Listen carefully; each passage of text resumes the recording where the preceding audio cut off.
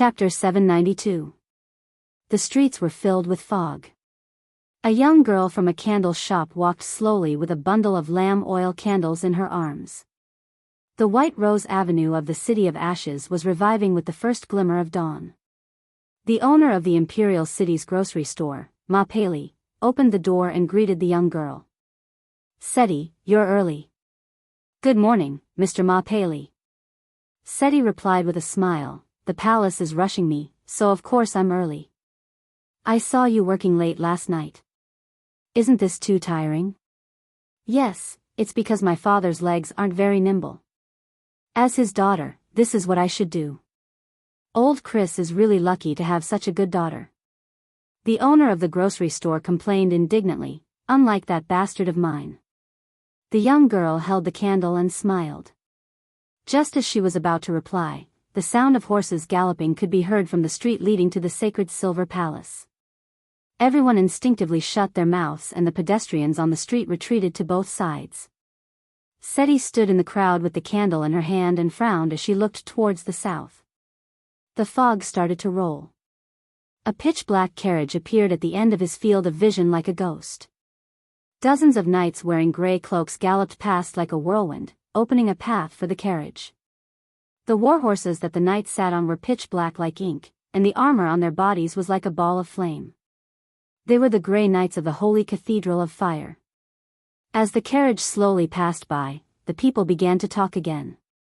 "It's the Kirk family." Ma Paley looked in the direction where the carriage disappeared and turned back. "Seti, I heard that the nobles lost the war in the south. Your brother, my brother will be fine." The rose garden of the St. Cantifer Palace was open, and the pure white road led to the shade of the royal garden. In St. Cantifer's palace, the black marble floor was like a carpet. Roses made of silver extended outwards along the dark ground. The supreme ruler of the empire sat on the cold, narrow stone throne with a long back. He turned his head slightly and listened to the monks of the Holy Cathedral of Fire ring the golden bell 7 times. The famous maxim was engraved 3 inches above her head, "There must be thorns under the rose." The Silver Queen of the Cruise people was also their supreme empress. Constance had a baby face, and for some special reason, her body maintained its original appearance when she was young. Her long blonde hair almost reached her waist, making her look like a delicate doll. But in fact, this teenage queen was already a mother of 7 children, and also a typical Cruise person. In the eyes of other races, a typical Cruise was arrogant, condescending, and imperial. In the political landscape of the empire, this represented toughness and an iron fist. This was especially evident in the queen. The queen looked straight ahead, and in her field of vision was the scenery she saw every day. The Golden Palace had no gates, so the power of the empress was not limited. Everywhere she looked, it was the territory of the empire, and also the backyard of the empire's conquerors. But there, the clouds in the sky to the north of the palace were low and rolling, as if a rare storm was brewing. This storm had never been experienced in Wone for 1,000 years, and no one had seen it before. So, at this moment, no one knew what kind of magnificent era it would usher in for this world. Looking straight ahead, the Silver Queen's gaze never fell on her courtiers. However, she suddenly waved her hand in annoyance, interrupting the courtiers below. "I don't want to hear you talk about what happened in the south. House of Ashrick, your eldest daughter offended the Druids in the Loop of Trade Winds. I can forgive that. House Rupert, Williams suffered a loss at the hands of Aween, but he is already dead. The dead have no sins. I only want to know 2 things. First, who gave Williams the authority to mobilize the border fleet? Second, who is the new Count Tonagel who defeated our Erwin? Does he know how to use Heaven's armament? What is his relationship with the arrogant knight in the north?" As soon as Constance finished speaking, an old man covered in sweat crawled out from the direction of the Williams family. "Your Majesty, please be merciful and give us this opportunity. We will definitely find that person. He is not only an enemy of the Empire, but also of our family." Constance only glanced at Duke Cecil for a moment. She looked up. "Erwin is no longer important to the Empire today. I only want them to agree to participate in the Holy War in the name of the Holy Cathedral." Since the mages of Buga want to interfere, let them take it. As long as it doesn't fall into the hands of the elves of Saint Tossol. But your majesty, Erewhon has always been within the traditional sphere of influence of the Holy Cathedral of Fire. A voice was heard. The queen looked over and found that the one who interrupted her was Archbishop Quake. Her expression didn't change. Instead, she asked softly, Archbishop Quake, are you talking to me about religious affairs or government affairs? Quake's expression changed, and he immediately shut his mouth. I am very concerned about the rumor that the azure lance was discovered in Erewhon. I will leave this matter to you. Constance stood up from her throne. She was short, but no one dared to underestimate her. For a moment, no one in St. Contipe Palace dared to breathe. The queen looked around and then left with the escort of her servants. In a corner of St. Contipe Palace, House Kirk and House Ashrick were almost gathered together. Duke Helix and Count Rodney watched the queen leave. The latter could not help but smack his lips. Before you come into contact with Her Majesty, it is hard to imagine that such a woman has controlled the empire for 40 years. I am ashamed to say that when I was young, I used to fantasize about her. Her Majesty's appearance was fixed at a young age because of a special experience. Seriously speaking, when I was your age, Her Majesty was already like this. Duke Helix's hair was white and his eyebrows were straight into his temples. His face was full of hardships, but he did not put on airs when talking to Count Rodney, who was a generation younger than him. Everyone knew that House Kirk and House Ashrick were very close. House Ashrick's current matriarch, Veronica, was even the swordsmanship teacher of Duke Helix's 2 granddaughters. Her Majesty's health is not as good as it used to be. Otherwise, she would not have agreed to let the princes of this generation go out for training. Count Rodney nodded. At the same time, he looked at Duke Cecil, who was ignored by the Silver Queen, with a little pity. He said gloatingly, House Cecil is going to be unlucky this time. Williams has really left them a big problem. Don't be happy too early. The Duke shook his head disapprovingly. At his age, he had seen too many ups and downs. Don't think that old man Cecil is trembling in front of Her Majesty. He still has some strength left to deal with you and me. Deal with us? Rodney was puzzled. Why would he want to deal with us? We didn't provoke him. Is he crazy? You'll have to ask your sister about this. Her Majesty and we both know what she did in the Loop of Trade Winds. You should advise her not to get too close to those Erewhon people. Judging from Her Majesty's tone, she might not be satisfied with what she did. Duke Helix replied. Sigh. Count Rodney sighed, obviously thinking of Veronica. How can I persuade her? She has her own ideas. But I think that since Her Majesty made her the teacher of the eldest prince, she won't be too heartless. The Duke patted the young man's shoulder. That's why our situation might not be better than Cecil's. We can only blame our bad luck for getting involved with Erewhon at this time. A few days ago, when Veronica sent the Prime Minister's precious daughter back, she offended one of the most powerful people in the capital. On top of that, during the trip to the Loop of Trade Winds last time, those parents whose children died might not be satisfied with us. If it's that serious, then what should we do now? Rodney suddenly felt a chill run down his spine. Find someone. Find someone? Duke Helix nodded. Don't worry about other people's attitudes. What we need to do is to change Her Majesty's plans for us. Her Majesty's intentions are clear. She doesn't care about Erewhon's position. She only wants the azure lance. Wait, the azure lance. You mean that Count Tonagel?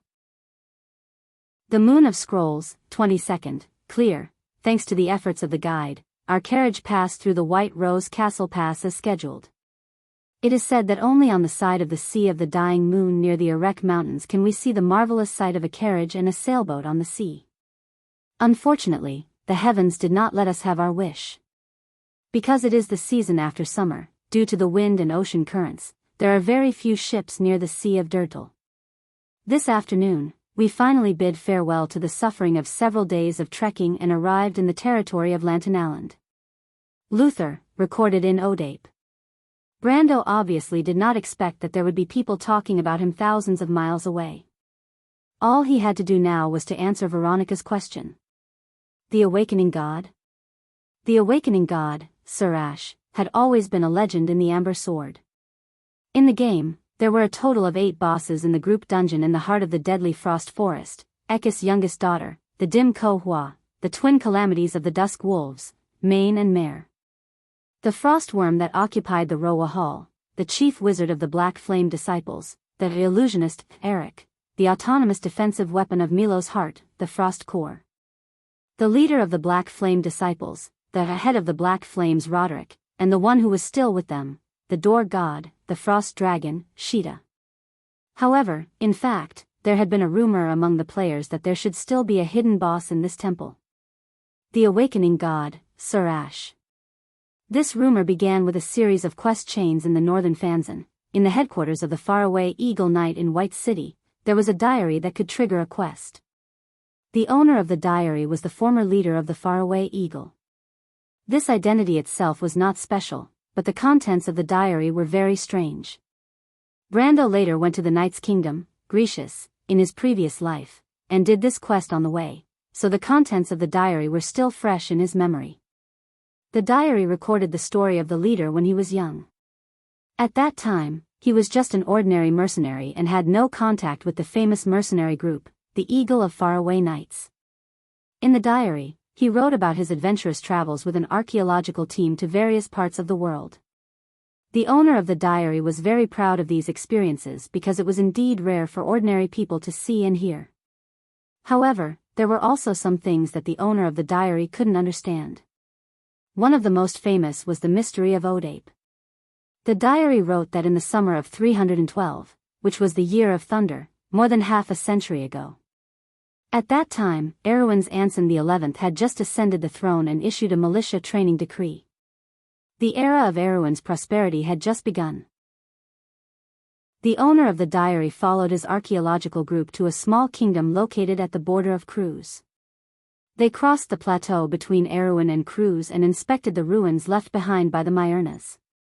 After that, they went all the way south, past Ampere Seal, and arrived at a fishing village in Odape. There, the owner of the diary described something interesting that they saw. They found that the local residents were all worshipping a god with a specific image. This is really an interesting thing. The locals described the god as having a face like thunder, eyes like fire, and skin that shone like silver. Every night, it would come from the south, riding on a flame, and after patrolling the sky once, it would return to the south. But as far as I know, ever since the night of azure pierced the sky and caused the stars to fall to the ground, the dispute between the gods subsided. After that, the gods and the divine people left Wone together. Although the laws they left behind still protect our world, the specific god no longer exists on this land. The diary described it as such. But surprisingly, in the following days, the owner of the diary and his group also witnessed the descent of the god with their own eyes. A red pillar of fire rose from the south, and the flames seemed to burn the night sky in that direction. The whole night sky was fiery red. Then I witnessed the miracle with my own eyes. There seemed to be a path in the sky that did not exist, and a specific god walked along it. After circling the sky, it returned to the pillar of fire. In order to prove that I did not fabricate facts out of thin air, I recorded the appearance of the god I saw here. His skin seemed to be made of shiny metal, and his whole body was flowing with silver light and surrounded by lightning. His eyes were gushing with golden flames. Then, the archaeological group set off to the south to investigate this matter.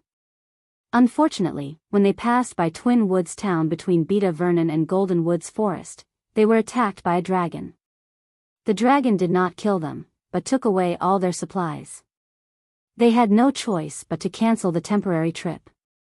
After returning to White City, the owner of the diary had been brooding over this matter, but unfortunately, this trip was his last long-distance trip. Not long after that, he had no choice but to join the faraway Eagles. Although his excellent knowledge and talent allowed him to quickly rise to the top of the mercenary knight order and rise to the center of power, what he saw in the fishing village of Odapii had always been a question in his heart. This question lingered until the death of the owner of the diary, but it did not disappear into the dust until the players found this diary. The fishing village of Odapi was expanded into Violet Castle by Count Odapi in the year of the water harp, and became the center of the Odapi region. Today, the south of Violet Castle was the deadly frost forest. According to historical records, after the year of the forest shadow, the local residents no longer saw the strange phenomenon in the night sky. Although this incident once alarmed the Haviland Church of Anthony, an autonomous sect of the Holy Cathedral of Fire, the adventure group organized by the church was never able to take action. After about a year and a half, the frequency of the strange phenomenon gradually decreased, and the matter was left unsettled.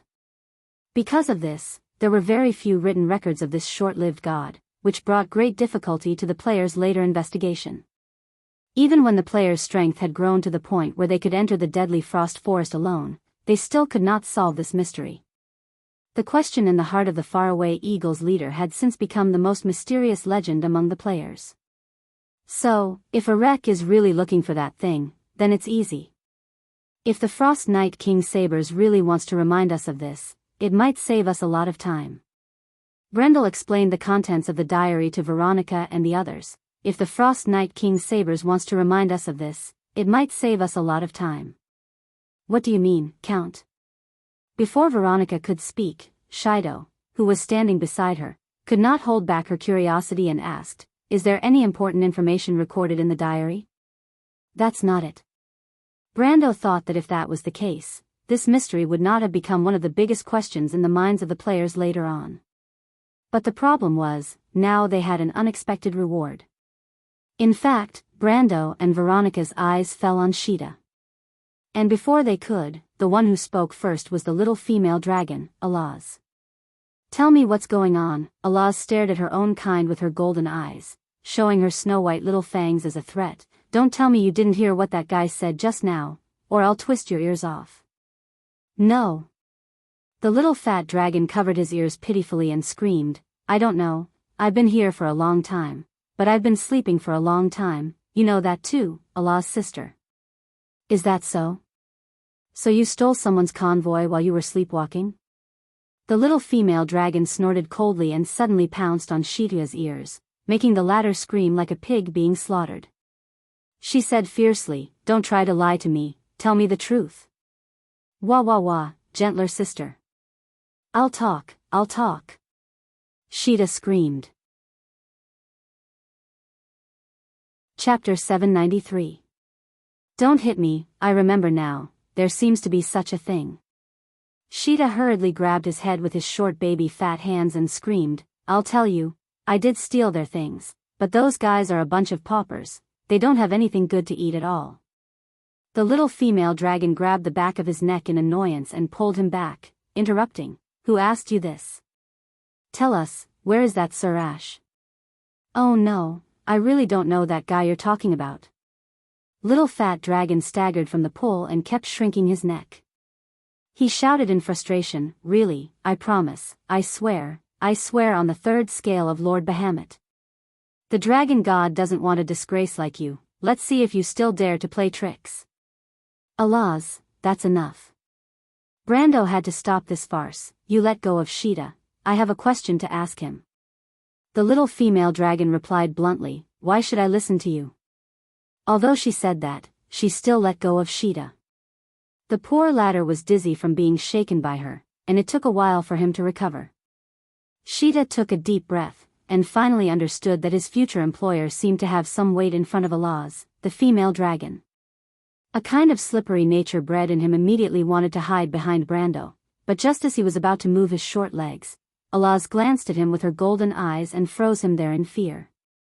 Brando pretended not to see this guy's little move. "Sheeta, you said you don't know Sir Ash?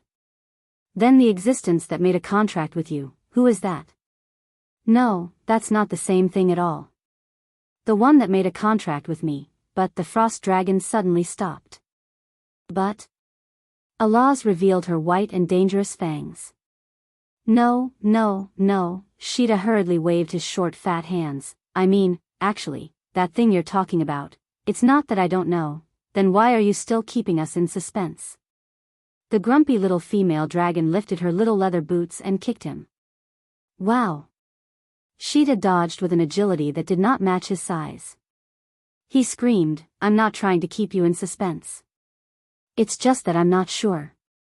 "Sheeta, speak your mind." Looking at Alaz and Sheeta playing around in front of her, Veronica frowned and had to take the initiative to speak up. These two dragons' concept of time made her a little annoyed. She did not know if this was a side effect of their long lifespan, or the dragons themselves were dismissive of these insignificant dangers. Because the log said that there was a red pillar of fire. I saw it too. I remember that it was around the time of the year of thunder. Whenever night fell, a pillar of fire would appear and rush into the sky, forming a golden vortex above the clouds. How long did it last? Brando continued to ask. Half a year. This scene continued for half a year before it gradually stopped. Little fatty dragon replied quickly, but I really don't know what that is. Such a risky thing, I don't want to go near it. This is surprisingly in line with your cowardly style. Come on, eat my claw. Alaz commented sarcastically. This is not cowardice, this is wisdom. A gentleman does not stand under a dangerous wall. Wah! Before little fatty dragon could finish his sentence, he was almost scratched in the face by Alaz's sharp nails. Veronica looked back. Behind her, after experiencing the encounter with sabers, the arrogant crew's people seemed to have finally learned to restrain themselves.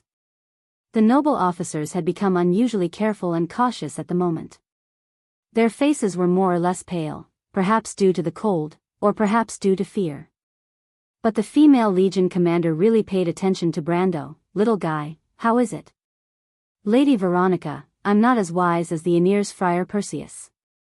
Brando seemed a little helpless about the female legion commander's blind trust. The memory of his previous life was not always applicable in this sparse information of the holy cathedral of the hibernator. Even he could only speculate with his experience. But he thought about it and replied, but I have some ideas. Look. Veronica looked at him with her emerald green eyes and playfully raised her curved eyebrows at him. Unfortunately, the female legion commander's subtle action, which was extremely inconsistent with her age and identity, was only noticed by Brando alone. The year of thunder lasted for about half a year, which was surprisingly consistent with the time described in the log. Brando pondered for a moment. Although there were some differences in the description, he was at least 80% sure that what Sheeta described was the same thing that the faraway eagle commander saw when he was young. He ended his thoughts and looked up. Sheeta, let me ask you, do you still remember the direction in which the pillar of fire rose at that time? Sheeta was dodging Alaz's attack, so he replied noisily, it's from the northeast. I still remember the flame I saw that night. It appeared in the northeast night sky. My dear lord, call Alaz away, she's going to bite me. Ah. The night sky in the northeast? Brando turned a deaf ear to the little fat dragon's cry for help. He subconsciously looked in that direction, and in his field of vision were layers of ice and deep darkness, but the next moment he seemed to remember the place. It's actually there. You have an idea? Veronica observed the subtle changes in the young lord's expression. Brando shook his head. He did not expect it to be in that place. The place Sheeta described was far away from the core area of the holy cathedral of the hibernator. There was spiral black ice there, so it was called the Spiral Hall. But the Spiral Hall was only a side hall of the holy cathedral of the hibernator. There was nothing there, only some icy breath blocking the way. The breath of ice was a kind of magic that was awakened and animated by dark magic from the ancient battlefield. It was one of the many monsters in the holy cathedral of the hibernator. Brendel remembered that the drop list of this monster was quite good, so many players came here to farm it. It was the periphery of the temple, and there was no need to enter the time quasi-seal in the center of the dungeon. The difficulty of the monsters was moderate, and there was no threshold. At least thousands of players had explored this area, so there was no reason why there were secrets that had not been discovered by the players. Could there really be some oversight? Brando could not help but be confused. What's going on, little guy? What are you embarrassed about? Veronica asked. Well, Brando also came back to his senses. there's good news and bad news. What's the good news and the bad news, can you tell us, Count? Miss Scholar was always full of curiosity about such riddles and could not help but interrupt. The bad news is that Enrich is likely to not have to pass through the time quasi-seal in the center of the holy cathedral of the Hibernator at all. My previous predictions were wrong. He may even bypass the maze and go straight to his destination. Shido looked a little worried. Then what's the good news? The good news is that I happen to know where that place is, and I even know a shortcut that can save us a lot of time, Brando said with some hesitation. In that case, what are you still hesitating about? Veronica looked at him, puzzled. What I'm hesitating about is that all of this is based on my own judgment. If my judgment is wrong, then we may not have time to make up for this mistake. Brando took a breath. You're worried about this? Veronica looked at him incredulously. What do you mean I'm worried about this? Isn't this a problem worth worrying about? Brando looked at the others with some puzzlement, because almost everyone looked at him as if they had heard some funny joke. Count Tonagel, along the way, I haven't seen you make a mistake in judgment. I don't understand why you're questioning yourself when things have come to a head. But I'd rather believe in my own eyes and believe in what I've always seen. I believe you must have your own reasons for this judgment, Count. Shido could not help but answer loudly. Miss Scholar stared at him very seriously. Brando was speechless. His previous judgment was correct because he still had the memory of his previous life. But the deeper he went into the holy cathedral of the Hibernator, the less information there was on the forum. After that, he had to rely on his own judgment. But he was very clear about the limits of his ability. In the past, the level 130 warrior player in the Amber Sword was not even a first-tier player in the game, let alone the top. His personal combat power was very outstanding, but it was limited to the upper echelons. Some of the characteristics of the top professional players, excellent judgment, and the decision-making power to lead a team or even a guild, as well as the crazy flash of inspiration, he did not have them. And what was this place? This was the Holy Cathedral of the Hibernator, a team dungeon that represented the peak of an era in the game. Such a team dungeon, even the first-tier players did not dare to set foot in it. Anyone who could conquer it was the top in this field. Those were the IDs whose names were engraved on the wall of brilliance of the Amber Sword. Brando could still remember those names. If he thought that one day his name could be on par with them, it would undoubtedly be too arrogant. He had such perseverance and willfulness, but some things depended on talent. If Sheeta had told him that the place Enrich was going to was Frost Square, or even the core hall of Sihes, he would have led the team there without hesitation, because these two places were also recognized as the most likely places to hide the awakening god. Or take a step back, the Ringed Serpent Hall, the control desk, was also acceptable. But it was the Spiral Hall, a place that had been trampled by thousands of people, and there was nothing worth mentioning except for the breath of ice. But the question now was, should he choose to believe his first instinct, or more rational judgment? For the first time since coming to this world, Brando began to feel a little headache. He couldn't help but look at the others, but everyone was looking at him, waiting for him to make a decision. Including Cruz's people, almost everyone had unknowingly gotten used to the feeling of being ordered by this lord. As long as someone could lead them to victory, who cared if they were Cruz's people or Erwin's people? Only one voice echoed in the ice cave. With all due respect, Count Tonagel, although I don't understand what you are hesitating about, I want to ask, other than that, do you have a second judgment for us to choose? The one who spoke was the eldest prince of Cruz's people. He glanced at Brando and asked so coldly. Brando was slightly startled. Lenoret is right, Brando. If there is no better choice, then we can only choose a relatively good judgment. Veronica also said, besides, I don't know why you are suddenly confused. You have never been wrong in your judgment, and I believe this time is no exception. After that, she added, you're not going to trick me, are you, little guy?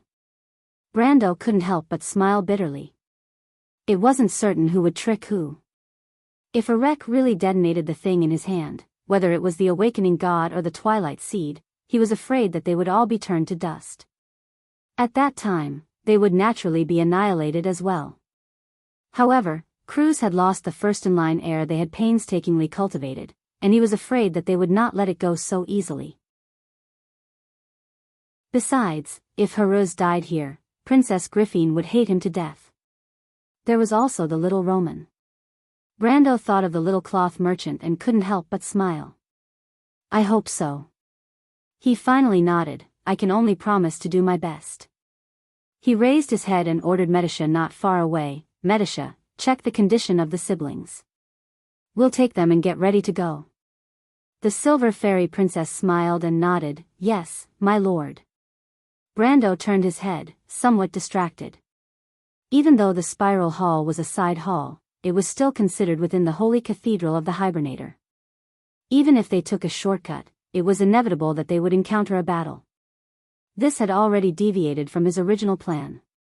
He originally thought that a wreck would be blocked in the hall of the hibernator. This time, the only boss he intended to challenge was Sheeta, who was already on their side, but the current situation was obviously far beyond his expectations. Was he really going to take such a group of people to challenge the central dungeon of the deadly frost forest? Brando couldn't help but look at the others. In the distance, the Cruz nobles were whispering. It seemed that they were not preparing to better carry out his orders. Seeing such a scene, he couldn't help but sigh, and his heart was even more uncertain. P.S. Okay, I finally found the feeling. I'm going to die. By the way, I'll recommend a book to everyone. The author of the book is an idiot, but the book is not bad. The key is that the updates are quite fast. The author will be on the list tomorrow. I'll also help count the votes and opinions. Speaking of which, when I saw the speed of others' updates, I suddenly felt a burst of shame.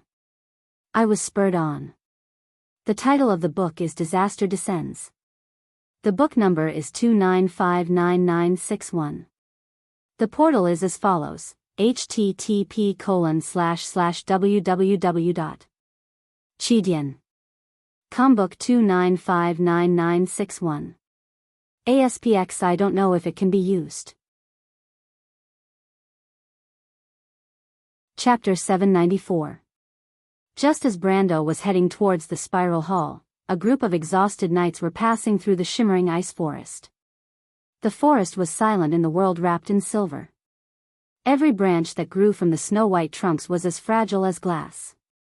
With a light touch, it would completely turn into powder with a crack. Heavy footsteps came from afar, and the varying depth of the footsteps showed that the owner was nervous. Then came the rustling sound of insects crawling under the grass, but it was actually the soft footsteps of some kind of four-legged beast. Damn it! The young knights of the Folded Sword Knight Regiment gritted their teeth and cursed as they turned around and pulled out their long swords. The next moment, demons with white fur emerged from the darkness. They were snow-white wolves, all white except for a pair of cold eyes that flashed with a yellow light. The wolves passed through the thorny forest, growling as they attacked the knights from all directions from the bushes, under the snow. At that moment, time seemed to stand still. On one hand, there were the growling winter wolves, and on the other hand, there were the roaring knights. 15. 7 over here. The winter wolf's pouncing movement froze in the cold air, and then a narrow and bright blade pierced its throat. The white beast rolled over and fell to the side of the bushes. The knights took a step back in unison, leaving a long row of corpses quietly flowing with dirty black blood. Black smoke rose from the bodies of the monsters and disappeared in the blink of an eye. The wolves were like a rolling wall of snow as they passed over the corpses of their own kind. They growled and stood side by side, their silver fur moving without wind. Accompanied by the low growls of these demons, the dark magic in the forest was gathering at a speed visible to the naked eye. The magic formed intertwined blue curves, and then condensed into crystal ice prisms. The ice prisms were suspended in the air for a moment, and the next moment, they came like a storm. Shah is on. With a hoarse roar, one halo after another unfolded from the knights of the Folded Sword Knight Regiment. The knights waved their long swords and smashed the icicles into pieces. A few icicles passed through the gaps between the blades and hit the halo on the armor, shattering into pieces and exploding into a cloud of ice mist. Brund frowned and punched the winter wolf's open bloody mouth, almost knocking it back with a punch, splashing blood and broken teeth. Then, he turned around and slashed at the face of another winter wolf that was waiting for an opportunity to pounce on him, leaving a wound that was so deep that the bone could be seen. The beast whimpered and fled with its bleeding wound, disappearing into the darkness in the blink of an eye. Ha ha ha ha, Aaliyah's rough laughter came from one side. Brund looked in that direction and saw that his companion's mouth was full of blood. He had actually bitten a wolf to death. He laughed loudly and said, "They bite me, I bite them. What is fairness? This is fairness. That's why I like to fight. Here everyone is equal regardless of background." Brund. His neck was wrapped in thick gauze, he was swaying and his face was as pale as paper. Blood continued to seep out from where he was injured last night, but this did not stop his violent temper and loud voice. In fact, someone had stopped him from getting up from the stretcher to participate in the battle. Brund frowned. "Where is your upbringing, Aaliyah?" "I only have upbringing for upbringing. Who would talk to a dog about upbringing?" Aaliyah replied indifferently. "This is not a dog, this is a wolf," Rollo corrected. "It's all the same." Brund was too lazy to pay attention to these two guys. He shook off the beads of blood flowing on the dark steel blade and looked around. The forest was like a dark hole of illusion. The shadows of white beasts far and near were everywhere. And in the farther direction, the elegant stag was resting on a snow-white rock, as if waiting for them to move on. Since tracking it, they had been trekking in the snow for hours on end, and the winter wolves had been tracking them in the forest all night. Everyone was cold and sleepy, relying only on their willpower to support themselves. Like the Erewhon people, the Cruise people were superstitious that these rare and elegant creatures in the forest would bring good luck, and the stag did lead them all night to find a path to move forward in the dark forest, as if they were blessed by the gods. However, the good times did not last long. At this moment, the sky was gradually brightening, and the first rays of dawn appeared on the eastern horizon. Everyone could see a long white wall in the sky a few miles away. A glacial cliff stretched across the canopy of the forest, its crystalline ice surface sparkling under the morning sun. The glacier pressed heavily on Brund's chest, making his heart pound. Was there really a way ahead? Freya panted slightly, her bright light brown eyes were also full of doubts. "Ladies, I'm afraid there's no way ahead. What should we do next?" A knight of the Folded Sword Regiment shouted. "No way, the glacier can't be endless. Since the stag has brought us here, it means there must be a way to get around it." Little Perro replied. The sickly young Cruise man was wrapped in a thick bearskin coat, holding a rapier in one hand and a crossbow in the other, but he was not inferior to his companions in battle. Many winter wolves had fallen at his feet, and every wound was a fatal blow. Seeing that the others had shifted their gaze to him, Little Perro continued to answer slowly, "As long as we find the natural edge of these broken glaciers, will there be?" Freya could not help but blurt out, and then covered her mouth. Such unconfident words did not seem to come from the mouth of a commander. "There will be." Little Perro only glanced at Freya and replied with certainty, "if it is indeed a naturally formed glacier." "What if it isn't?" Aaliyah stepped up 2 steps to catch up from behind, just in time to hear the conversation. The sickly young man glanced at him and did not answer.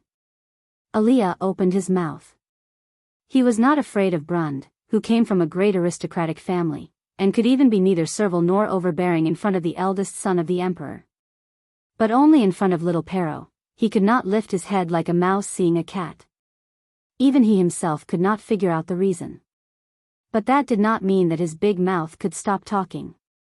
He thought for a moment and complained, "If you ask me, we shouldn't have trusted a stag. I really don't know what's going on in your heads."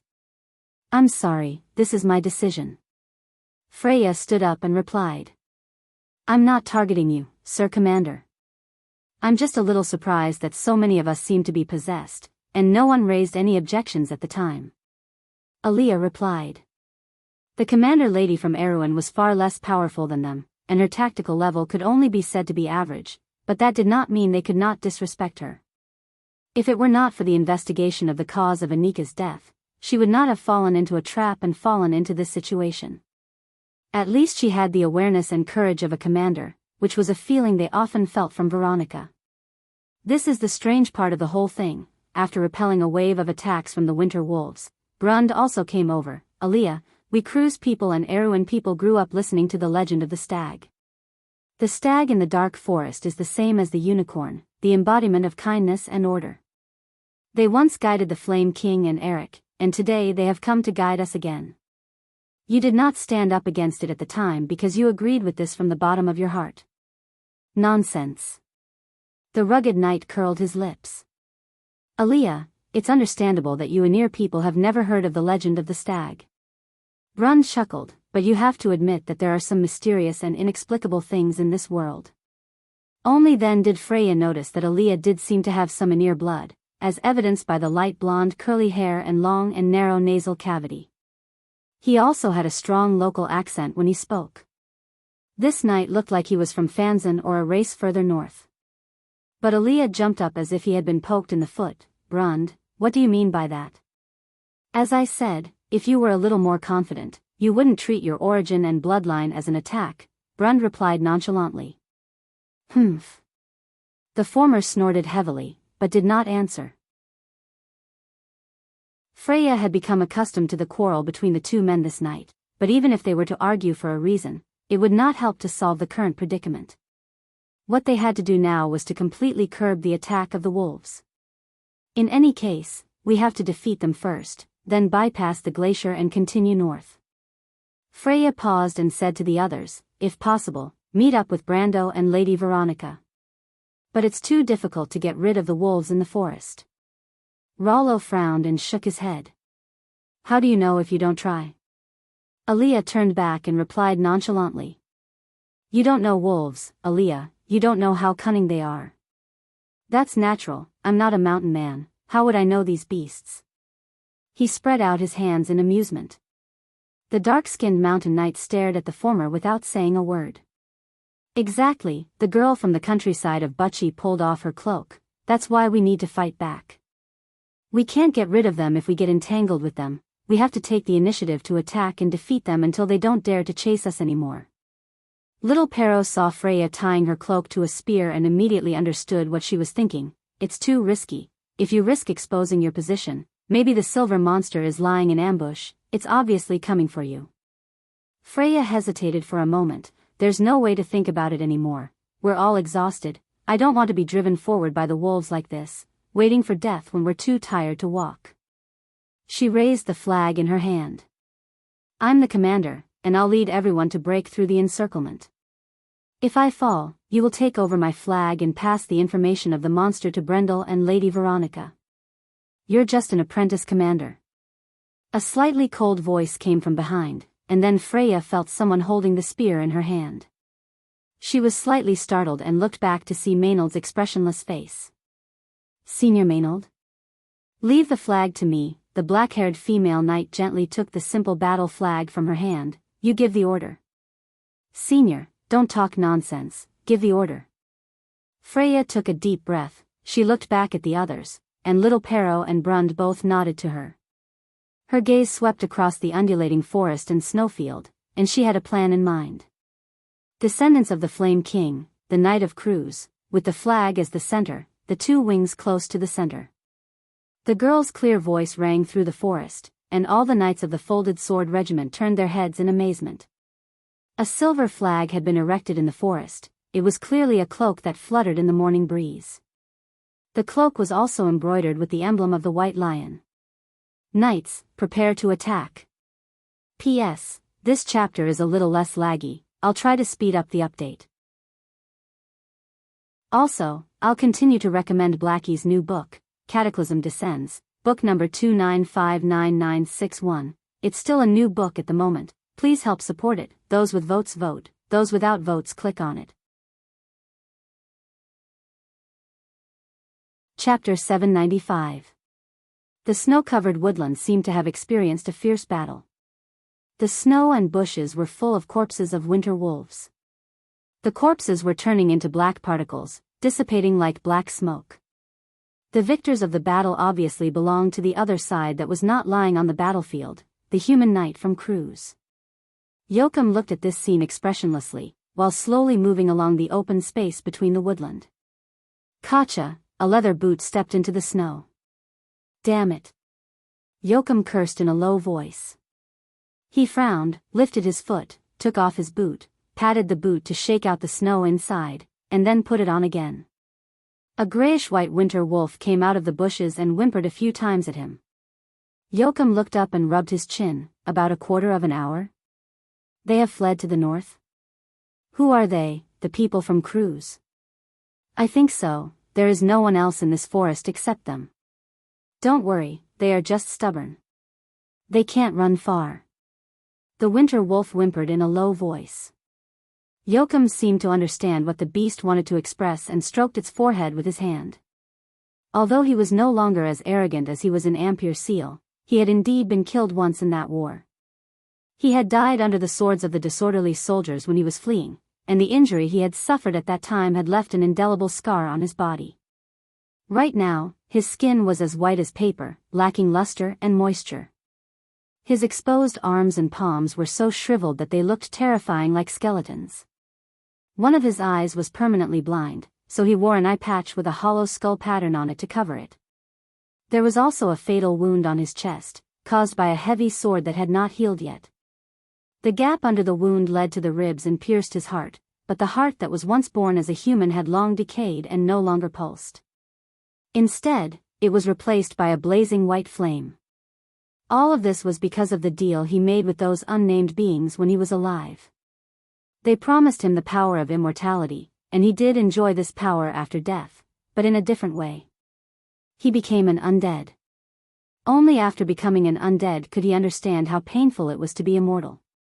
His soul fire was constantly burning his memories of the past. Pain, regret, anger, sorrow, and all sorts of negative emotions lingered in his heart, tormenting him day and night.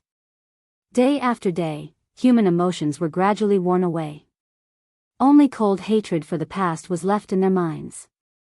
Although he had become an undead, it wasn't as if he had gained nothing. Those unknown existences had indeed fulfilled their promise and given him power. Summoning the winter wolves in the forest was just one of them. This was a power that was far beyond the mortal world. It was completely different from the shallow power that humans had built on authority. It was a real power that could be controlled. More and more winter wolves appeared in the forest like ghosts. The wolves split into small groups and ran in all directions. Joachim listened attentively, and soon there was a long howl in the distance. He sneered. His pets had found the other party's trace. In the open space in the forest, several winter wolves circled around the bodies of their companions.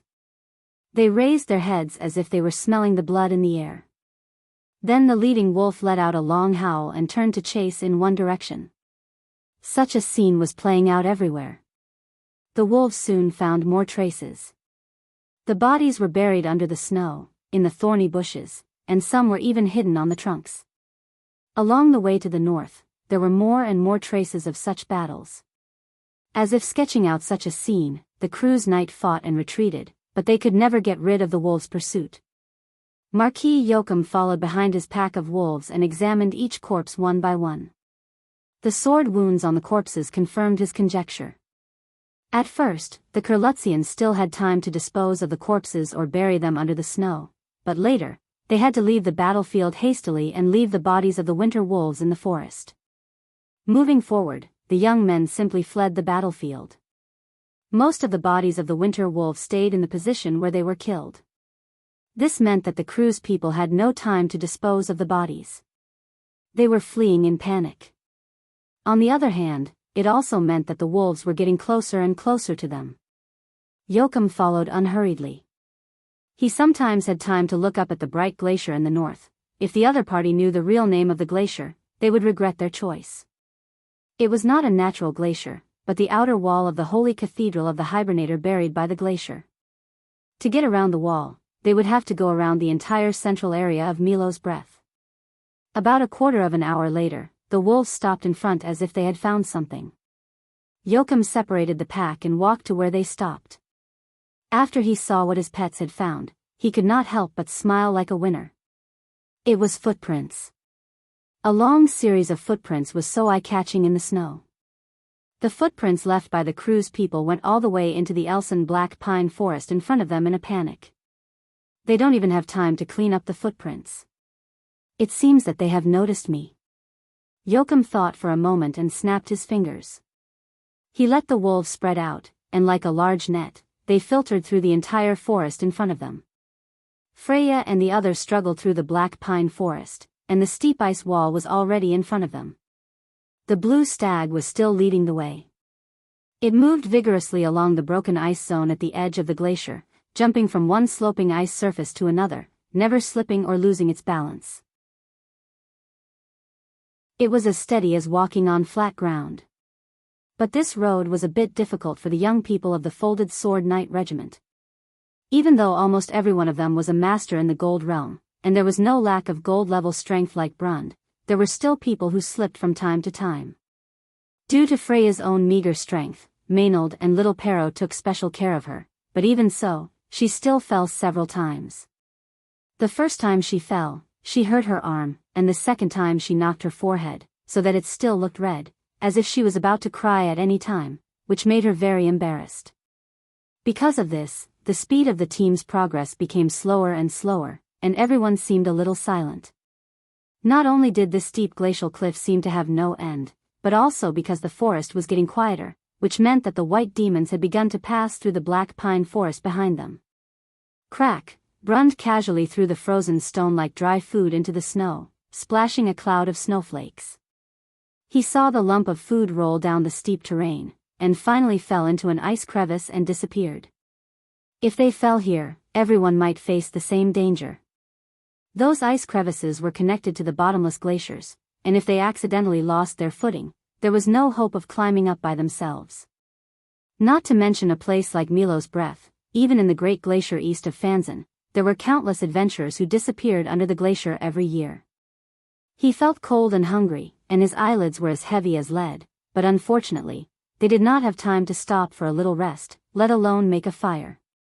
How long is this deer going to take us along this glacier? If we go on like this, we'll be caught by the winter wolves behind us.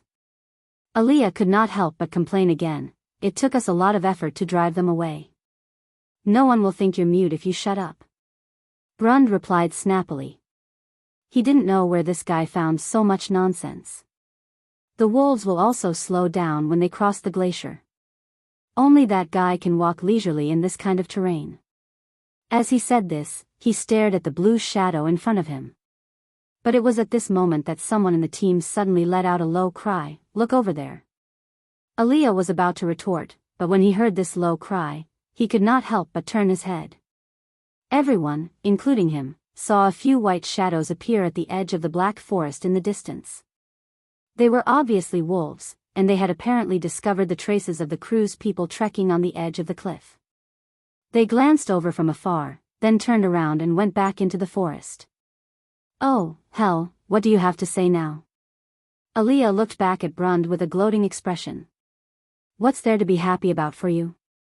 Although he said so sarcastically, Brund still smacked his lips and muttered to himself, "How could it be so fast?"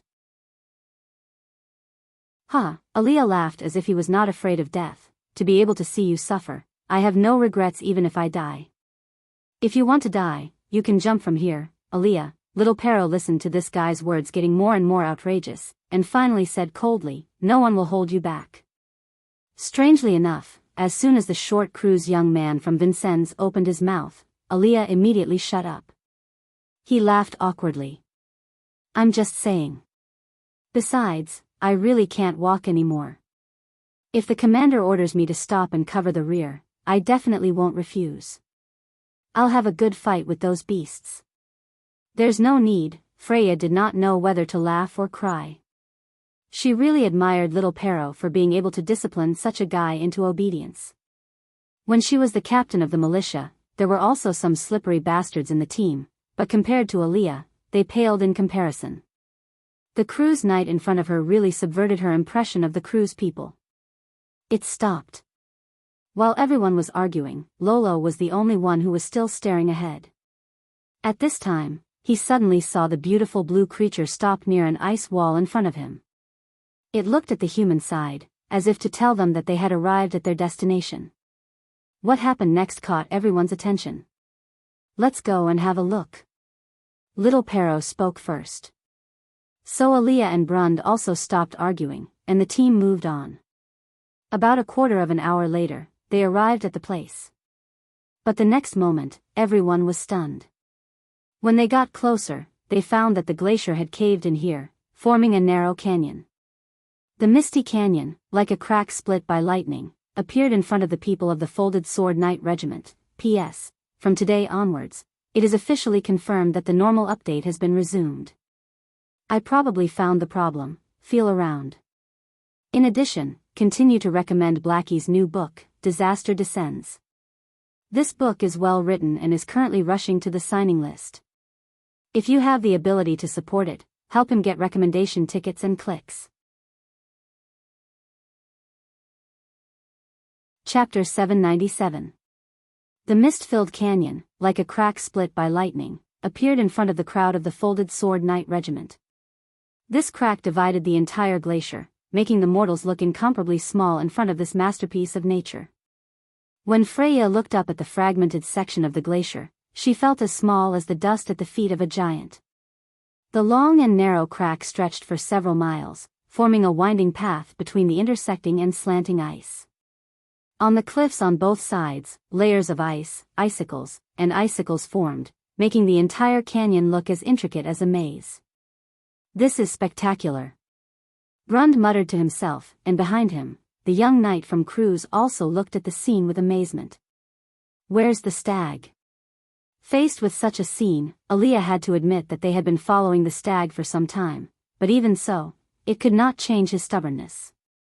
"It went in." The mountain knight Rollo replied affirmatively. "But I don't see its shadow now. Does it want us to go in?" "That's not very good. There are traps under these ice walls, reminding me of the dangerous wilderness valleys in the Sukalas Valley when we were training. As the master, even if it doesn't stay to lead the way for us, it should at least say, please. Besides, God knows how long this canyon is. What if it's a dead end inside?" Aaliyah asked rhetorically. Rollo glanced at him and was too lazy to argue with this guy. In the end, it was Little Pero who came out to calm the situation. "Well, Aaliyah is right. Although the Holy Spirit guided us here, we still don't know what's ahead. I suggest that we split up a scout team from the team, just like we did when we were training in the winding valleys of Sukalas." Brund frowned, but we were doing survival training at that time, and now we have a pack of winter wolves trailing behind us. Wouldn't it be too slow if we split up a scout team and groped our way forward? We can only make this choice. The terrain in the canyon is intricate like a maze, and it won't be easier for those winter wolves to track our tracks inside than outside. Little Pero shrunk under his bearskin coat and shook his head slowly. "Let's see what the commander has to say." Everyone turned to look at Freya, only to find that the Erewhon girl was staring at the 10,000-year-old glacier in a daze. Her gaze had long drifted off somewhere. She stood there, as if listening and looking, as if something in the ice was talking to her, and it was not until Little Pero called her 2 or 3 times that she came to her senses. "Ah, what's wrong?" Freya was slightly startled and looked at the others. "What happened just now? The wolves have caught up?" "No, I didn't." Brund shook his head. "But you, Sir Commander, what happened? Did you notice anything?" Freya looked suspiciously at the blue, steel-like glacier. She had indeed discovered something, but that wasn't the main reason for her absent-mindedness. She felt like something had happened, but she couldn't remember what it was. She thought for a moment and slowly shook her head. "Regarding everyone's opinions, I do have an idea. I just don't know what Mr. Little Pero and Senior Maynold suggest." Maynold looked at her, and Little Pero replied directly, "Just say it, Ma-am. I want to ambush Marquis Yoakum." "What?" Before Little Pero could speak, Brund blurted out in surprise, because in his opinion, the Lady Commander's performance had been nothing more than mediocre. Although she had some convincing qualities, when it came to brains, not to mention Little Pero, who was recognized as the brains of the knights, she was even slightly inferior to himself. In fact, her previous performance had also illustrated this point. Her command of several battles was like the most standard textbook, that is, you could neither find any highlights nor faults. He could not imagine why she would suddenly come up with such a risky and radical idea. It was simply not like two things done by one person. Little Perrault was also silent for a moment. This time, it was Maynard who spoke after a moment of consideration. The woman, who graduated from Erewhon's Royal Knight Academy with the best grades and quickly became an official knight and was promoted to captain of knights, asked in her usual cold tone, "Why do you think so?" "Actually, I've always had this idea, Senior Maynard." Freya's tone softened a little in the face of this stern senior, as if the majesty she had accumulated with great difficulty had turned back into the little girl from the countryside of Butchie in an instant. She said weakly, "It's just that I haven't found a good opportunity before. The terrain here is very much to my liking." Erewhon's infantry tactical drill said, "Don't worry about the drill, tell me what you think." Maynard sighed and interrupted her a little impatiently. Looking at the conversation between the two, the young people from Cruz could not help but laugh. They really could not imagine that such a weak commander could lead them to this place. Even in the Cruz Empire, these guys were labeled as unruly. Other than being obedient under Veronica's command, most of the superiors who had been in charge of them would probably put them on the list of headache-inducing existences, which they were proud of. But it had to be said that sometimes, people's encounters were very strange. Probably feeling that some of the Cruz Knights' shoulders were shaking, Freya blushed, but she still answered seriously, "Yes, Senior. After all, the winter wolves are monsters. If we find a way to kill the person who commands them, then they can hardly pose a threat to us anymore. We can't always be on the run in this world of ice and snow." "How can you say that we're on the run? We're carrying out the established tactics." Aaliyah hurriedly corrected her, but because his movement was too big, it affected his wound, causing him to grimace in pain. "The Folded Sword Knight Regiment will never run away from the enemy, Sir Commander, you have to remember this." "You shut up, the Folded Sword Knight Regiment does not defeat the enemy by bragging." Brund glanced at the guy, then turned back and asked, "But the question is whether we can kill him, Sir Commander. This is risky. That guy obviously won't appear at the front of the wolf pack. If we can't succeed in one blow, we may be surrounded by the wolf pack. What's more," he hesitated, "what if the silver monster is with him? I say, boy, how can you achieve great things by being overly cautious?" Hearing Brund's objection, Aaliyah immediately sang the opposite tune. "Things on the battlefield are all about luck. If you can predict the enemy 100%, then what's the point of fighting a war? Why don't you just ask him to send a messenger to surrender?" That guy might really send a wolf to surrender to you, Brund. Do you understand the wolf language?" the guy asked gloatingly. "It doesn't matter if I understand wolf language or not. What matters is that you just opposed it and now you support it. Aaliyah, can you Anir people not be so two-faced?" Brund was finally angered by this guy's provocation and could not help but sneer coldly. Aaliyah, however, did not care and replied indifferently, "That was just now, and now is now.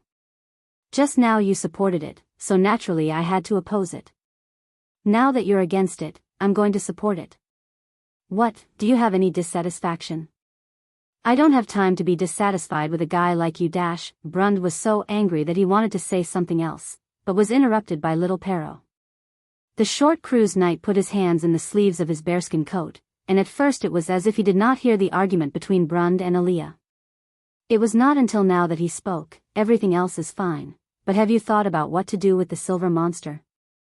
This problem was also a problem that plagued the entire Folded Sword Knight Order. If it was just the Winter Wolf and Marquis Yoakum, they would have turned around and fought their way out. But the problem was that the elusive silver monster was too terrifying, and in the battle the night before, it left a deep impression on everyone. Even Freya, who proposed it, could not help but fall silent when she heard this question. Was the silver monster there or not, and if it was, what should be done with it? Lucky guy. Yoakum could not help but sigh as he stood at the crack of the glacier, looking up to admire the majestic natural beauty. He unconsciously turned the emerald on the ringed snake ring, just like when he was still in his castle. he would do some subconscious little movements when he was thinking, as if it would help him calm down. It was just that the cold wind here could not be connected to the pleasant climate of his territory near the Grey Mountain, and the owner of the ring no longer needed such little movements to keep calm. The undead's mind was as cold as ice, and this was just a habitual action. Before the wolves discovered the rift, he couldn't believe that this group of Kurlutzians could find such an exit so coincidentally. Who would have thought that this group of Kurlutzian knights could find the only rift outside the holy cathedral of the Hibernator by accident? White Gorge, this should be the name of this place. Before the crew's people arrived here, he and Enrich had spent several days looking for this crack, but in the end, they found nothing and had to go back through the main gate guarded by the Frost Dragon. Who would have thought that he would actually find this place in the midst of this chase? Although he was a little upset that the crew's people had escaped again, he was also a little surprised to find this shortcut, and even felt that it was an unexpected gain. At this time, several wolves emerged from under the glacier. They howled a few times at Marquis Yoakum, who quickly understood the meaning of his pets. The crew's people really entered the canyon. They are really bold, Yoakum curled his lips, but forget it, it doesn't matter. They can walk for a while, but not forever. They will soon understand that only you are the masters of the glacier. I'd like to see how far those lucky guys can run.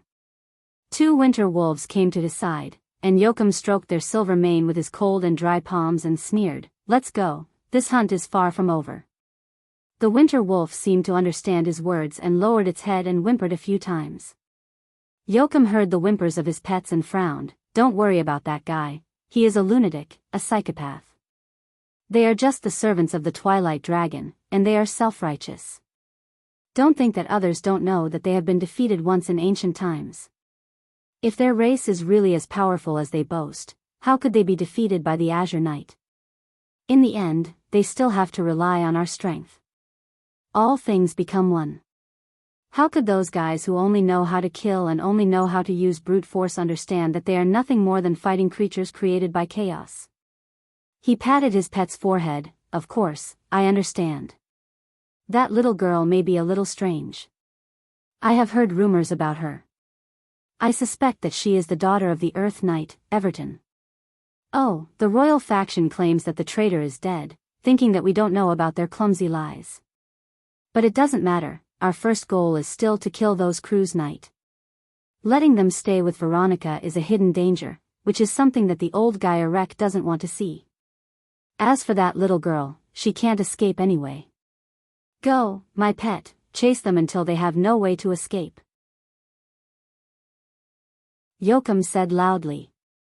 He looked up, but did not realize that behind the layers of ice walls above his head, in the crevices of the glacier, sharp arrows were placed on longbows, moving in the direction he was moving. At this moment, even Aaliyah, who had been chattering incessantly, held his breath, and all the folded sword knights hiding on the ice wall looked nervously at the winter wolves around Yoakum that were like a rolling torrent. The wolves were crossing the marquee and entering the canyon. "Fortunately, we stayed," Brund was an Orthodox knight. Although he had learned archery, he was not good at it. So at this moment, he stood behind everyone with a long sword in his hand, and when he saw such a scene, he could not help but wipe his cold sweat. "If we continue to run, we will be surrounded sooner or later." It was not until this moment that he really looked at Freya with some admiration. But at this moment, the girl from the countryside of Butchie frowned deeper than everyone else. She did not expect that the number of winter wolves would be so large. 1. The Sucras Valley, located in the north of Cruz, was the natural habitat of the petrifying lizards. It was the existence of the Cruz Empire as a military restricted area all year round, but contrary to other people's speculation of a training ground, this place was actually a high-quality crystal mine. But since the Empire discovered this place in the Year of Thunder, there had been no way to defeat the petrifying lizards and steadily mine high-quality magic crystals from here. Chapter 798. Freya bit her lip as she watched the wolves gather in the canyon and then suddenly disperse, revealing something in the middle. It was a few wolf corpses stacked on top of each other, and traces of a fierce battle were scattered around the snow. This was arranged in advance to ensure that Yoakum could enter their optimal shooting range. After discovering these corpses, Yoakum walked over slowly. For giant wolves the size of heavy warhorses surrounded him. They were the ghosts of the winter that often appeared in folktales, the children of Ekus, the pale suns, who were far more terrifying than the winter wolves in this forest. "Are you sure?"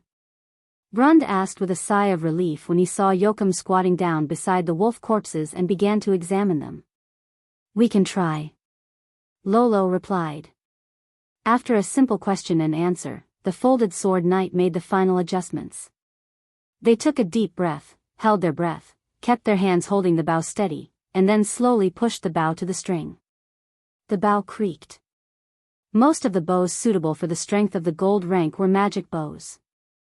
Only composite bows treated with the laws of strengthening and toughening could withstand 100 times the strength of an ordinary person. But even so, every time the bow was drawn, it was still equivalent to the loss of the bow's lifespan. This loss was irreversible. In Erewhon, a magic bow could even be bought for 17,000 tor per bow. Even if it was the work of the masters in the workshops directly under the royal family, most of these bows would not be drawn more than 100 times. Every time the bow was drawn, it was almost equivalent to squandering the weight of the bow. There was no wind in the canyon, and Joachim was still unaware, but it was as if there was a natural sensitivity to danger that made him look up. His subtle movement seemed to touch the tense nerves of the crew's people. Little Pero looked at Freya, and the latter nodded gently.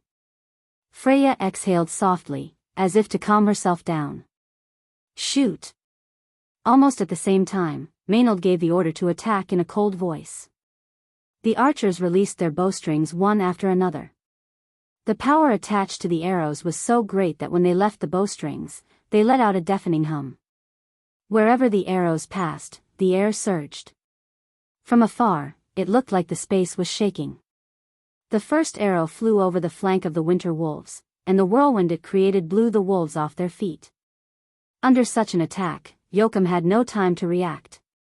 He had just turned his head, and the arrow was already in front of him.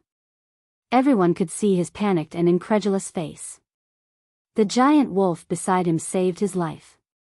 The huge pale sun leaped up and blocked the path of the arrow. Then, the arrow hit one side of its back. The huge impact directly penetrated the pale sun into the snow, splashing snow everywhere. The rain of arrows fell. The 4 pale suns around Joachim were instantly shot like hedgehogs, but at least they had bought time for the Marquis, allowing him to finally realize what had happened. He never dreamed that those dazed crew's knight would dare to take the initiative to attack him. And by the time he realized this, everything had become irreparable.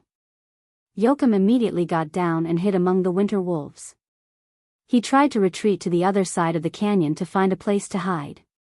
But unfortunately, the ambush point that little Pero and Maynard chose for him was surrounded by flat ground. The small group of winter wolves that had previously surrounded him quickly fell down one by one, while more winter wolves were still far away on the flanks or had already chased into the canyon. Joachim began to regret it. He should not have been so rash, but it was too late to say anything now. But when the wolves gradually became sparse, an arrow hit him. He screamed and fell into the snow. The arrow pierced his left calf and nailed him to the ground. If he was still alive, he would be sweating in pain at this moment, but one of the benefits of the undead was that they lost their sense of pain. Joachim hurriedly gritted his teeth and turned back, pulling out the sword at his waist, trying to cut off the long feather arrow that nailed him to the ground. At the same time, the wolves in the canyon finally discovered the attackers. The wolves in the pack let out howls one after another, and the closer wolves had begun to turn around and pounce on the crew's knight above the cliff. The closer winter wolves, on the other hand, rushed to Marquis Joachim, trying to protect their master. Brund, Aliyah, lead the team to stop them. Freya stared at the winter wolves all over the mountains and plains, rushing towards their position like a reverse avalanche. This scene was so similar to what she had seen in Ampere Seal, as if it had happened yesterday. The Valkyrie clenched the sword in her hand. It was impossible to say that she was not nervous. After all, she was just a knight captain at that time. At this moment, her every order determined whether everyone present would be buried here or escape alive. She clenched her hands so hard that her knuckles turned white because of the loss of blood, but she did not notice it herself. Thousands of winter wolves were less than 100 feet away from them, and with the speed of the winter wolves, it would only take 2 breaths to rush in front of them. The snowy wolf pack, in which every beast bared its fangs that gleamed with a cold light, were clearly visible. Lolo, prepare for the second round of shooting. Freya took a deep breath and tried to keep her voice as calm as possible as she ordered. Lolo licked his lips. Even for the people of Cruz, such a big scene was not often seen, not to mention that they were just some newbies. The battle in front of them even surpassed the battle that broke out last night, and when the wolves charged in the open terrain outside the forest, the momentum was by no means the same. Including him, everyone's palms were oozing with a thin layer of oily sweat. However, their daily training worked, and the young knights of Cruz raised their longbows in unison. Just as they drew their bows, the knight in the back row had already picked up his shield and stepped out with his longsword in hand. They were 20 steps away from the front line and formed a thin blocking formation, led by Brund and Aaliyah. The wolves were less than 50 feet away. The knights put down their long shields and inserted the pointed end of the shield into the snow. The center of gravity of their bodies was also lowered, ready to receive the impact. Lolo narrowed his eyes and raised the longbow in his hand a little higher. His line of sight was always raised, over a line of rushing wolves, and the arrow cluster that gleamed with a cold light was still aimed at the bottom of the canyon. Release. Maynard waited until all the archers had adjusted and immediately issued an order.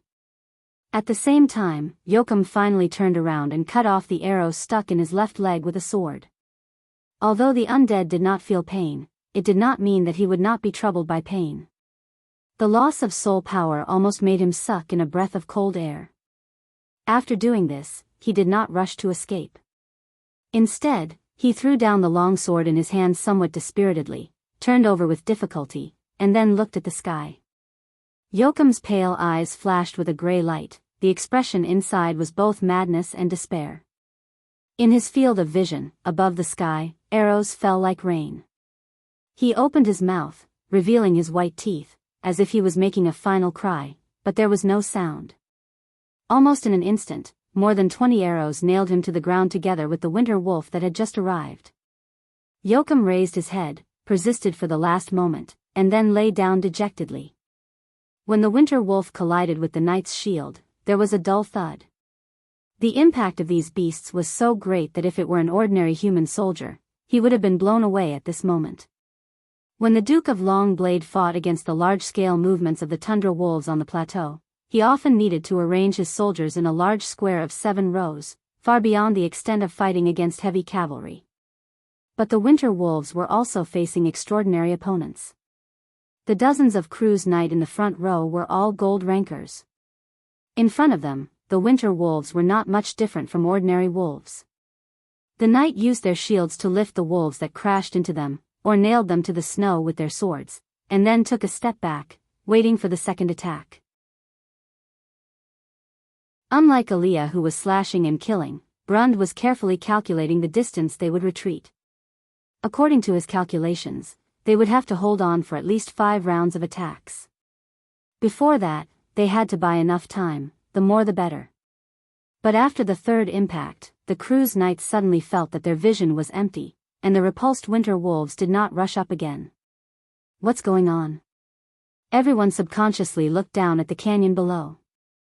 In the misty fog, countless white beasts were fleeing in all directions.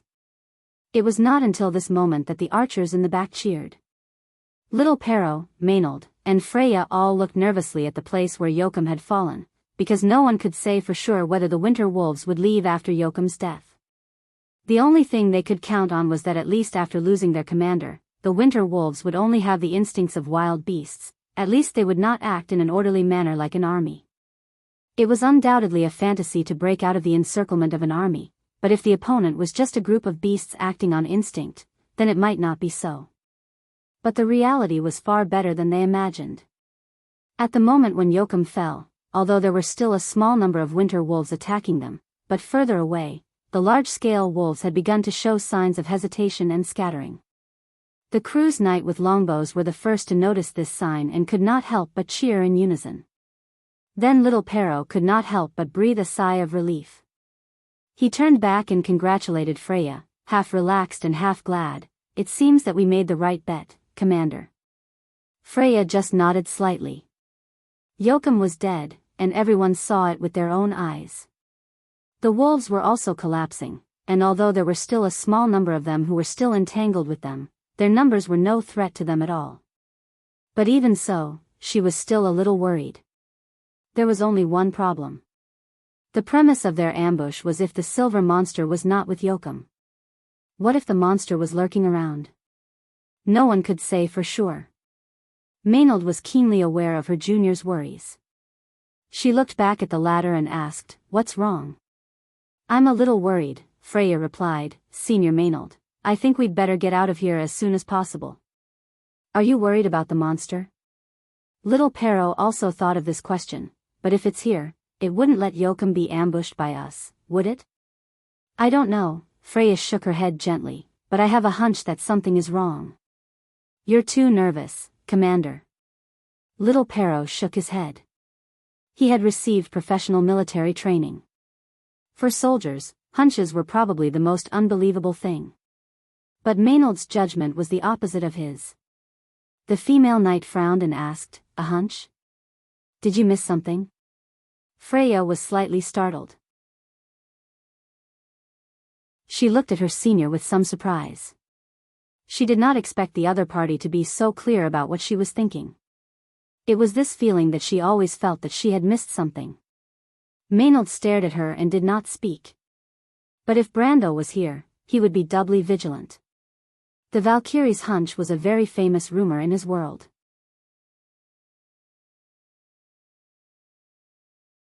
Chapter 799. A small team of cruise knights climbed down the steep glacial cliff and slowly approached Joachim's body. The body was nailed to the ground in a strange posture by the huge impact of the arrow. The undead had long since died, its eye sockets were dark and its soul flame had been extinguished. The leading knight could not help but let out a long sigh of relief. His warm breath weaved into a thin white mist in the cold canyon and quickly blended into the surrounding icy mist.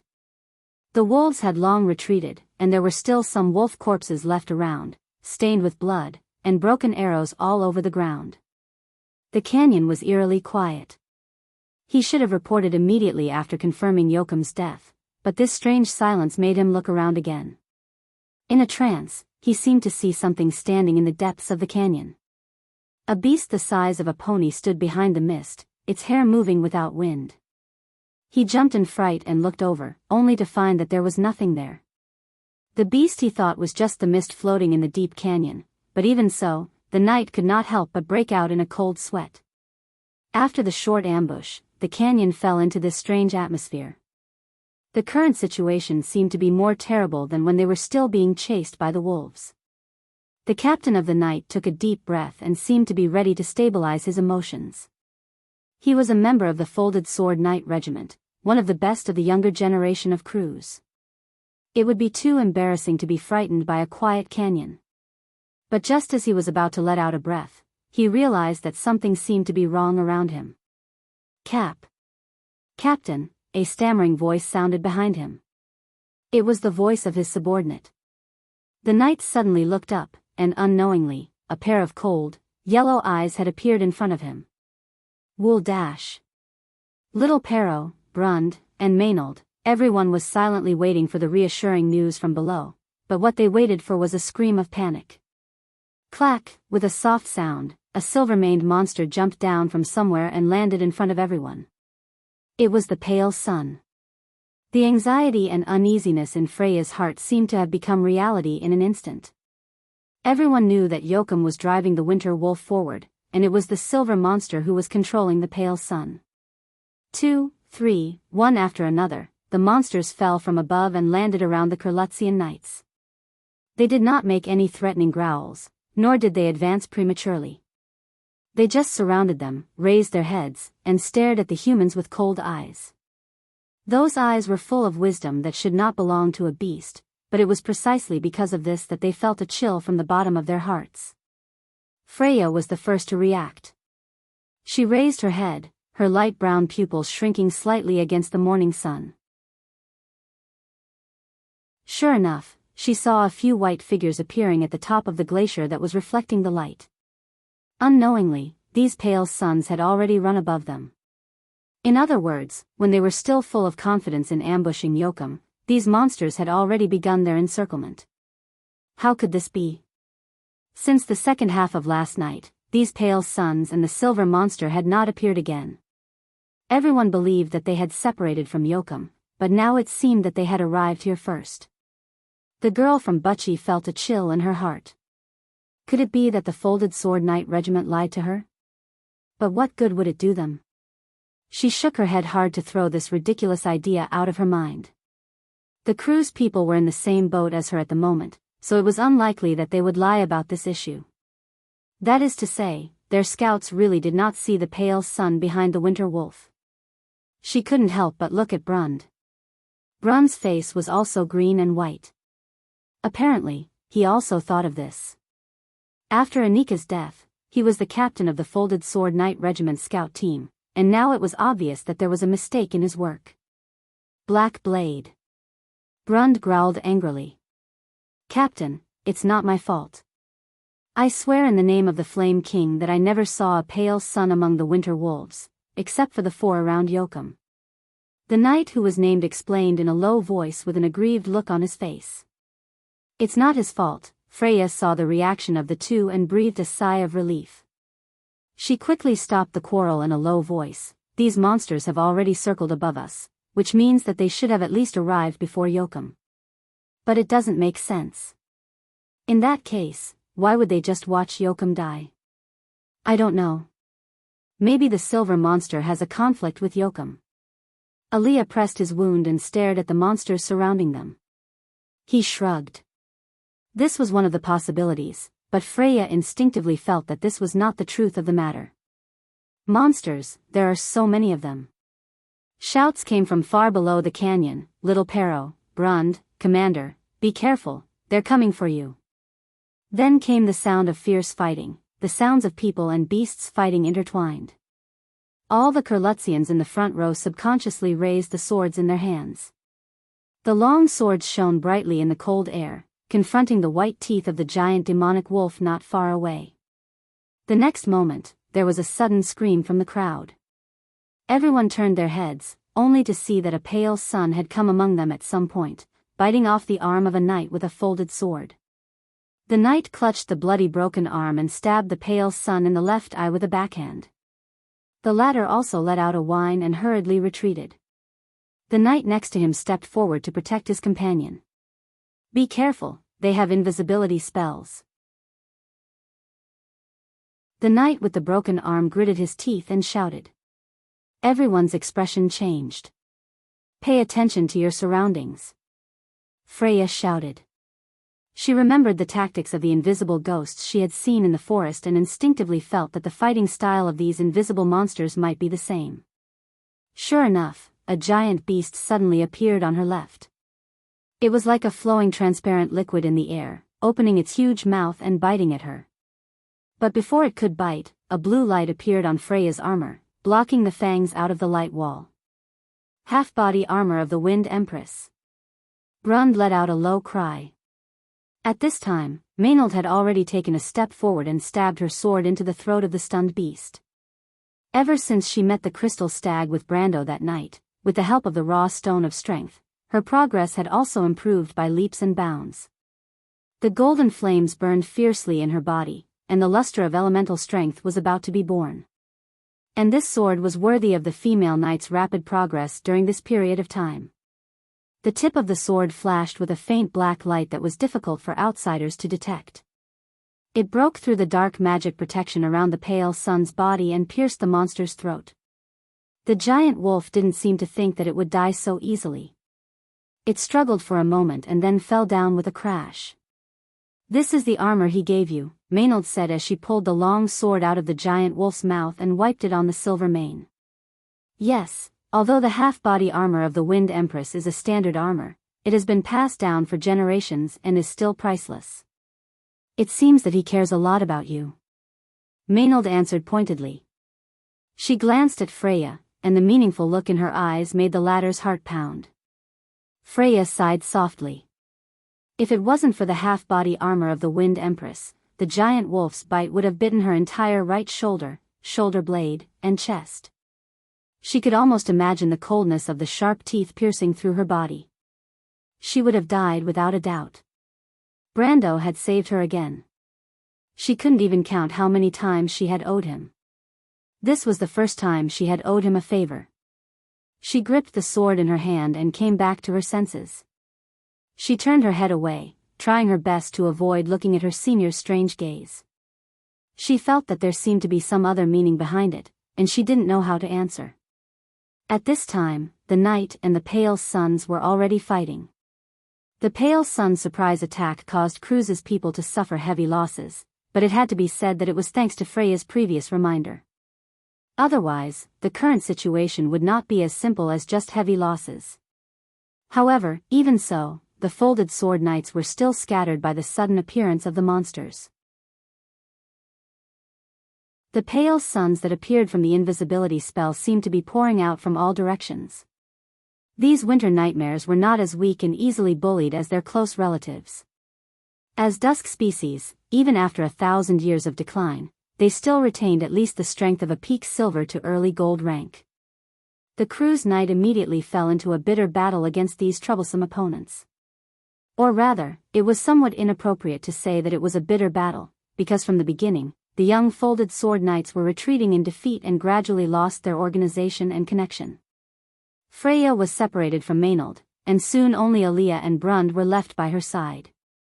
Even little Pero was nowhere to be seen. "Commander, which direction should we break through?" Aaliyah asked with narrowed eyes. Freya shook her head. The only choice they had at present was to move closer to the center of the canyon and see if they could gather others there. "I still haven't figured out where these damn things came from." Brund couldn't help but curse. Black Blade can't be wrong, and if the silver monster was close to us, how could it just watch Yoakum die? Even if they have a conflict, it would be easy for it to kill us. Why would it play this game of hide-and-seek with us? I heard that cats have a habit of teasing mice. Aaliyah replied. "It's not a cat, and we're not mice," Brund retorted angrily. Freya listened to the conversation between the two and frowned. She was thinking the same thing. She raised her head and carefully observed the smooth fracture at the top of the glacier. From time to time, pale suns jumped down from it and landed in the middle of the crowd. Seeing this scene, she suddenly shuddered and thought of something. "Brund, do you remember the direction where those giant wolves came from?" "Commander, they came from above the glacier, it's obvious." "No, I mean last night." Brund's expression changed. "In the forest, they came from the forest." "They can't inhabit the forest.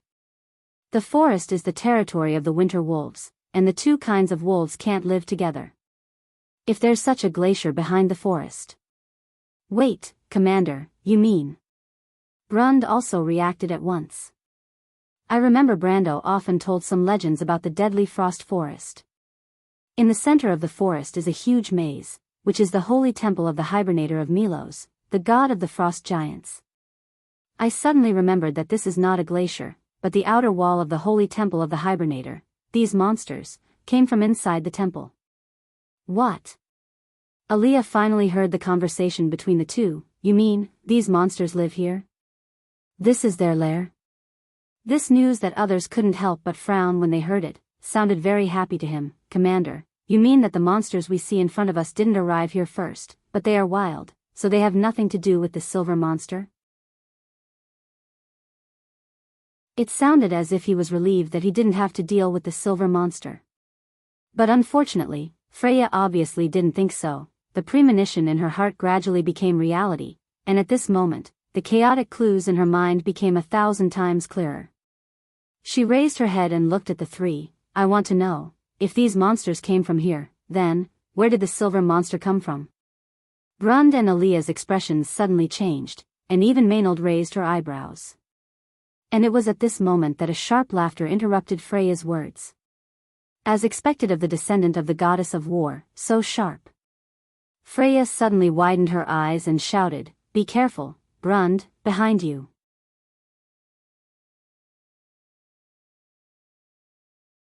Chapter 800. Freya saw Brund turn his head subconsciously, but his whole body suddenly seemed to be pushed from behind. His chest thrust forward, and a blood-stained silver all pierced out from under his breastplate. Brund groaned, his eyes suddenly widened, as if he had been hit hard. He opened his mouth to say something to her, but as soon as he opened his mouth, the blood foam that flowed backward from the pierced lung immediately gushed out from the corner of his mouth. Don't. Although it was not the first time she had witnessed life and death on the battlefield, this time was different. This time she was the commander, and everyone's life and death were in her hands. The trust that Brund and the others had in her, an unremarkable commander, was only exchanged for such a cold death. Everything was just because of her decision. This was wrong. She clearly saw the silver monster converging behind Brund like mercury, first the torso, then the head, and in the blink of an eye, it had taken shape. On the silver featureless face, a crescent-shaped mouth seemed to be silently mocking her. It seemed to be mocking her, mocking the commander's lack of strategy and weakness. She had clearly warned him, but it was still a little too late, just a little too late. The pale and calm face of the dead lice, the burning village in the mountains of Yusong, and Brund, whose face was now covered in blood and staring at her with wide eyes, all the pictures seemed to overlap in front of her. Monster. Monster. Freya felt as if the blood all over her body had solidified. She subconsciously and stiffly pulled out her sword. Her duty as commander had long been abandoned. She was like a warrior who felt the burning pain in her face and wanted to put her life on the line to avenge her companions to make up for her shame. But it was at this moment that a roar came first, suppressing her voice. Monster.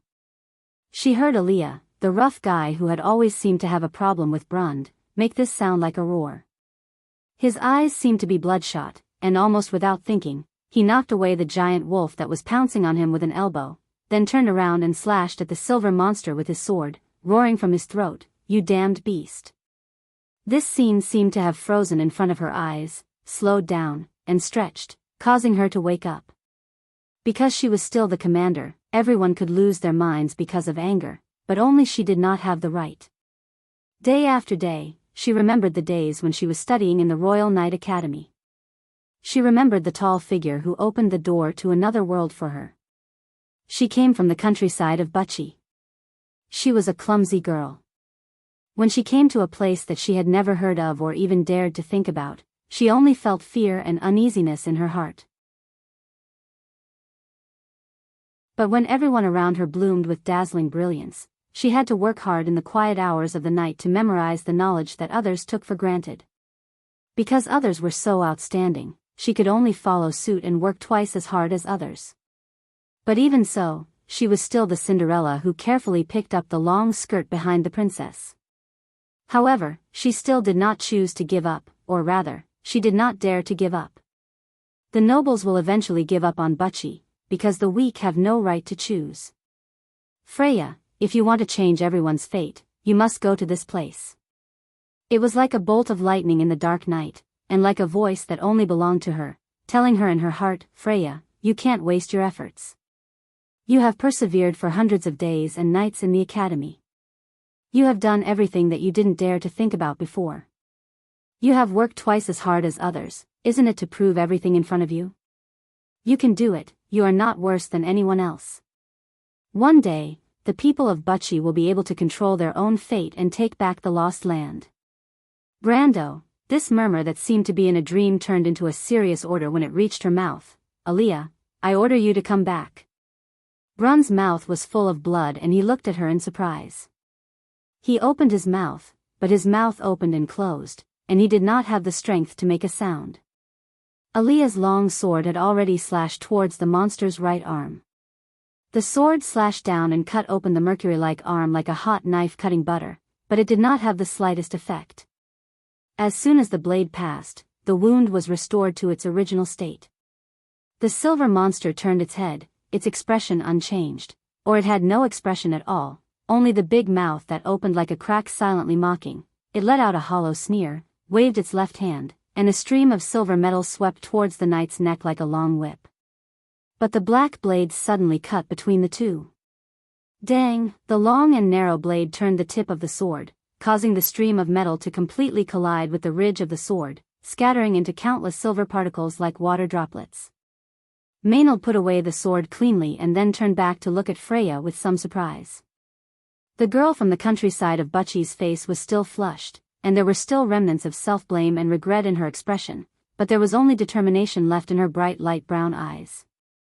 She had seen such a look before, in another dream, and occasionally when the clumsy little girl was trying to learn to keep up with everyone's pace. Quick! Retreat! Brund finally squeezed out a trace of strength to make a sound at this moment. I will never leave you, idiot, Brund. Aaliyah replied angrily. Protect the commander. Brund's mouth opened and closed, as if he wanted to say this sentence. Freya looked at the young knight who could barely speak and was so sad that she wanted to cry, but she knew that she could not lose her calm at all. There must be a silver lining in a desperate situation. This was a famous saying in Introduction to the Wardworth's War. At this moment, the girl's mind flashed like lightning, and all the scenes that she had memorized in the past flashed in her mind and became extremely clear. That monster is coming for me, it wants to kill us. But the pale suns are far from enough. You must not panic, Freya. The silver monster pulled back its blood-stained right hand from Brund's back and glanced at Aaliyah, who was pouncing on it like a mad dog. But it did not care about this humble human. Its eyes were always on Freya, if it had eyes. Aaliyah's second sword came as scheduled, and at the same moment, Brund knelt weakly on the ground as if he had been drained of his strength after being released by the monster. All of this happened in the blink of an eye. Senior Maynard, please go and cooperate with Aaliyah. Freya suddenly whispered. Maynard paused slightly. She did not look back, but still asked, Are you sure what you are doing, Freya? We still have a chance to save Brund. Are you sure of that? I'm sure. The female knight nodded slightly. You are the commander, I believe in you. With that, she pulled out her long sword and stood up to face the silver monster with Aaliyah on the left and right. Freya opened her mouth, standing in the cold wind. Her fingertips were a little white.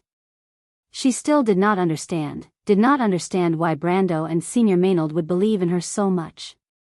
There were clearly many people in the academy who were more outstanding than her. Why did they choose her, just to play an ugly duckling game? Or was it because they saw their past in her? These were not reliable. Brando might be possible, but Senior Maynard was not such a boring person. She had once inquired about her past. She was so outstanding that no one could be jealous. If the stars in the sky were twinkling, then Maynard must be the most dazzling one. Even if Freya was confident, she would not think that she had anything in common with such a person, and Brando was the same. Other than Senior Maynard, was there anyone better than him? She found it hard to believe. She could not understand a lot of things. Sometimes she always felt that the world was too complicated for her, but fortunately, Freya at least understood a little.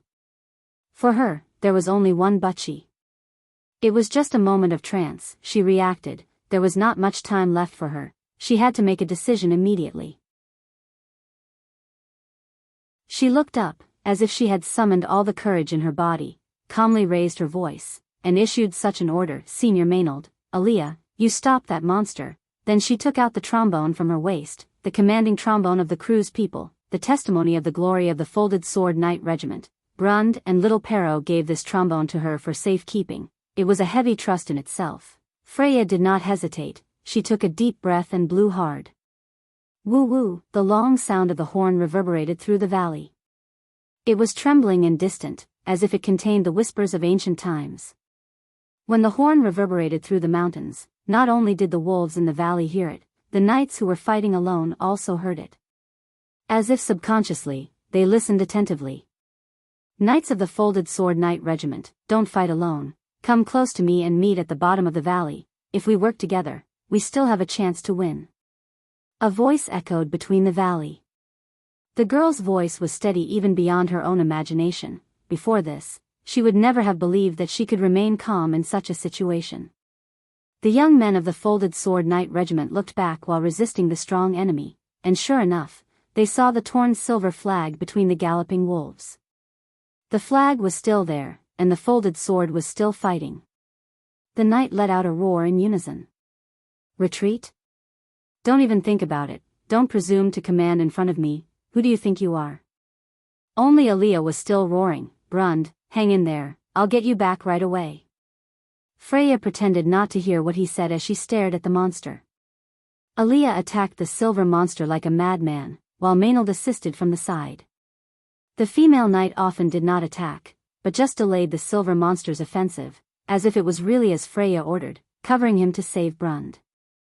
The monster seemed to feel the movement on the battlefield, it raised its head, and although there was no expression on its face, the girl from the countryside of Butchie felt the anxiety in its heart for the first time. Don't even think about catching me, monster, you've lost your chance. She stared at the other party and said word by word. With that, she held the temporary battle flag in one hand and turned to retreat to the bottom of the valley. Among the several people present, only Maynard, who had been paying attention to the movement behind her, and Brund, who was kneeling on the ground, noticed her move. A light flashed in the female knight's eyes, but Brund reacted before she did. Stop it. The young knight, who was kneeling on the ground, seemed to shudder, and suddenly let out a hoarse roar, Aaliyah, or I'll break up with you. Maynard subconsciously wanted to turn around, but as soon as she turned around, a mercury-like curtain had completely separated her from Aaliyah on the other side. Don't even think about running, the trick from 1,000 years ago won't work now. A cold voice passed over her, and instantly rushed in the direction of Freya. Don't do anything stupid, Freya, do you know what you're carrying? The female knight's heart was cold, she suddenly understood Freya's true intentions, but what she did not expect was that the child had learned to lie to her. The next moment, the mercury-like curtain had knocked her and Aaliyah out.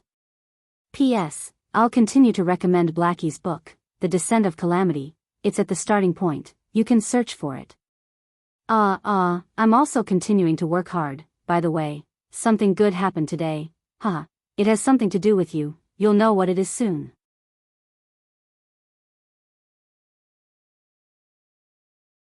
Chapter 801. Sensing that the monster was catching up from behind, Freya was nervous but also a little excited. She was like a person walking on a tightrope. In a desperate situation, one mistake and she would be doomed eternally. Usually, it was at this moment that she became more confident. Her mind was also clear, and she could unleash her extraordinary potential. So, this was the feeling of adventure. However, the monster was very fast. Freya only ran a few steps before she turned around and saw that the monster was already right in front of her. Its speed was beyond her imagination. She was a little anxious. She wanted to take a step forward, but she had to take into account the ambush of the surrounding pale suns. While she was distracted, a pale sun pounced on her from behind. The difference in strength between a silver tear and a gold tear made her feel as if she was hit by a dragon. She was thrown back and rolled a few times before she fell into the snow. The battle flag in her hand also flew a few meters away. Ugh, Freya groaned. Before she could care about the pain all over her body, she heard the footsteps of the monster behind her. She quickly got up and rushed over to pick up her battle flag. However, the pale sun that pounced on her did not seem to want to let her go. It circled around behind her and followed her again. That's right, Freya's light brown eyes darkened slightly.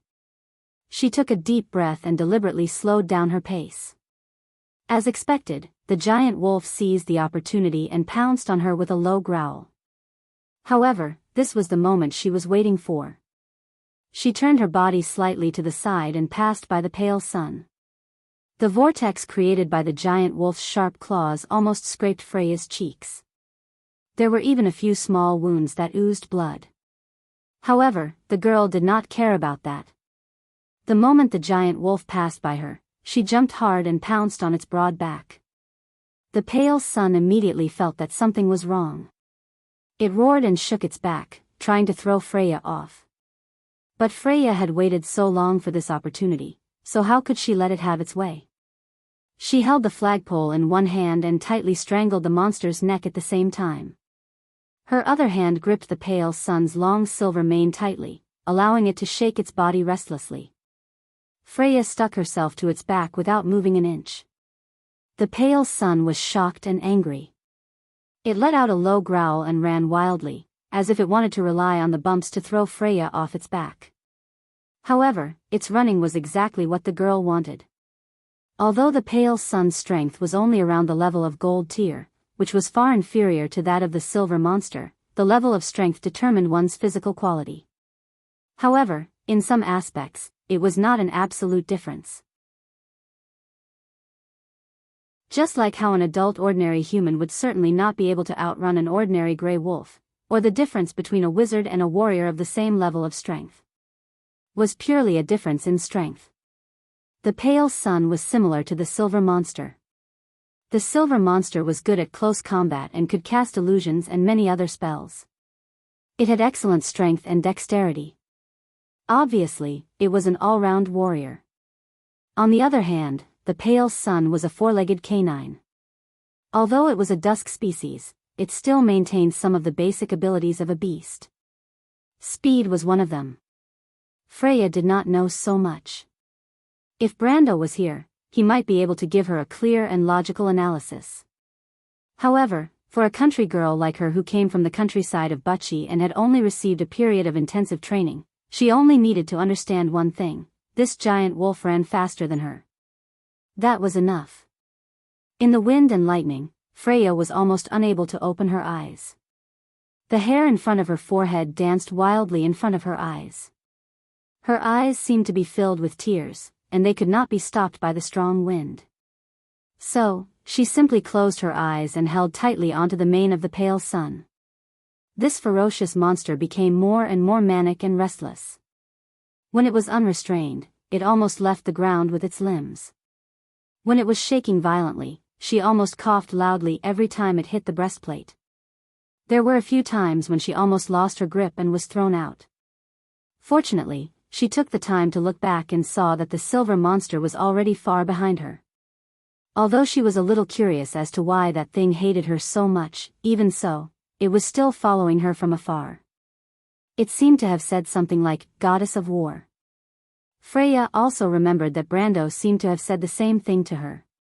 However, Wone did not have a goddess of war.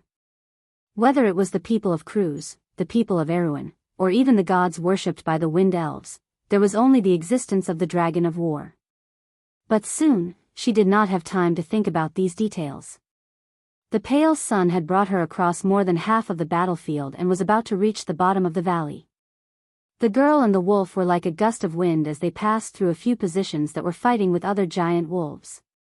Freya squinted her eyes and forced herself to look forward under the strong wind. In front of her was the bottom of the glacial valley. She suddenly gritted her teeth. One of her hands tightly held onto the silver mane of the giant wolf, and the other hand finally let go of its neck. When they passed by a piece of soft snow, Freya gritted her teeth and inserted the war flag into the ground. "Knights, come to me!" Freya's shouts echoed around the mountains, and the war flag stood firmly at the bottom of the valley. However, under the encirclement of the wolves on the battlefield, it was impossible to see what was under the flag.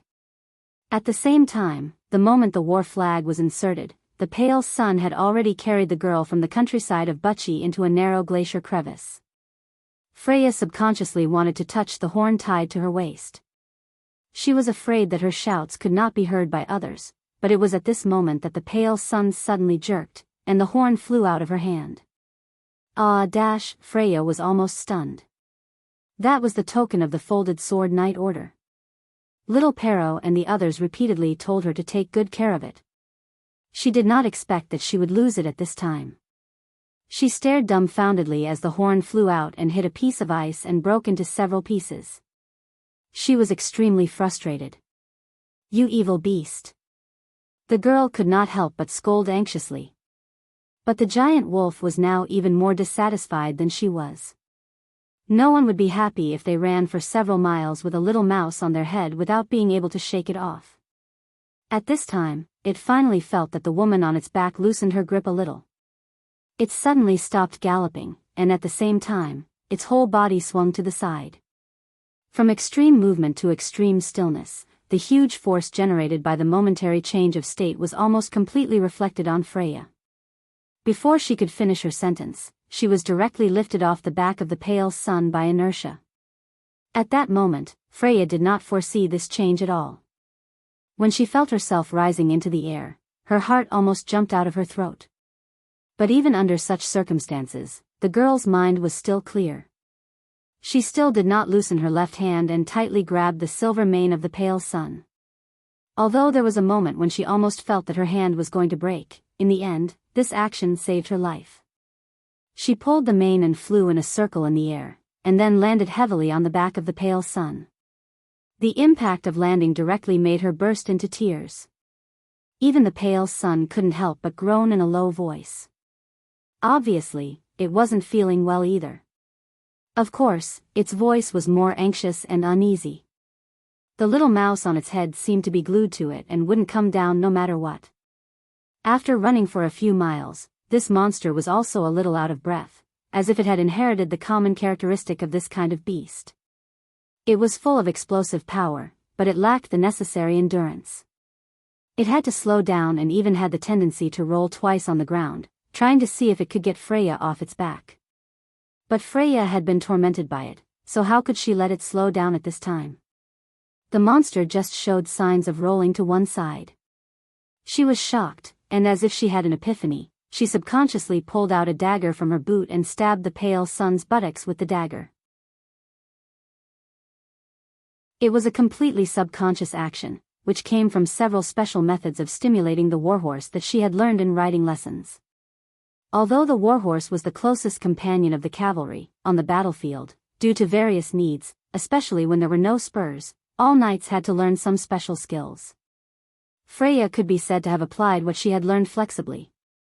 She directly used it on the pale sun she was sitting on, and it worked.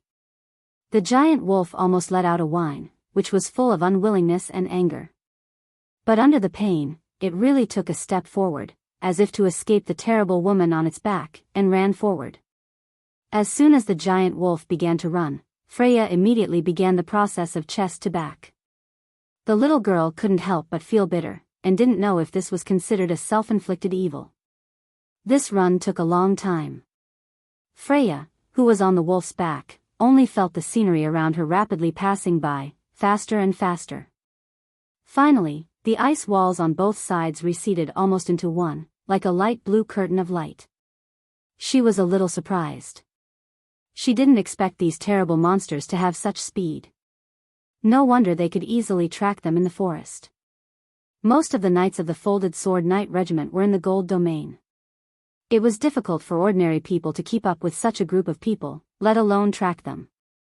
Just as she was sighing, suddenly, her vision in front of her was empty. Behind the glacier crack, there was an open valley.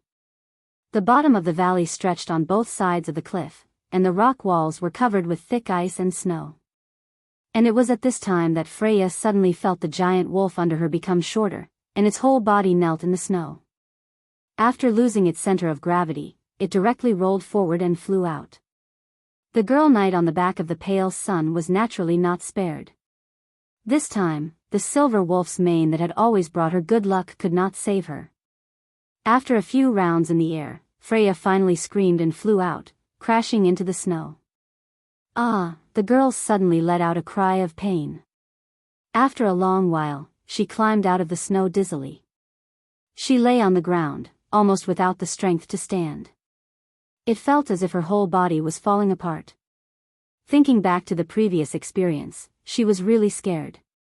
She didn't dare to dream that she would have such an experience one day. It was really crazy. Freya didn't know how she made such a decision at that time. It was simply not like her own rationality. If this goes on, I'll become like that guy, she gritted her teeth and forced herself to sit up in the snow. First, she subconsciously glanced at the valley, and indeed, she saw that silver figure in the distance, rapidly approaching in this direction. Freya couldn't help but be slightly startled. She didn't expect that guy to still be chasing her. Just how much resentment did it have? She looked at the pale sun on the ground again. It had completely lost its breath, probably because it had been running for too long and had suddenly died. Ah, how could this be? She was shocked, probably not expecting that she would actually kill a pale sun like this. If she was still in Butchie, she would definitely become the bragging rights of those guys. But now, it was nothing. She gritted her teeth and stood up. Previously, when she was still on the back of the giant wolf, she couldn't wait to kill it, but now that this temporary mount was dead, she was a little worried. Seeing that the monster was about to arrive, she couldn't possibly outrun it. Looking around, she had to think of a way as soon as possible. P.S. Here's a surprise for everyone. Guess what the surprise is?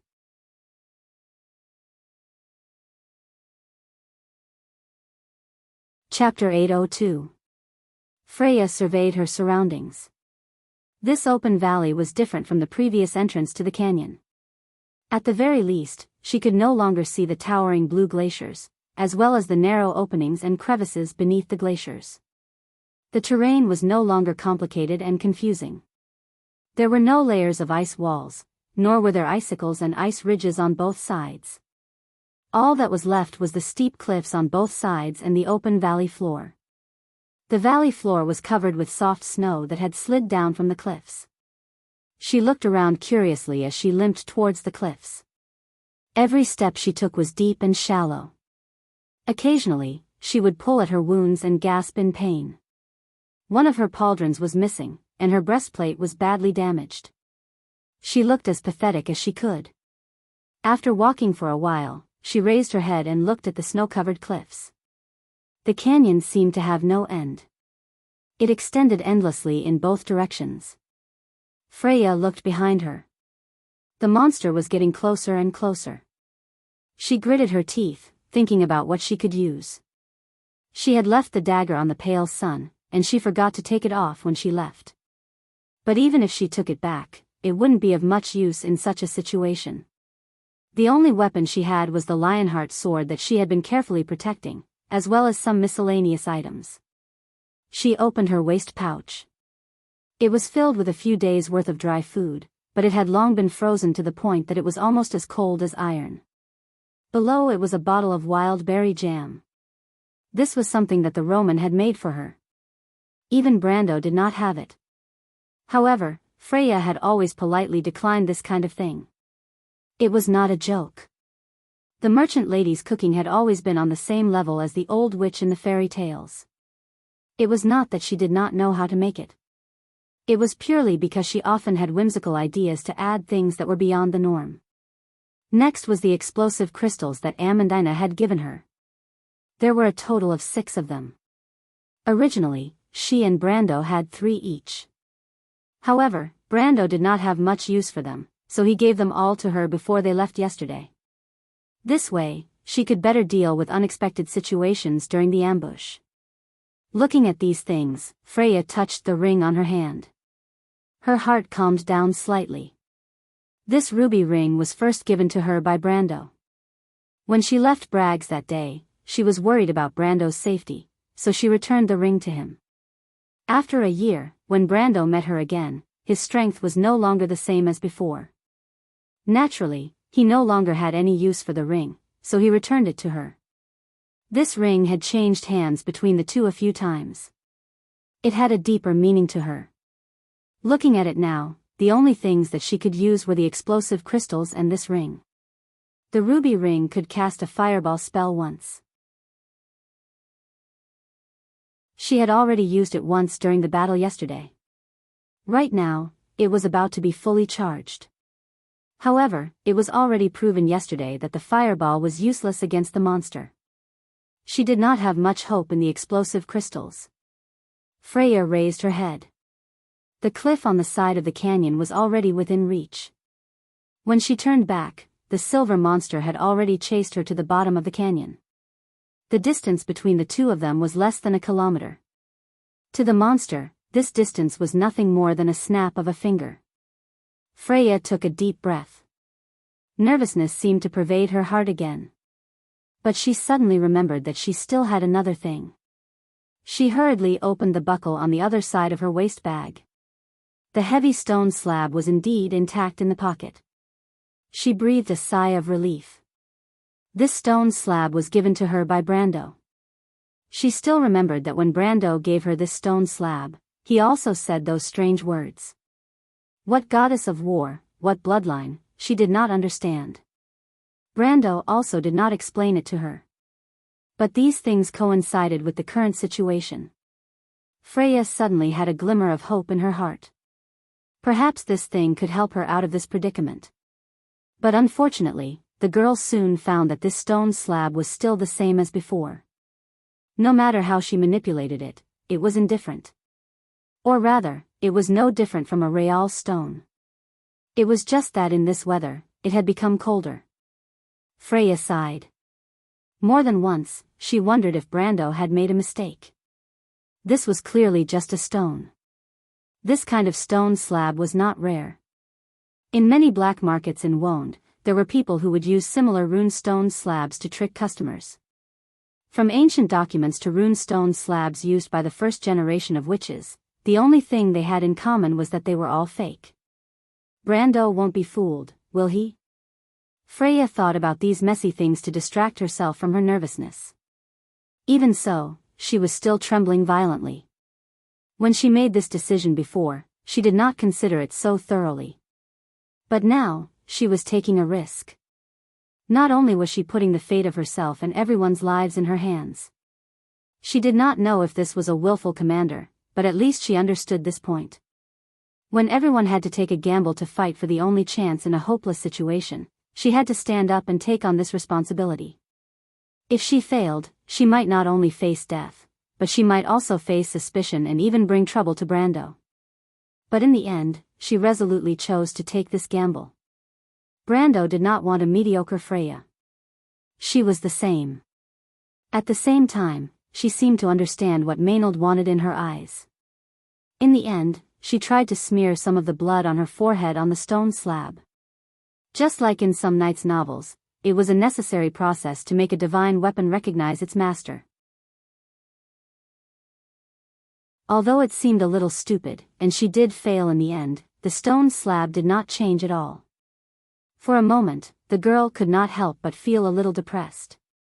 But in the next moment, she suddenly stopped. Freya quietly raised her head and saw the silver figure in front of her. She did not know when, but the monster had circled in front of her. In such a short time, she did not expect the difference in speed between her and the monster to be so great. But this time, she did not immediately retreat or turn around to run. Instead, she slowly unsheathed Lionheart. The girl held the sword with both hands and stood still as if she had calmed down. She looked at the monster with her light brown eyes and pointed the tip of the sword at it. Not running anymore? The silver monster opened its mouth and let out a hollow and mocking voice. You disregarded your own safety and led me to this place. Do you want to sacrifice your own life to save your companions? According to the standards of you humans, you can be considered noble. It's a pity that such actions are nothing in the long flow of time and the entire world. Your choice is destined to be meaningless. Freya quietly listened to the monster's mocking words and took the opportunity to slowly calm the pain in her body. She was unmoved and only quietly replied. Cut the crap, monster. This answer stunned the monster for a moment, and then it laughed maniacally. What are you trying to say? You don't really think that you are the goddess of war, do you? You just have a rare and mottled bloodline in your blood. But that means nothing to you. The silver monster replied contemptuously. All right, little girl, the game is over for you. It raised its hand and its right arm turned into a silver blade and swept towards Freya. Freya had seen this move before. She raised her sword with both hands and blocked the attack. Unfortunately, she had calculated the strength of her sword but not the difference in strength between her and the monster. As soon as the Lionheart came into contact with the monster's right arm, she immediately felt that something was wrong. A force that could topple mountains and overturn seas came from the point of contact.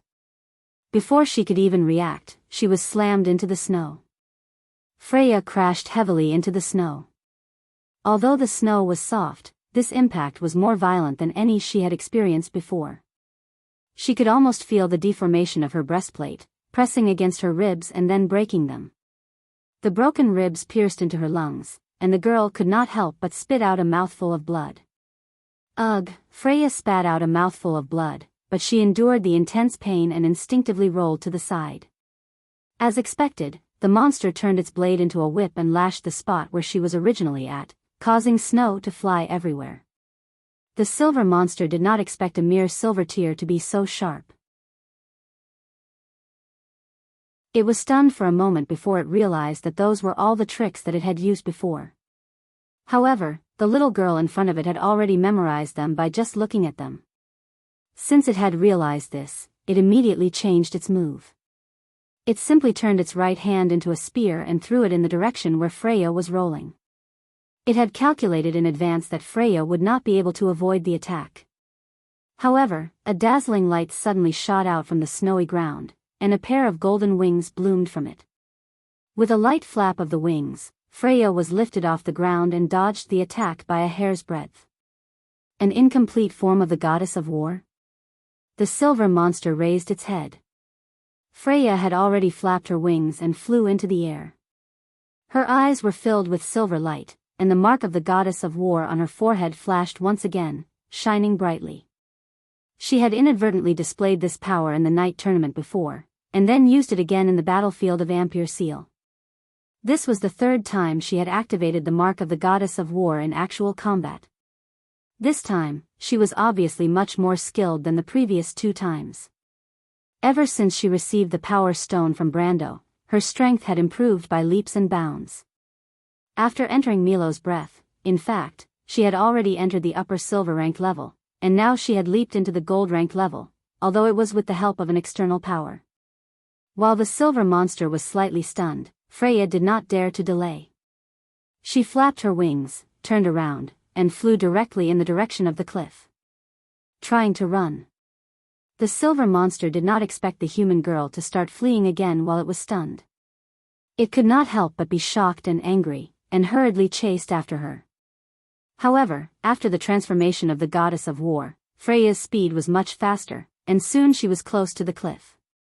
The moment she was close to the cliff, Freya suddenly paused and circled in the air, from the left side of the silver monster to the right side of the cliff. The monster raised its head, as if it immediately understood the girl's intention. It was shocked and angry. "You dare!" Freya did not even look at this guy. Of course, this girl from the countryside of Butchie was very nervous at this moment. She was afraid of missing a step, and did not dare to answer any questions, let alone mock it. She swept across the white snow and circled behind the monster. Then she raised her hand, and the ruby ring on her right hand shone brightly. Flame, an unfamiliar word, came out of her mouth. The ring lit up, and a fireball the size of a washbasin roared out. The fireball did not have any attack power against the monster, but this did not mean that it was not powerful. In fact, when the fireball left a long trail and directly shot towards the cliff above the monster's head, it quickly showed the true horror of this spell. The place where the fireball hit was a thick layer of snow, and the spell just happened to explode at the bottom of the cliff that supported the snow. When the fireball exploded, it produced a huge fireball that almost instantly cracked the cliff, and the snow above rolled down. It looked like an abnormal avalanche was about to happen. But this was not the end. When Freya swept across the snow, she threw the 6 exploding crystals one by one on the pile of snow. When the fireball exploded, it produced a violent magic fluctuation that instantly ignited these unstable energy polymers. At that moment, the cliff suddenly lit up with several bright balls of light, and the sound of the explosion almost shook the entire valley. The cliff that supported the snow suddenly collapsed, and the thousands of years old ice on top of it rushed down like a flood, straight towards the silver monster. Damn it! The silver monster finally let out an angry scream. But Freya suddenly widened her eyes. Because the roar of the monster was not because of panic, but because of anger from being teased. It quickly lowered its head, and 4 long mercury strips extended out from its back like water droplets. These metal strips in the blink of an eye turned into 2 pairs of long silver wings. It can fly. Oh no. The girl's heart was cold. P.S. Is this a surprise? Equals hahaha. Today's mini update will be 7,000 words. How much will it be tomorrow?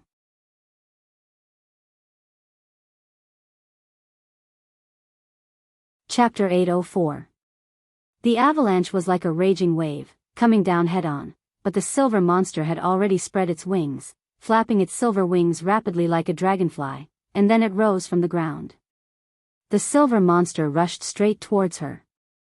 Freya did not need to calculate to see that with the current speed of the avalanche, the monster could almost certainly avoid it. At that moment, her thoughts flashed like lightning, and almost subconsciously, the girl made a decision.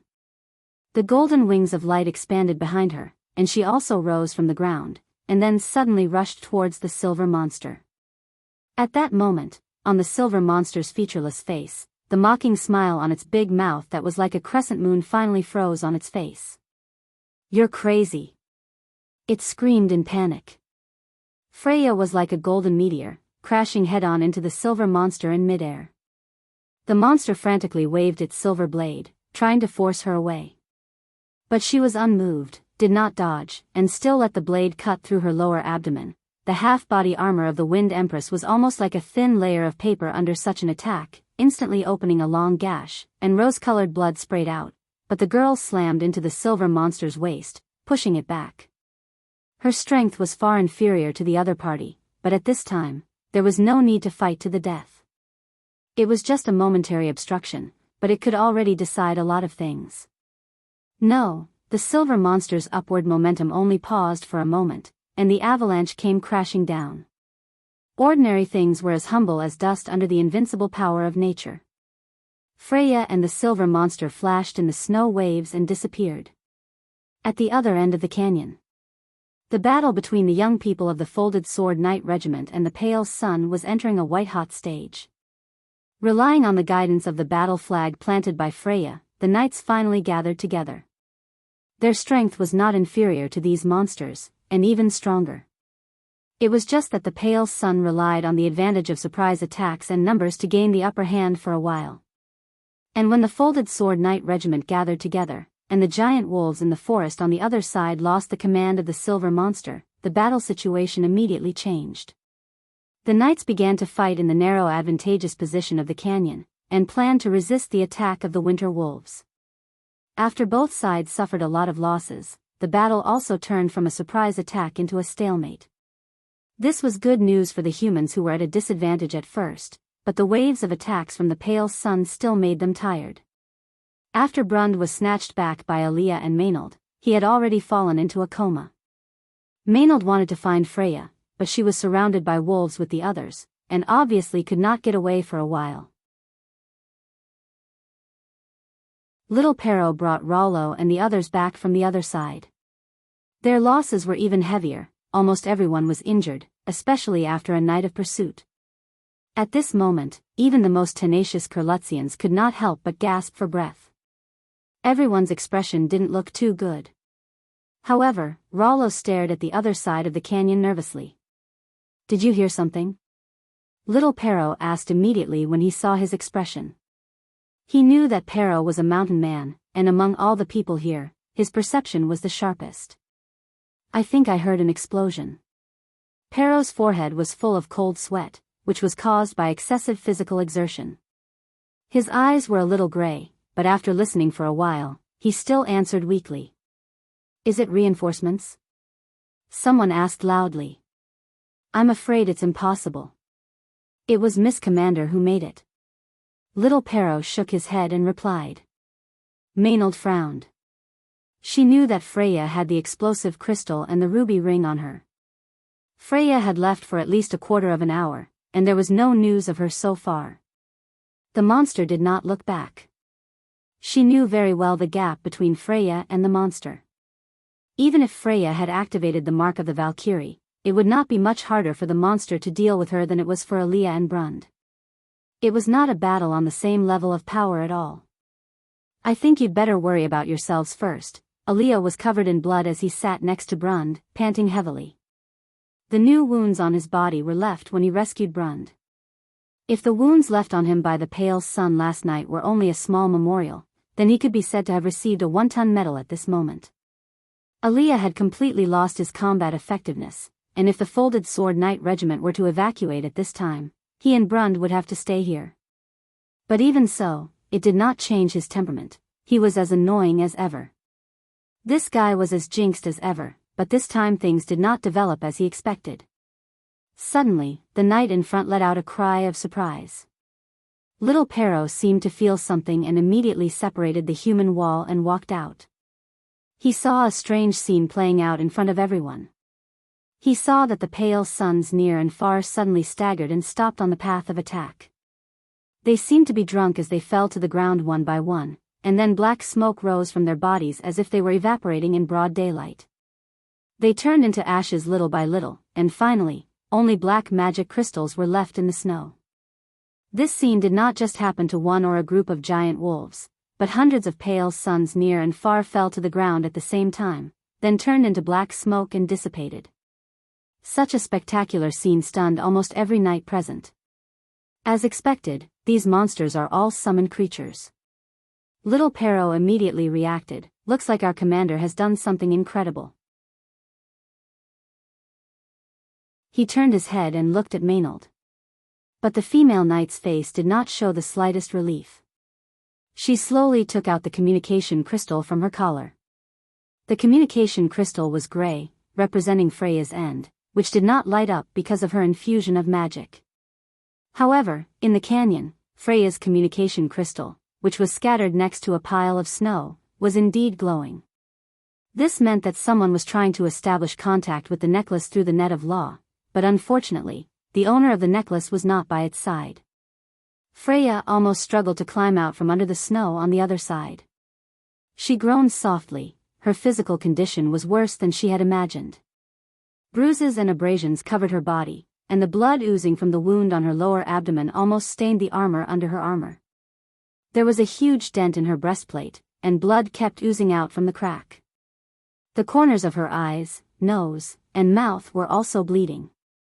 She coughed softly a few times.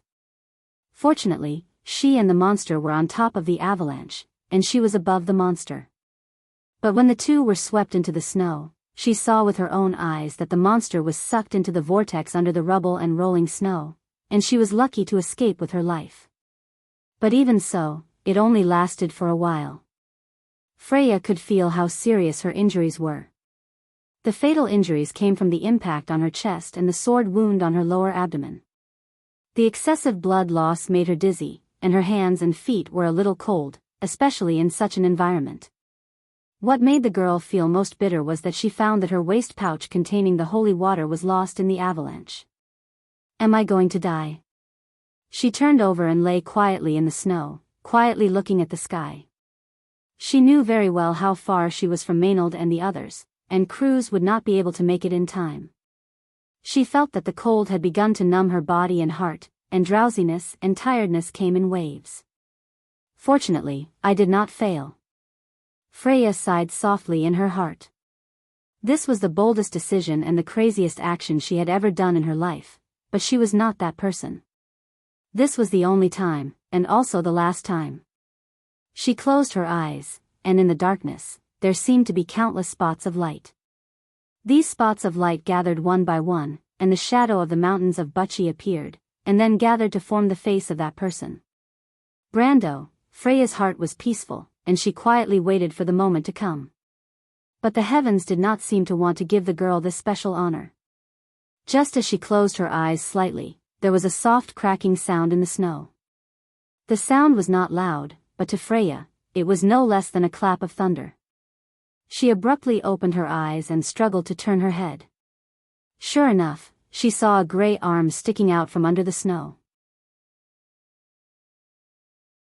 "How is this possible?" Freya whispered in her heart. Under the snow, there could not be a second person other than the monster. She subconsciously reached out to grab the Lionheart sword, but the monster's reaction was faster than her. With a loud bang, as if a huge force had exploded from under the snow, a black shadow shot out from under the snow, and instantly pressed down on Freya. The silver monster had one hand around Freya's neck, and the other hand pressed down on her hand that was holding the sword. It lowered its head, and coldly looked at the human girl who had made it so miserable. Compared to Freya, it was indeed more miserable. At this moment, it was no longer as glorious as before, and there was only one wing left on its back. Its mercury-like body was no longer smooth and flawless, but was now covered with potholes and scars. Its originally silver skin was now extremely dull, and almost turned into a metallic gray color.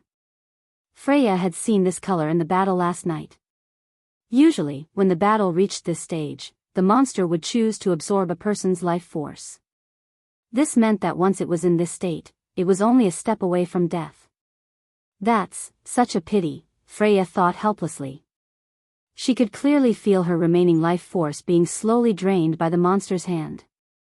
She could still squint at the terrifying monster, but soon, she felt that even breathing became difficult. Freya's breathing gradually quickened. The silver monster sneered. "Your race is as cunning as they were thousands of years ago." It squatted down beside Freya, and then grabbed the girl by the neck and lifted her up, as if it wanted to enjoy the scene of Freya dying from lack of oxygen. But it was this action that caused the stone slab in Freya's pouch to fall out with a thud. The silver monster was slightly stunned. It looked at the stone slab and seemed to be surprised. "What is this?" "Wait, this is..." It instinctively picked up the slate with its other hand, but just as it let go of Freya's sword, the girl, who had been waiting for a long time, used the last of her strength to yell, "Monster!" She held the sword with both hands and stabbed at the monster's lower abdomen.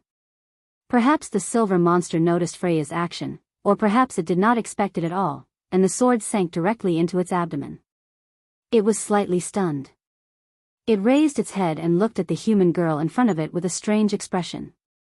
"You don't think this kind of scrap metal can hurt me, do you? The attacks of you mortals have no effect on me." It patted the girl's face mockingly. "Ignorant." Freya's narrowed eyes were only left with raging anger.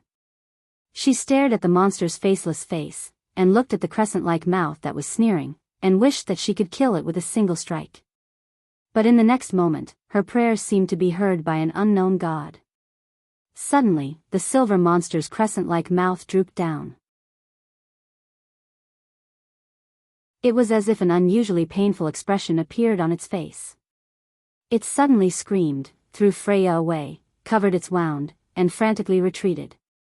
The lionheart sword in its lower abdomen suddenly emitted raging flames, and the flames followed the wound and burned its entire body. "This is impossible," the monster wailed as it knelt on the ground. "Damn the mark of the goddess of war." "Ah!" The silver monster turned into a ball of fire in the blink of an eye, but unfortunately, Freya did not get to enjoy the results of her battle. The moment she was thrown to the ground, she felt a blazing flame spreading from her heart to her entire body, and instantly she was in great pain. But Freya did not say a word. Instead, her eyes were filled with disbelief. Because she knew what this meant. The golden flame had been ignited.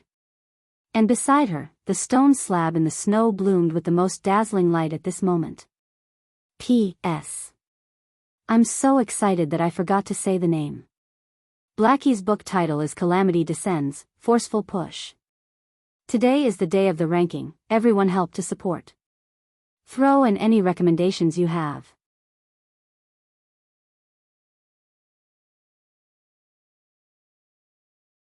Chapter 805. Everyone doesn't seem to trust my integrity, I'm very sad. I've decided to write a new chapter to condemn everyone. Continue to recommend Blackie's Calamity Descends. I don't believe he can write a new chapter today. The traces of artificial carvings were immersed in the darkness. Rows of pillars extended in front and back at equal intervals. Looking up along the narrow radial embedded in the cliff, these pillars shortened one by one at the far end of the field of vision and overlapped together. The smooth wall seemed to be paved with obsidian, but it was covered with a lattice network used to transmit energy. It was no different from what Brando had seen under Valhalla, and it was no different from the material of the remains of Milos scattered in the glaciers on the ground. In fact, such materials could be seen everywhere in the ruins of Wound, and the only thing players knew about them was that they came from the previous era. It looked like a long corridor, and in a past era, it might have been called that. But now, only half of the corridor remained. No one knew what kind of disaster it had experienced, but it was cut in the middle, and on the other side was only a bottomless abyss. The corridor was embedded in the precipice, winding to the ground. In the game, this was called the Cold Corridor. A group of people was slowly passing through this half of the corridor that came from before the previous era, or even the era of chaos. In this group, a blonde girl was holding the face of a chubby little man next to her and leading the group. It was Alaz and Sheeta. Brando and Veronica followed closely behind, while the scholar girl followed closely behind the female commander. When the frost-covered road became dangerous, she no longer asked Brando some strange questions from time to time. In fact, everyone became more careful. A body's distance behind the three of them, Scarlet was carrying a bag taller than herself. She did not say a word, but her waist-length crimson ponytail occasionally swayed slightly with the girl's steps. Of course, there was no need for her to go through so much trouble. At Brendel's request, the Bugha craftsman had already cast an illusion spell on the Azure Lance. The Bugha people's law enforcers of the secret realm had spent their entire lives studying illusions. They were known as the Guardians of the Silver Holy Wall and were the most outstanding illusionist in the Amber Sword other than the Thousand-Faced Man. Their illusions generally required an existence 2 realms higher than them to see through the flaws. The spellcaster this time was the leader of the secret realm's law enforcers, one of the leaders of the Silver Union's wizards, Roan. His strength was on par with William's, and other than the Sage of Eloranta, there was probably no one in this world who was 2 realms higher than him in the field of magic. Brando was not worried that Eloranta would come to Erewhon to expose his trick. Behind them was the little prince. The future king of Erewhon stumbled along the way, his nose bruised and his face swollen. If he was still in the palace, there would be servants to help him forward. Of course, that was if the strict sister was not around. At this moment, the Shire, Hippamra, and Medisha surrounded him, but did not lend a hand. In fact, the youngest wizard mentor in Erewhon's history was snickering, and Medisha could not help but secretly purse her lips. They were only responsible for protecting the little prince from accidentally falling into the abyss. As for the rest, it was probably Brando's orders. Behind them were Lorena and her husband, the eldest prince of Cruz, and a large number of Cruz nobles, as well as a group of witches led by Baba Shah and the other 2 witch leaders. Walking at the end of the team was the Ash Sword Saint. As the most powerful existence in the team, Mephisto's main responsibility was to be responsible for covering the rear. No one could guarantee absolute safety in this abyss. Even Brando could not say that he knew the big dungeon in this game. Not to mention that he had never really gone deep into this kind of place. Who knew if there would be any changes here in the real Woned world? After gradually getting used to this world, Brando could be sure that this world, also named Woned, was not the world in the game, nor was it a phantom or a dream. Although he once wondered if someone had played a malicious joke on him, or if this was a Truman's world, as time went by, he no longer held any illusions and began to call this world the real Woned. The laws of operation of everything in this world were more in line with nature than in the game. Although there were some similarities and differences, it seemed more realistic. Although a real game world was somewhat incredible. After passing through the underground glacier, Sheeta indeed brought them to the underground entrance of the Holy Cathedral of the Hibernator, which was actually not far from the place where Peya's brother slipped and fell. This made Brendel a little suspicious, always feeling that there was something in the dark leading them here. In particular, Erek obviously did not take this shortcut under the glacier, so why Peya's brother was in this place was worth discussing. It was a pity that the Hunter siblings were still unconscious and there was no way to get to the bottom of it. He had also heard about the underground entrance of the Holy Cathedral of the Hibernator. The part above the abyss was called White Gorge, and it was the only entrance outside the main entrance of the Holy Cathedral of the Hibernator. It was divided into 2 parts, underground and above ground. The above ground led to the Jiwei Glacier where the Frost Devourer was entrenched, and the underground led to this cold walkway. Brando slowly moved forward with the team, and as he walked, he placed his hand on the ice-blue corridor pillars embedded in frost. There was one about every 5 to 6 meters, protruding from the wall like ribs. These pillars were cold to the touch, heavy and realistic, and slightly different from the simulated feeling in the game. Although Brando had never been here, he knew this material. When he touched it in the game, there would be a special touch, as if he could feel the tragic war and malice from the previous era. Not only in his hands, but even in his heart, there would be a chill. This was the atmosphere created by the game's special emotional system. But here, there was no such feeling. These pillars were like ordinary stone products, and they felt heavy to the touch. So this is the feeling. Brando had a strange feeling in his heart. Even if this was a dangerous trip for him, the feeling of being able to personally experience the world in the game was very interesting to him. The female commander noticed his unusual behavior and asked in a low voice, "You've been here before?" Brando was so shocked that his hand almost slipped, and he quickly replied, "Of course not." "No? Then why do you look like you're revisiting an old place?" Veronica replied impatiently. This little guy was always vague, and it made her very dissatisfied. "That's because I've seen the corridor here, these pillars and walls." Brando exhaled and replied. "You've seen it before, where?" "In the book." For this answer, Brando didn't need to think about the reason, as if it was a matter of course, on the forum, or in the book. "Today, when I saw this corridor, these pillars, they confirmed with what I've seen in the book. When I measured these pillars with my own hands, I understood that this was the case." This reason was reasonable. Although the Holy Cathedral of the Hibernator was a forbidden area, it was not that no one had ever set foot in it in history. The Myrnas had once passed through this place, and the Buga wizards and the Mist Elves had also followed the footsteps of the Myrnas to this place. About a dozen years later, the Black Flame disciples occupied this holy cathedral, making this holy cathedral a famous dungeon in the future. Veronica had long heard about this holy cathedral, but she still looked at Brando with some suspicion. Did the Wizard of the Tower really have such a vast amount of information? This little guy always pushed all the reasons to the literature collected by the Wizard of the Tower. The Wizard of the Tower split from the Silver Bugas, and she didn't believe that they always migrated with the literature of the Bugas. It was a pity that the Cruz Empire had no friendship with the Wizard of the Tower, otherwise she would have found a way to verify it. Now, she could only be skeptical of Brando's statement. At this time, Shido, who was following behind the two, suddenly said, "Seeing the things in the book appear in front of my eyes, I understand that this is the case. After all, the written description is integrated with the subjective wishes of the author.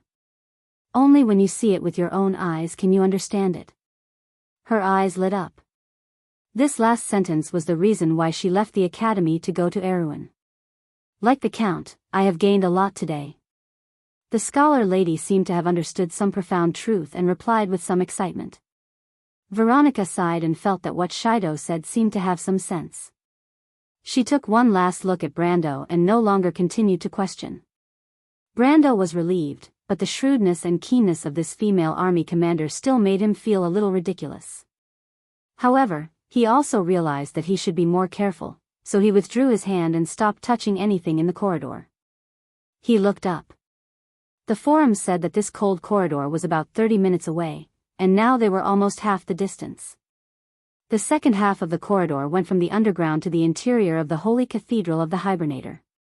Brando pursed his lips. The second two-thirds of the corridor was the range of activity of the Twilight Twins, Mare and Main. He had been waiting for the two black wolves to appear for a while. Mare and Main were the last generation of the Twilight Wolves. They were born from Ekka's seventh daughter, Jean Hai. Jean Hai was the ruler of the Moon of Eternal Darkness, so the power of the twins was mostly related to shadow and darkness. Mare and Main looked very similar in appearance. To outsiders, they looked like giant black wolves with long horns on their foreheads.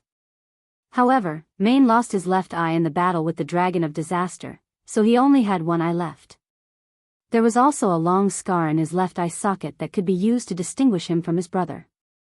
These two wolves were optional bosses in the Amber Sword because they were imprisoned in the secret passage under the Holy Cathedral that led to the surface. It was the cold corridor where Brando was now. If you chose to enter the Holy Cathedral from the main entrance, you would not encounter them. As optional bosses to guard the secret passage, Mare and Main were definitely one of the strongest bosses in the first 4 acts of the game. If it was in the game, Brando would most likely want to avoid them, but now, he was very much looking forward to the appearance of these two beasts immediately. There was no other reason.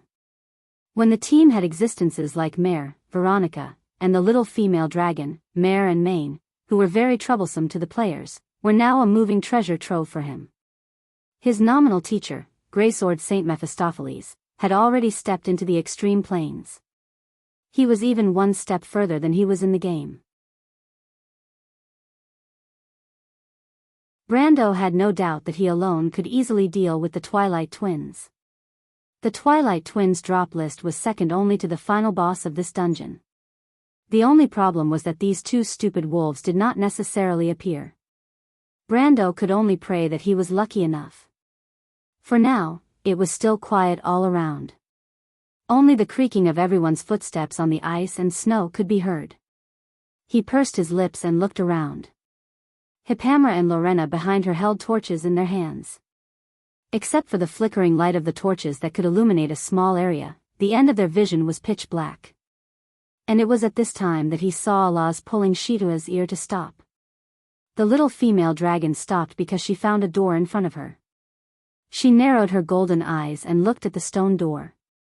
To be exact, it was not a complete door, because like the cold corridor, this stone door only had half of it left. The other half of it may have been broken along with the corridor in the past and fallen into the abyss below in a disaster. The rest of it was also shattered, leaving the broken part stuck in the corridor. The little female dragon turned her head and looked at Shita. "What's behind this, and why is there a door here?" "How would I know?" The little fat dragon muttered in dissatisfaction. "I've never been inside this temple. My task is only to lead you to the entrance under the glacier." "That's what you promised him, I don't care. You have to find that awakening god who's pretending to be a ghost. Also, you have to find the heart of the dragon that you lost." Alaz ordered unreasonably. "Wait, Sister Alaz, that's not the heart of the dragon." "What does the heart of the dragon have to do with me?" "I mean you have to get that fun toy back for me." The little female dragon bared her teeth and glared at Shita. The latter shuddered and immediately shrunk his neck and did not answer. Brando heard the conversation between the two and automatically ignored the latter part. However, Alaz seemed to be very interested in the awakening god, which made him a little suspicious. Was it because of her own interest, or was it because of other reasons? Alaz was a young dragon and was very undisciplined in her actions. However, the dragons had always shouldered special responsibilities in the game as the Golden Race. At least they had fought against the Dusk. Not only the Golden Race, as far as Brando knew, the Bugas had also built many monitoring stations to monitor the borders of Order and the Black Forest. According to Medisha, the Silver Elves were not completely indifferent to worldly affairs, otherwise they would not have returned to Wonde because of the arrival of the Great Demonic Wave. It seemed that except for the Black Dwarves, the ancestors all acted for their own purposes. Thinking of this, Brando could not help but look at Alaz again. Alaz was in front instructing Shita to push the stone door. Although the stone door was heavy, it was nothing to the dragons. The broken stone door retreated under Shitua's round claws, revealing half of the hall behind. Or rather, it was more like a square, because most of the ceiling had collapsed, and although only half of the hall was left, it was still ridiculously large. There was a square with a fountain outside Erwin's golden silk palace, but compared to the remaining half of the hall, it paled in comparison. Brando and the others stood outside the door of the hall and could barely see the other side of the hall. Brando saw this and suddenly realized where they were. At this time, a shadow flashed behind the door, and Shita suddenly screamed as if he was hit by something head-on. He turned into a ball and rolled back until he hit a pillar. "Who is it?" The little female dragon's shocked and angry voice came from the front. Although she often bared her fangs and brandished her claws at Shita, that was an internal dispute of the dragons. Dragons were proud creatures, and not just anyone could bully them at will. Especially this thing that actually sent Shita flying in front of her, it was simply unbearable. However, the black shadow jumped back and stopped. Only then did the people behind clearly see that it wasn't a person, but a wolf. A male wolf? Veronica could not help but blurt out. It was indeed a bit like the male wolf that Brando had seen in Valhalla. Its physique was like a hill, almost occupying half of the hall. Its soft long hair drooped behind its neck like a black brocade, but the only difference between it and the black wolf was that it had a long horn on its forehead. The horn was dense with black smoke, and one could tell at a glance that it was not an ordinary thing. This is not a male wolf, this is a dusk wolf. Brando was pleasantly surprised. The bosses in the Amber Sword were more intelligent, and he was really worried that these two beasts would not be fooled and appear. But stupid wolves were stupid wolves, and since Mare appeared, then the one-eyed mane must not be too far away. And at the same time, he also knew where this place was. The Hall of Traps. When the little female dragon saw the beast in front of her, she immediately roared and pounced. She could feel that the strength of this twilight great wolf was about the same as her own, but she was a dragon, one of the races that were best at fighting among the golden races.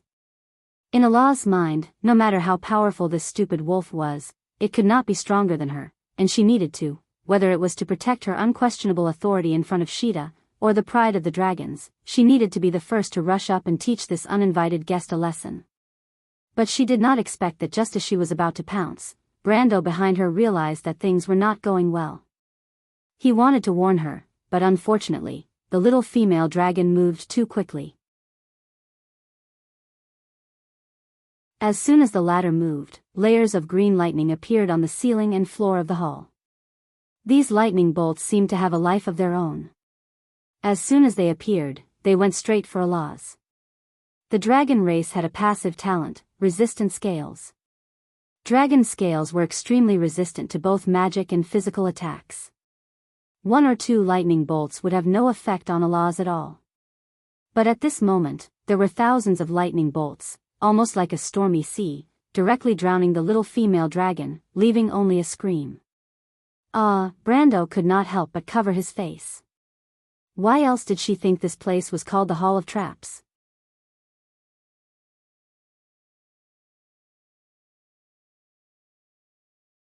Chapter 806. Moral integrity has been delivered, perfectly picked up, touched. Catastrophe Descends is being promoted by Sanjiang this week. If anyone has any recommendations, please go support them. Why are you so cool? Allah sat on the ground with smoke curling up, and no one dared to approach her.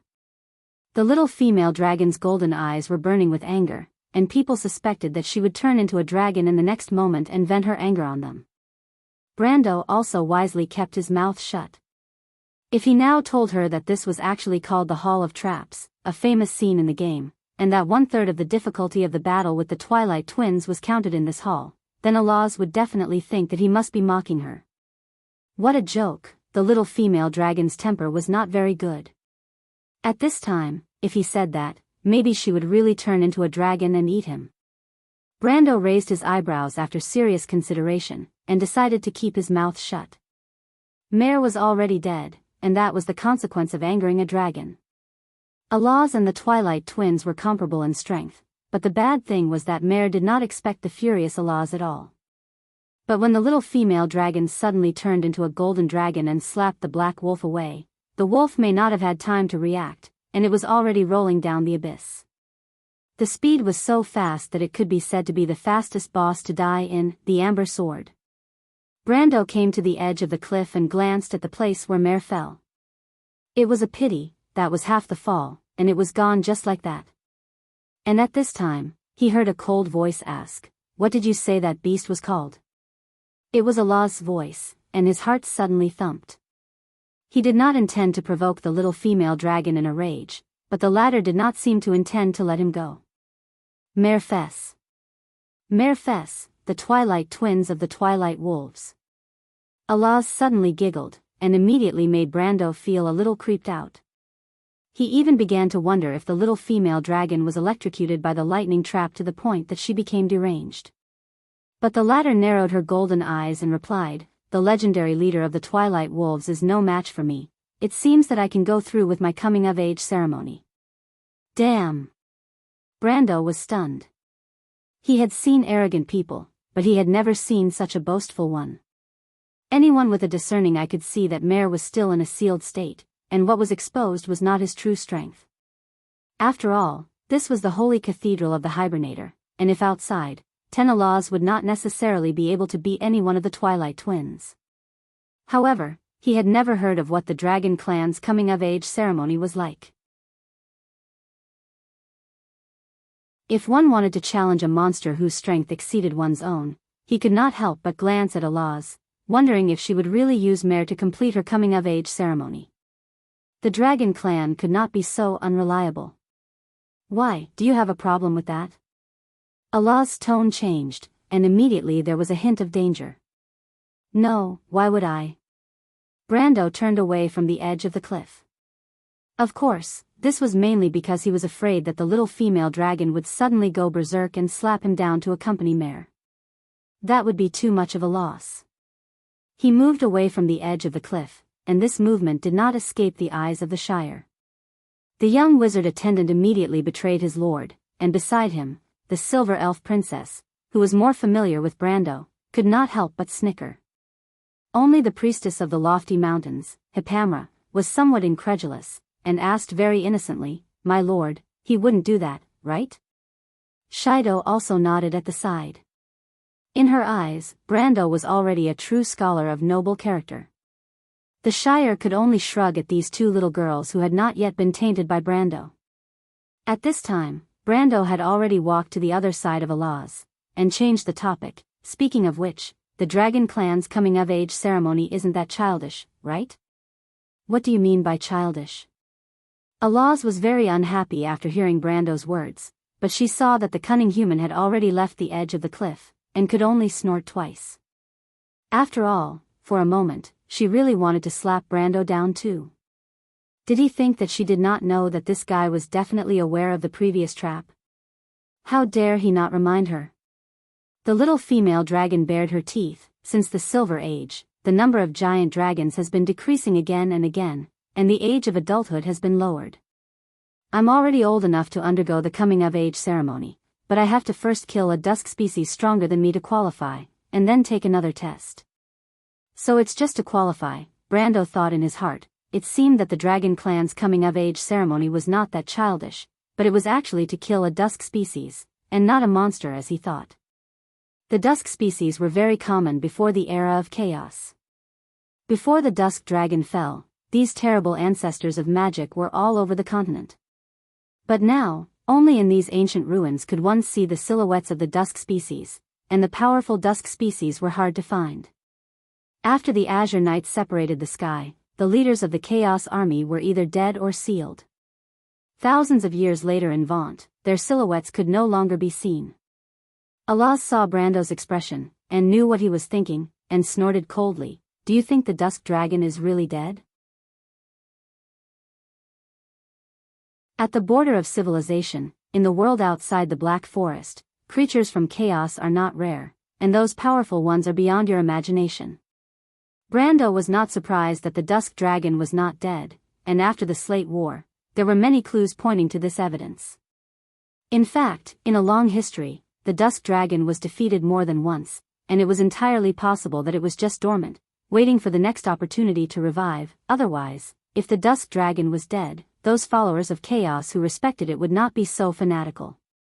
Moreover, Brando also knew that the dusk dragon did not have a physical body, but a manifestation of the rules, just like the world of Wond, where there was order, there was chaos. The two were not only opposite, but also dependent on each other. When Allah said this, he understood. The world outside the Black Forest, even the players of the previous world had not been to. If there was something there, he could understand. Allah continued proudly, "When Mr. Mephisto kills that one-eyed wolf, I'll take it as the result of the exam, the twin of dusk, the elders will definitely pass. Then my results can be said to be the most glorious of the dragons in 100 years. Wait, aren't you the one who killed them?" Brendel's jaw dropped. So what? Allah's rolled her eyes. Do they know? Who will tell them, you? Or those cruise people? The way the little female dragon rolled her eyes was surprisingly cute. At least this was one of the rare times Brando saw her act like a young girl, but she immediately showed her white teeth to threaten others. What a joke! Of course Brando would not tell on her. There was no benefit to telling on her. No, it was almost certain that he would be retaliated against by Allah's. He could ignore it, but his territory would be in trouble. Imagine, there was an evil dragon near your territory, not even a dragon. Allah's only needed to instruct Sheeta to find a nearby mountain to squat, and then every 2 or 3 days the merchants would be attacked and lose their food supplies. That was not something he could bear. After all, the current Tonajal was barely relying on commerce to prosper. If the trade route was hit, it would not be long before it returned to being poor. As for those cruise people, if they wanted to tell on him, would they be able to find the habitat of the dragons? That was not a sad little country like Erewhon, where you could come and go as you please. But in any case, he still felt that it was a bit too strange. Did the dragons not care about their coming-of-age ceremony at all? He stared at Allah suspiciously. The latter replied slowly, "I can see it as an adventure with you." So this is what it means to team up. Brando could finally be sure. The so-called coming-of-age ceremony of the dragons seemed to be such a child's play. And just when he was a little speechless at the strange coming-of-age ceremony of the dragons, there was finally news that Mephisto and Veronica had joined forces to kill the one-eyed dragon, Maine. Speaking of which, this unlucky dusk wolf should be considered an honor, to have a sword saint in the ultimate realm, a sword saint at the peak of the law, and at the same time, an imperial army commander to hunt it down together. In the game, Brando could not count the number of people who had this kind of honor.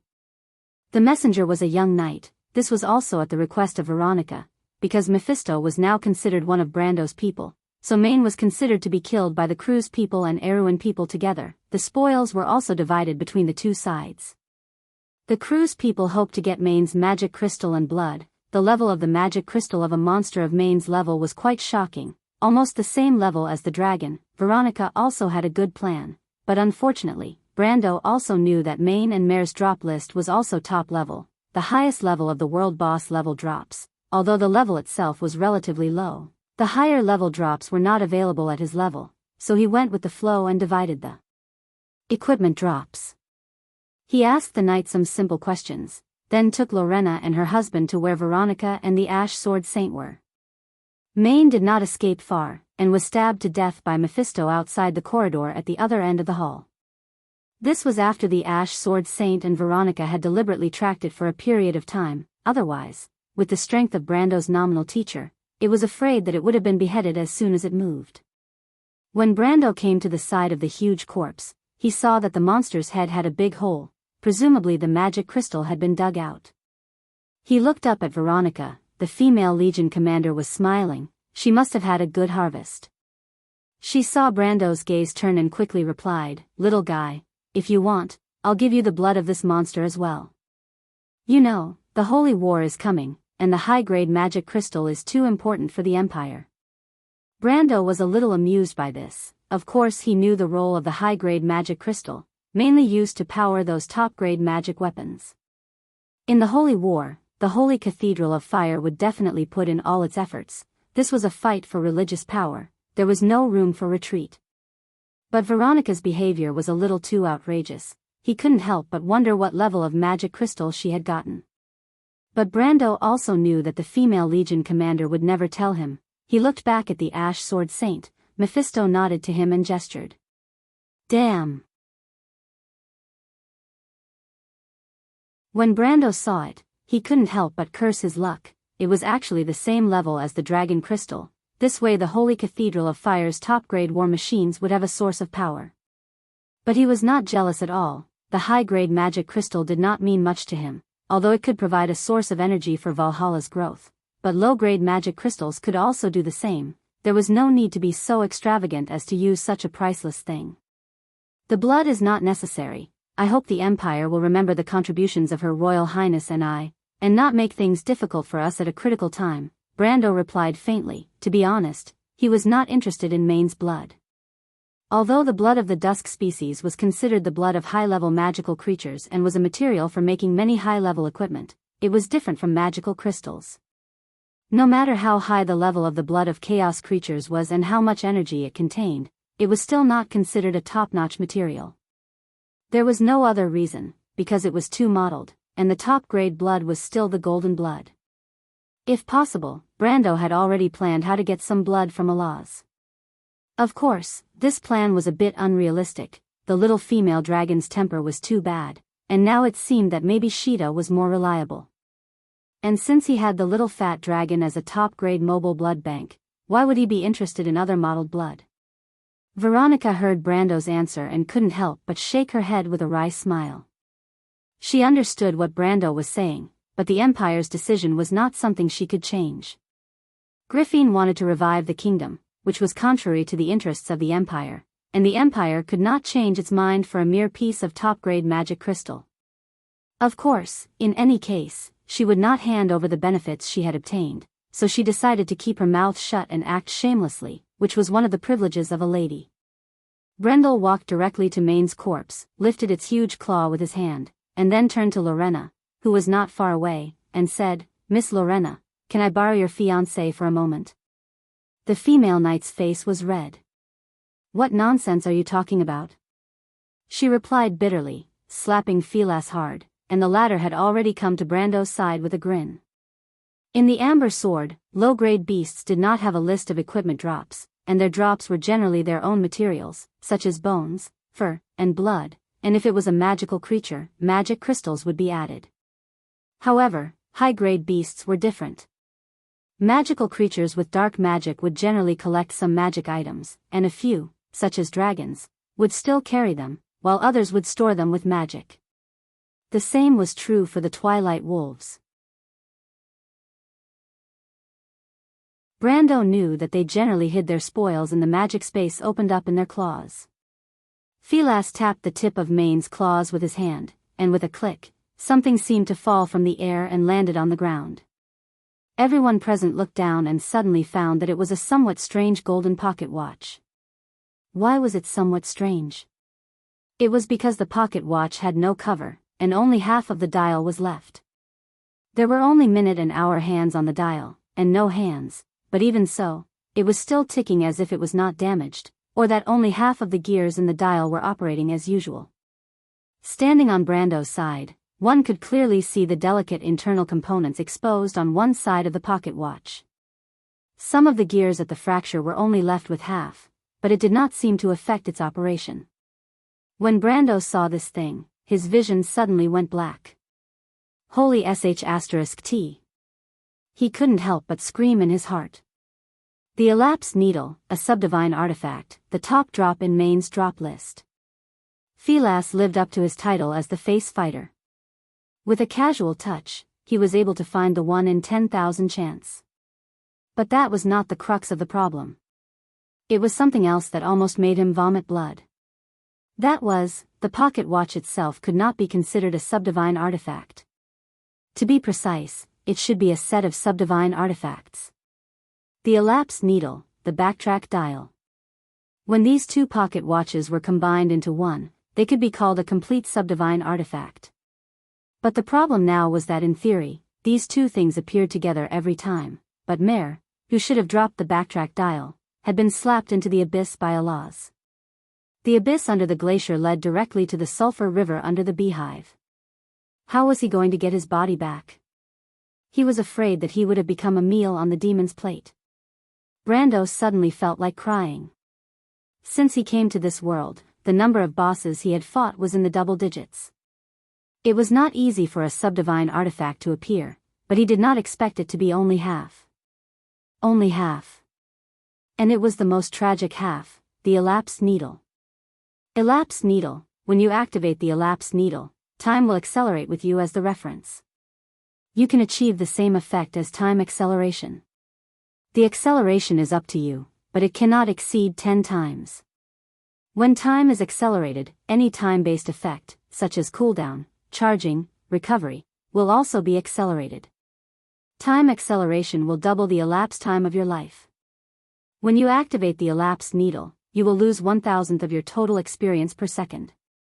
Every time the acceleration is doubled, the speed of your experience elapsed will also double.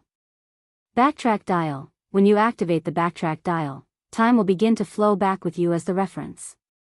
Time will return to the state you were in 10 minutes ago. All of your statuses, life status, experience, and all other statuses based on time, will be reset to the moment recorded in time. After the backtrack dial is used, it takes 72 hours to recharge. Without the elapsed needle of the backtrack dial, it was an artifact that could delete one's account. It claimed that using it for 2 minutes could completely return you to the existence before liberation. Brando had 1,000 words in his heart at this moment, but they were not as urgent as the desire to rush back and bite the little female dragon to death. Can't we just fight the monsters properly?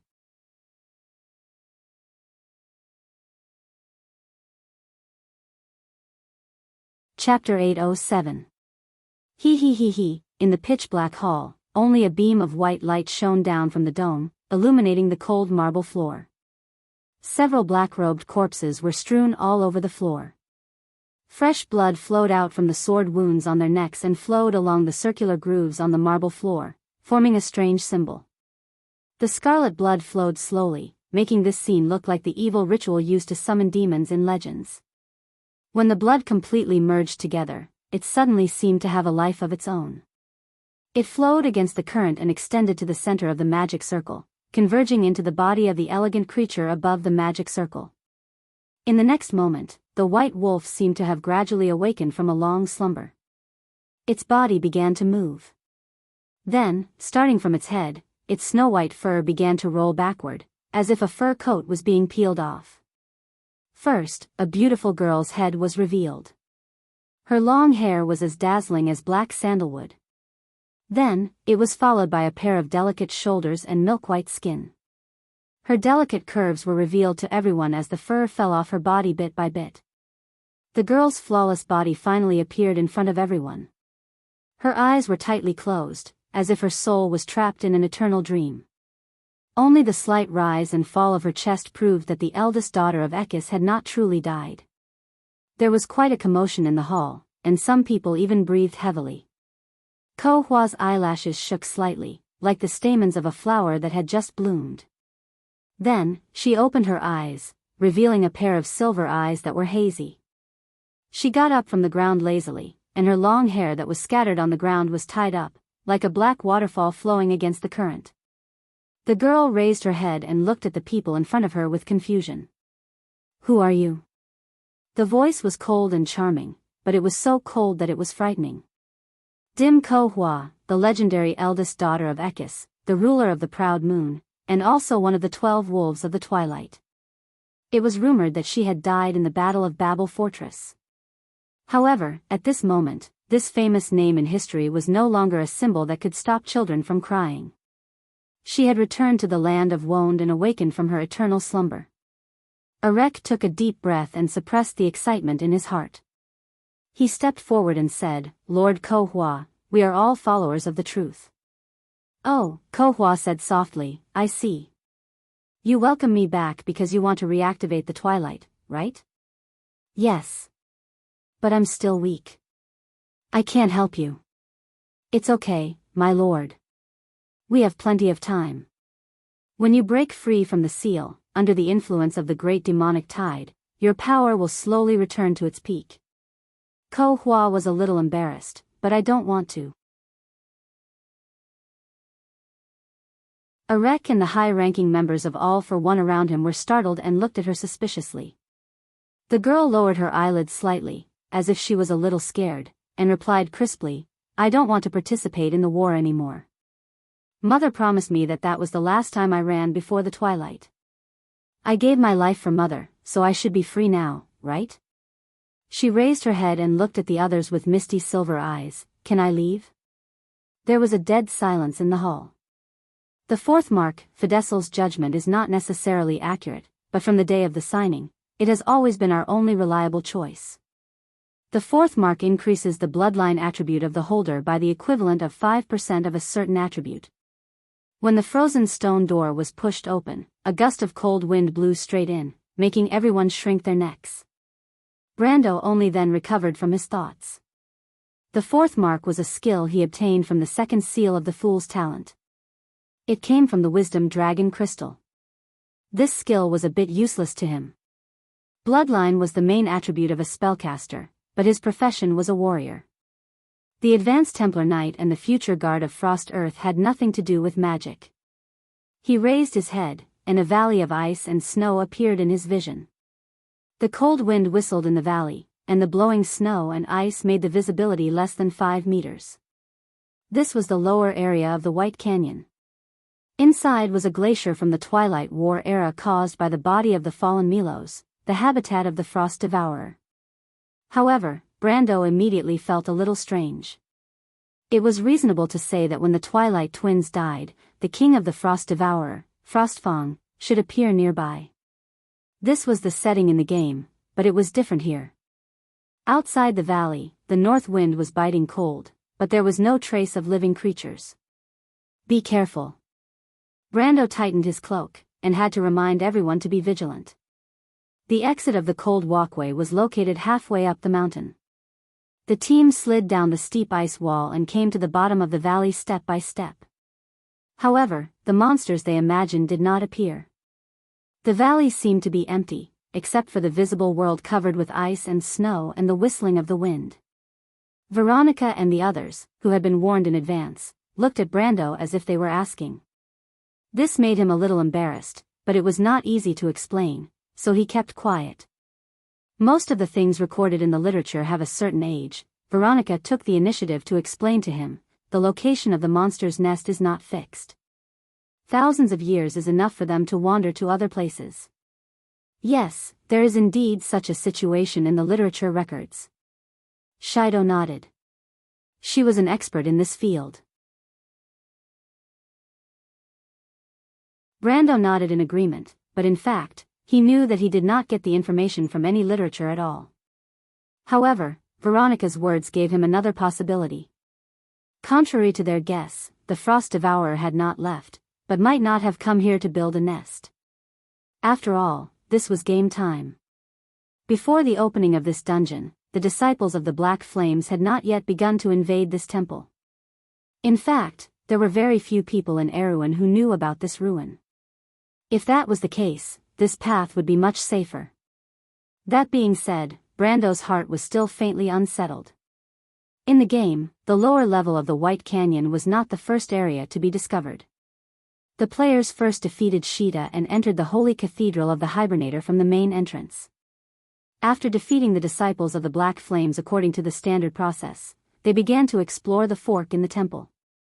Then the Spiral Hall was discovered, and in turn, they entered this glacier, and finally found the cold walkway and the underground entrance to the Holy Cathedral. Some things in the dungeon could be permanently changed. As the order of entry was different, the challenges encountered may also be different.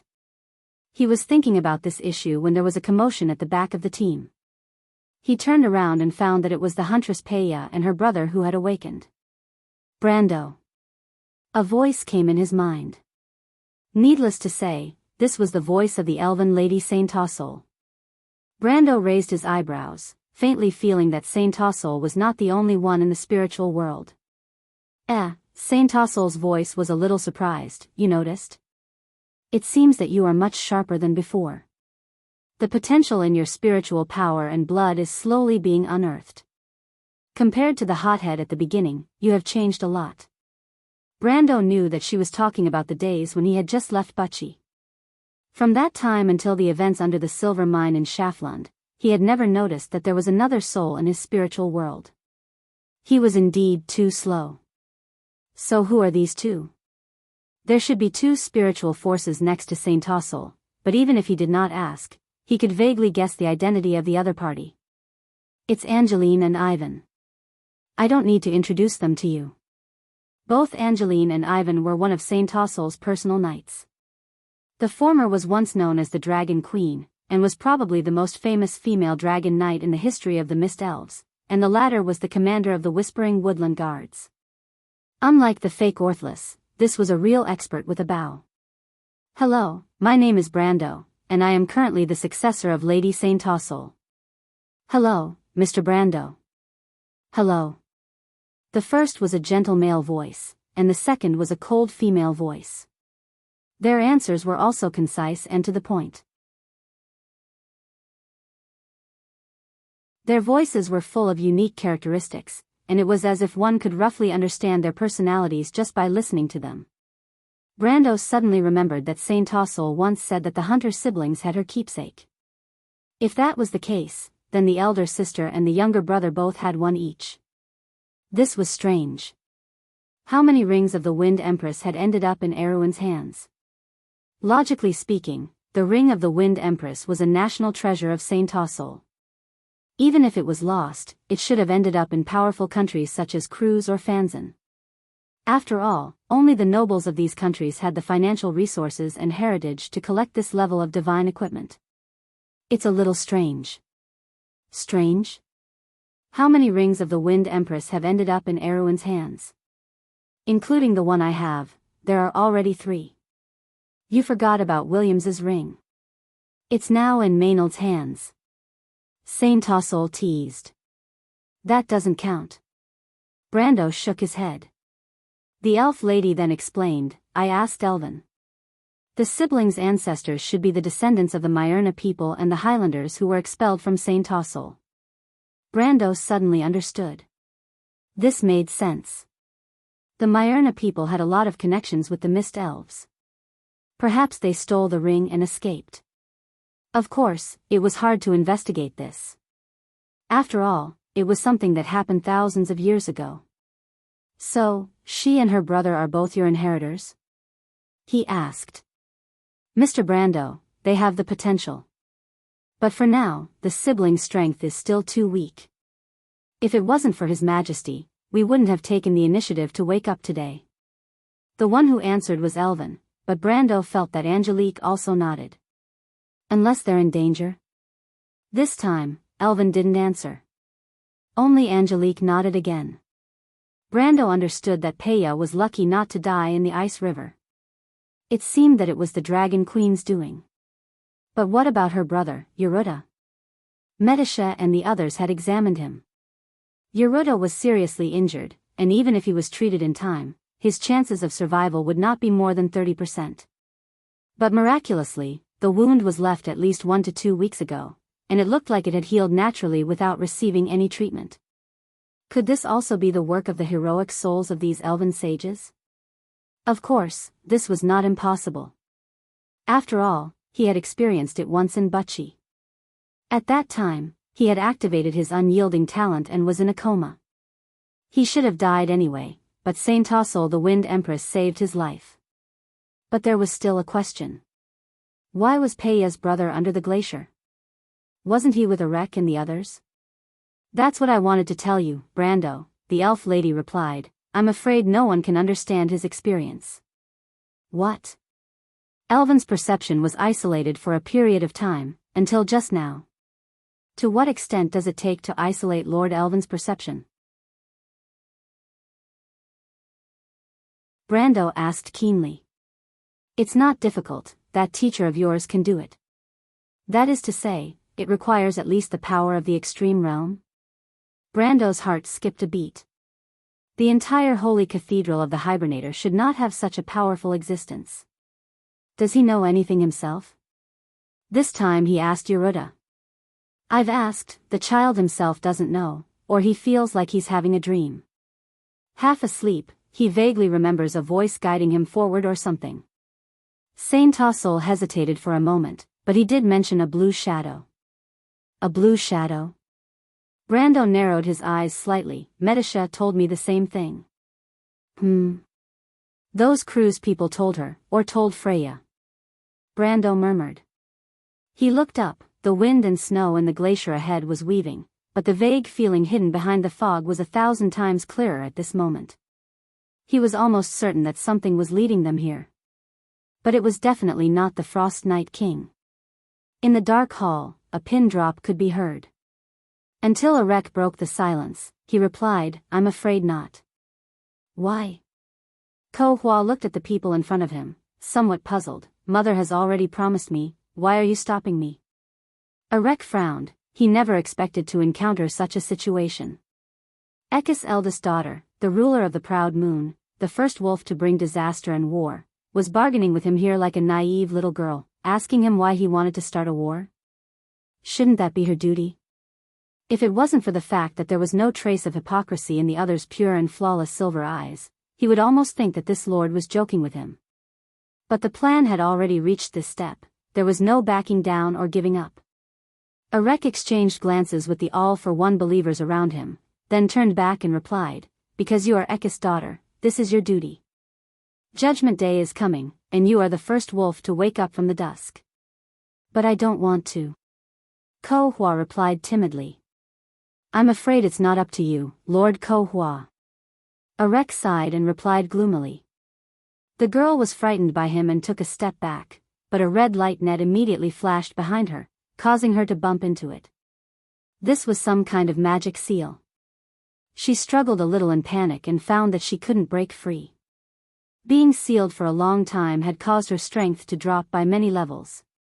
If it were in the past, she would only need to blow a breath to break this kind of seal. But now, she couldn't do anything. She turned back and looked at the others with some fear. "What do you want to do?" But at this time, Erek had already taken out a black crystal ball from under his robe. "I didn't expect it to come in handy. To be honest, I don't want to owe those guys a favor." The Duke shook his head and raised the crystal ball. When Ko-Hua saw that thing, her expression immediately changed. She stared at the annoying human in front of her with wide eyes and shouted in panic, "That's my soul fragment. Why is it in your hands?" The girl's face was pale and she almost trembled. Erek's expression didn't change, but he respectfully replied, "Please forgive this one's offense, Lord Ko-Hua." "No." Brando was talking with Saint Tossol when he suddenly remembered something. He stopped talking and seemed to have fallen into his own thoughts.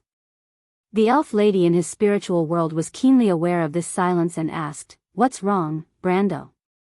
"Nothing, I just thought of something." Brando pondered for a while before answering.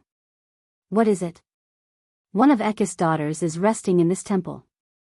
"Dim Ko-Hua, Ekis' eldest daughter, didn't you mention it before?" "Is that so?" Brando shook his head indifferently, but he was thinking of something else. Ko-Hua had the title of Double Goddess in the game, because the battle between the players and her would repeatedly go through 2 stages. In these 2 stages, Ko-Hua's temperament would also repeatedly switch between a pure and innocent girl and the evil eldest daughter of Ekis. To be honest, the kind Ko-Hua had a lot of fans among the players, but this in itself wasn't surprising. Most of the boss battles in the Amber Sword were strange, and there was more than one boss with dual personalities. But the reason why he thought of this was because some people thought that Ko-Hua's evil state wasn't her true nature. Among the players who had experienced Ko-Hua's battles, there was a saying that when Ko-Hua was in her evil state, she was actually being manipulated. But this saying didn't have any basis, and Brando once thought that it was just a self-deception by those fanatical fans. But he suddenly thought of the voice that had led everyone to the temple, the Blue Shadow, and couldn't help but feel a chill down his spine. That thing had signed some kind of contract with Sheeta in a certain era, but even Sheeta himself couldn't tell what kind of existence it was. Who was it, and what was its purpose? Brando could only think of the title of the Awakening God. But what was the Awakening God, and why did it summon them here? The more he thought about it, the more he felt that this might be a trap.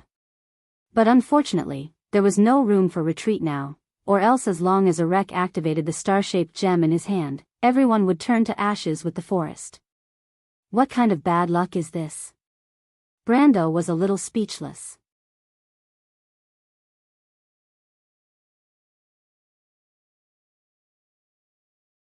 Chapter 808. He.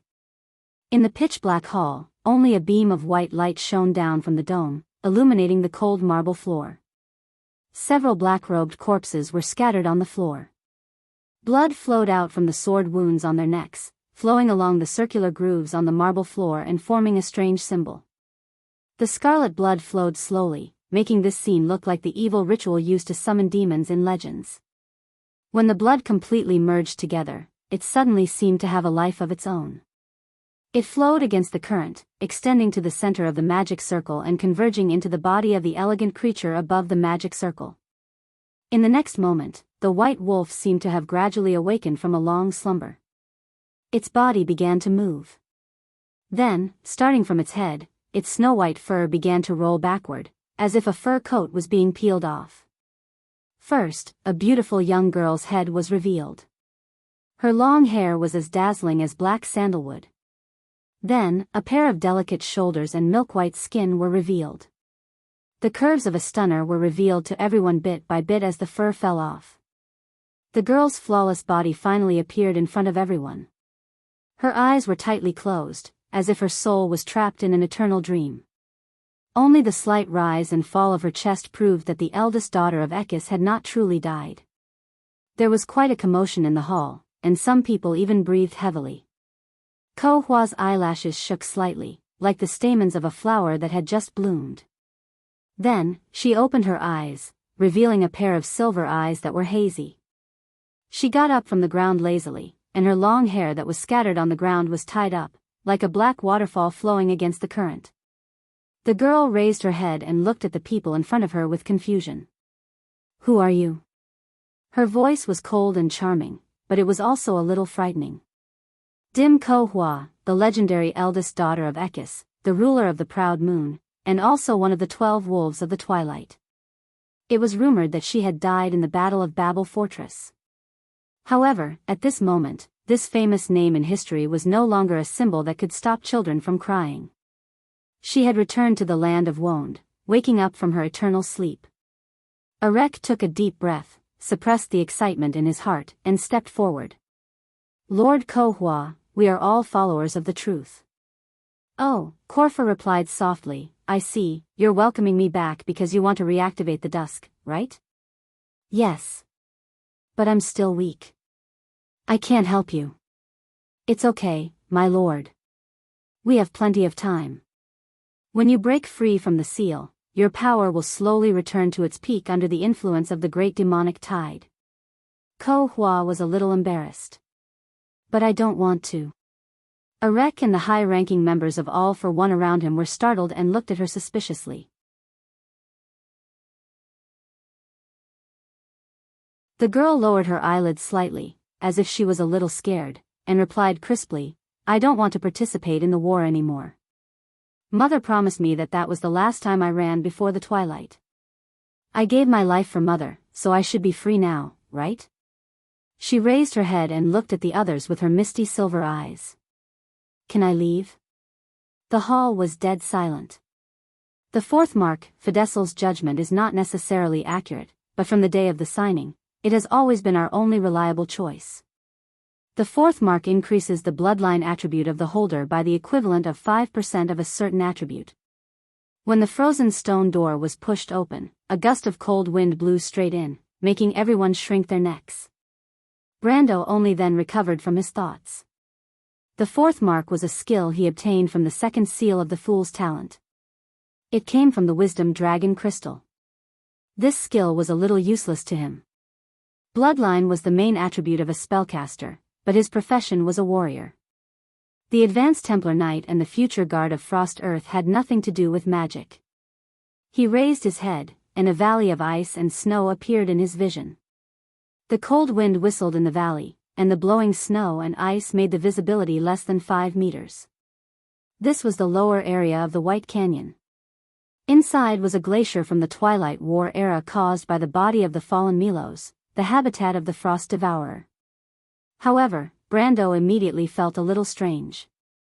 It was reasonable to say that when the Twilight twins died, the king of the Frost Devourer, Frostfang, should appear nearby. This was the setting in the game, but it was different here. Outside the valley, the north wind was biting cold, but there was no trace of living creatures. "Be careful."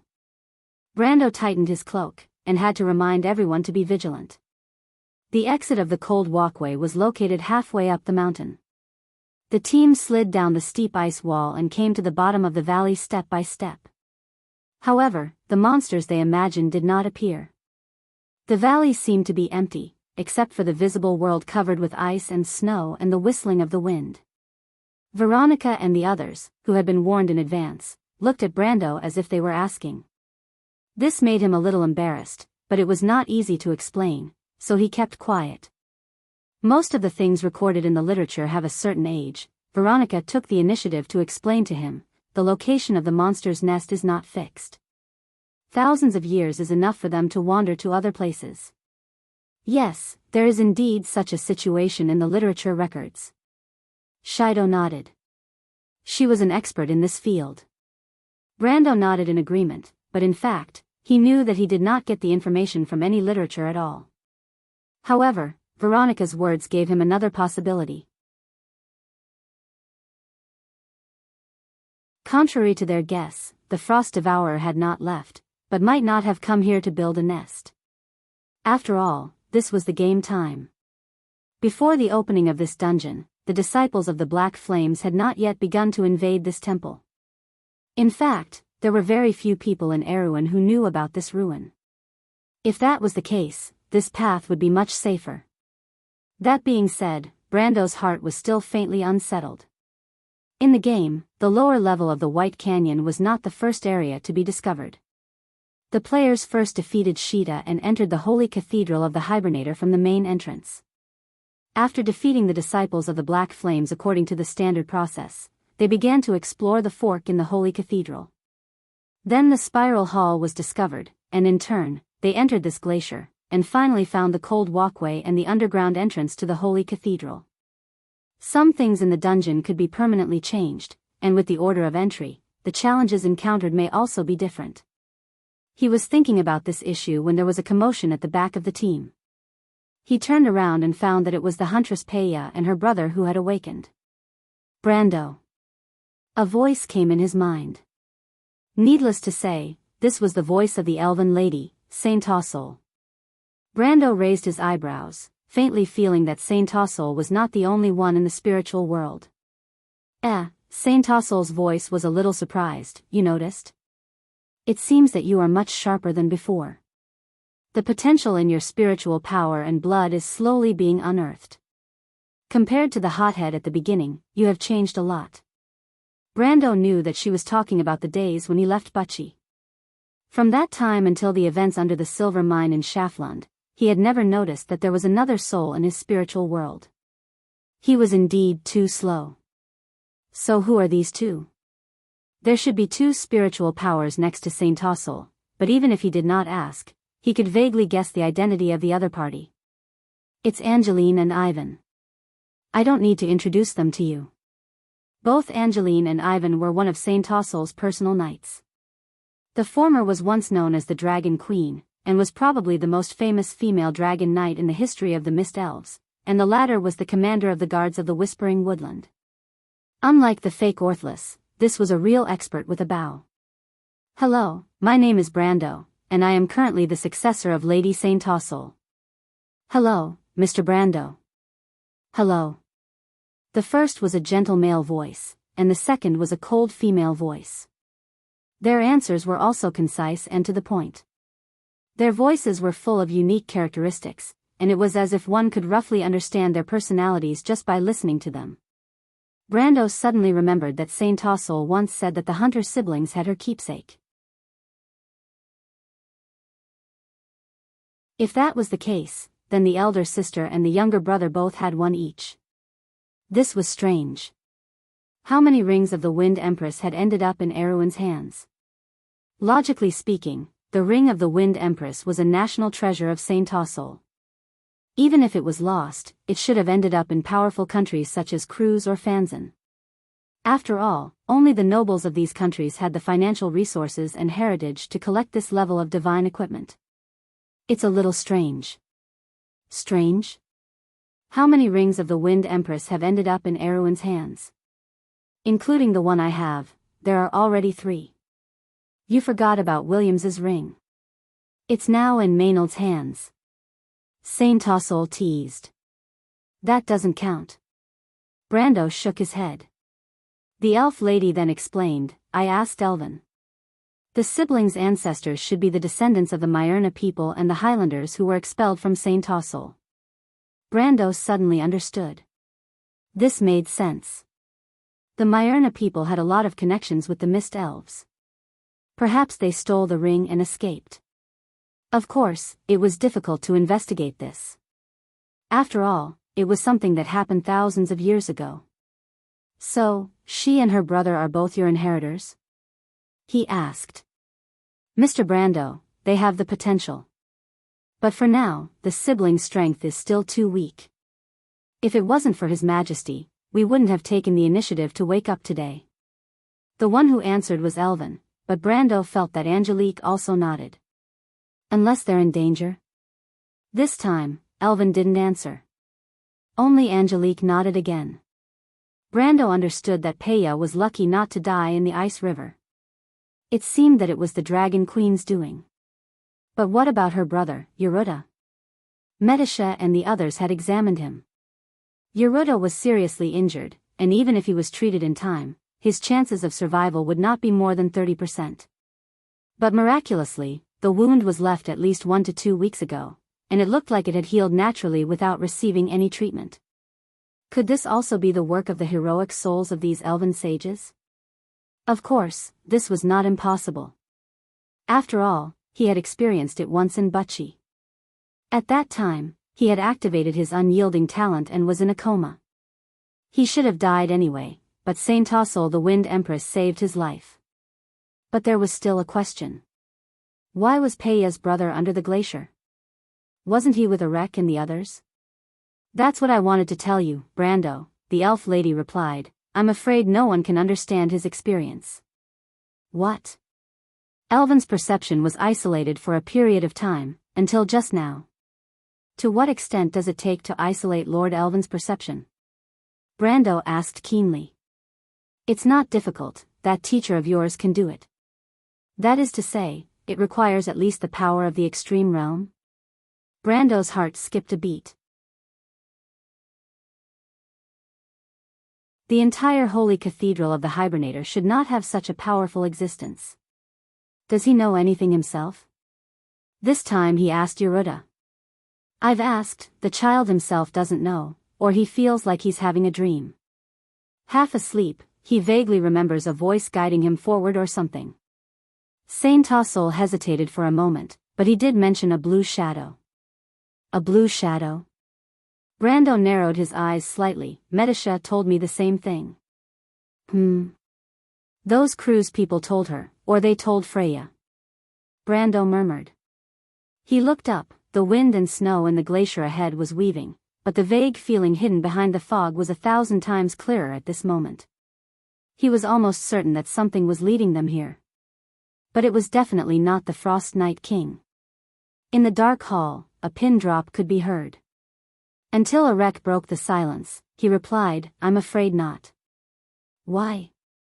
Ko Hua looked at the people in front of him, somewhat puzzled. Mother has already promised me, why are you stopping me? Erek frowned. He never expected to encounter such a situation. Ekka's eldest daughter, the ruler of the proud moon, the first wolf to bring disaster and war, was bargaining with him here like a naive little girl, asking him why he wanted to start a war. Shouldn't that be her duty? If it wasn't for the fact that there was no trace of hypocrisy in the other's pure and flawless silver eyes, he would almost think that this lord was joking with him. But the plan had already reached this step. There was no backing down or giving up.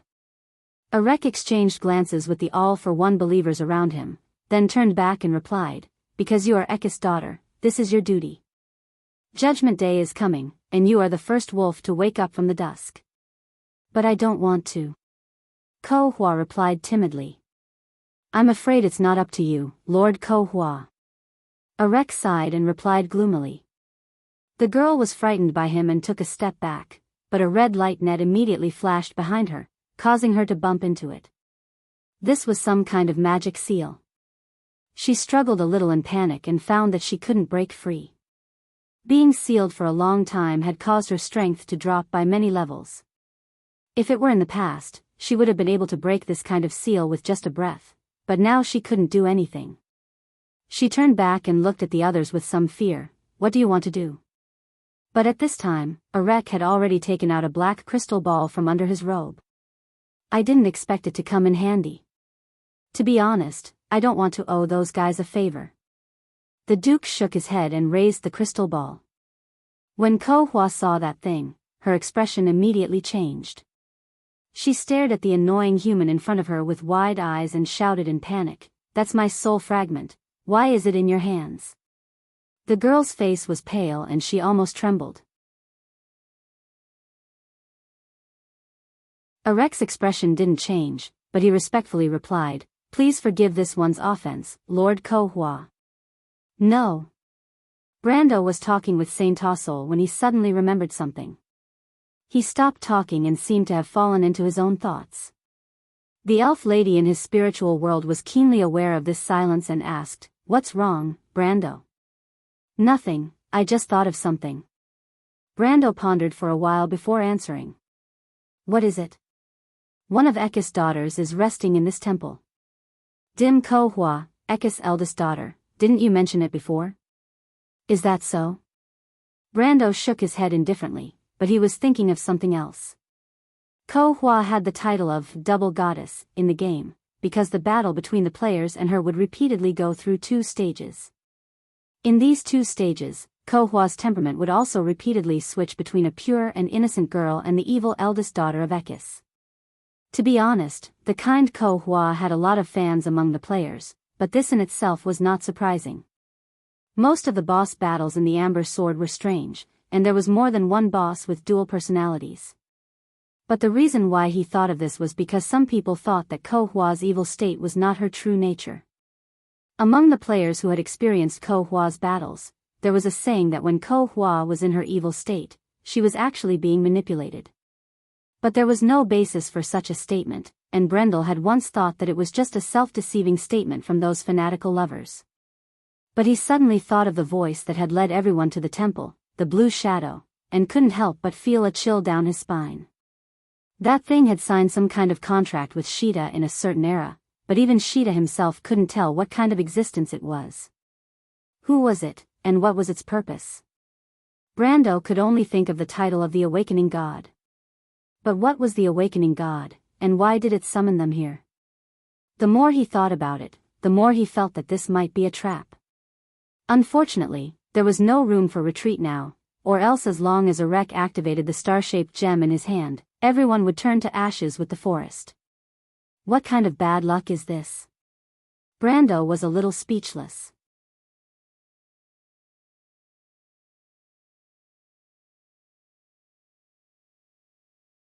Chapter 809. Until they crossed the entire glacier, the king of the Frost Devourer, Frostfang, which should have existed in the game, never appeared. There were only some frost wraiths in the snow.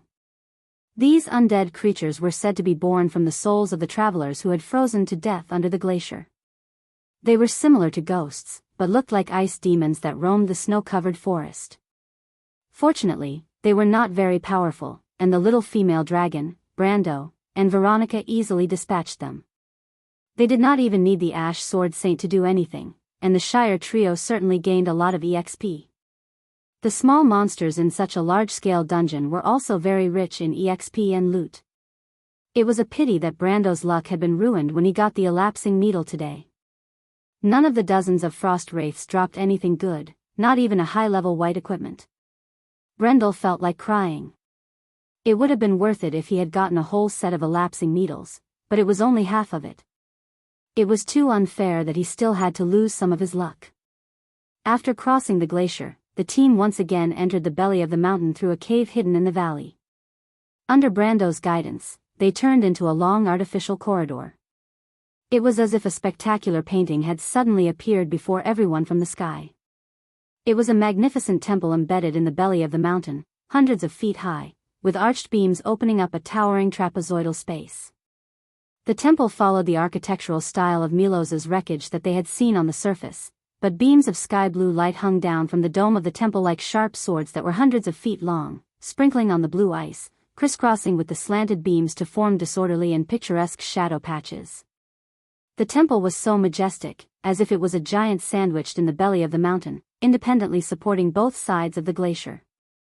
When they walked out of the narrow corridor, they could only feel that they were as small as dust. Everyone could not help but exclaim in their hearts. Even Brando, who had read the description in the guide, was shaken at the moment. This was the Eternal Extinction Square, and further back was the Spiral Hall. This was the creation of the civilization from the previous era. The square was still echoing with the tragic cries from that war. Then, everything fell silent, leaving only the silence of the tens of millions of years later. What's that? It was not known when the little prince had run to the front. He curiously stared at the groups of blue light balls cruising in the square below and asked. Breath of Frost. Those were the activation spells that had been awakened from the ancient battlefield by the dark magic power. However, the number of activation spells was astonishing. From one end of the square to the other, there were at least 1,000 of them. They were scattered like stars in the night sky. Veronica couldn't help but feel a little troubled when she saw this scene. This kind of ancient activation magic was quite difficult to deal with. If there were only a few dozen of them, it would be easy to deal with, but there were thousands of them. Even if she and the Ash Sword Saint attacked together, along with the little female dragon and Brando, she was afraid that they would be drowned. Kill them directly? Veronica took a deep breath. The scene in front of her also proved that the ancient war was tragic. How dense the explosion of magic was needed to cause so many activation spells to gather here thousands of years later. There was another ancient battlefield in Wonde. That was the place where the four sages and the dark dragon had the final battle. Today, that place was called the Dead Land. A large number of activation spells were active in that place, but the number was not as ridiculous as here. The battlefield spanned dozens of miles, and there were only a few hundred activation spells wandering around. But here, Veronica could not help but shake her head. I'm afraid it will take a few days to clean up all of them. We don't have that much time.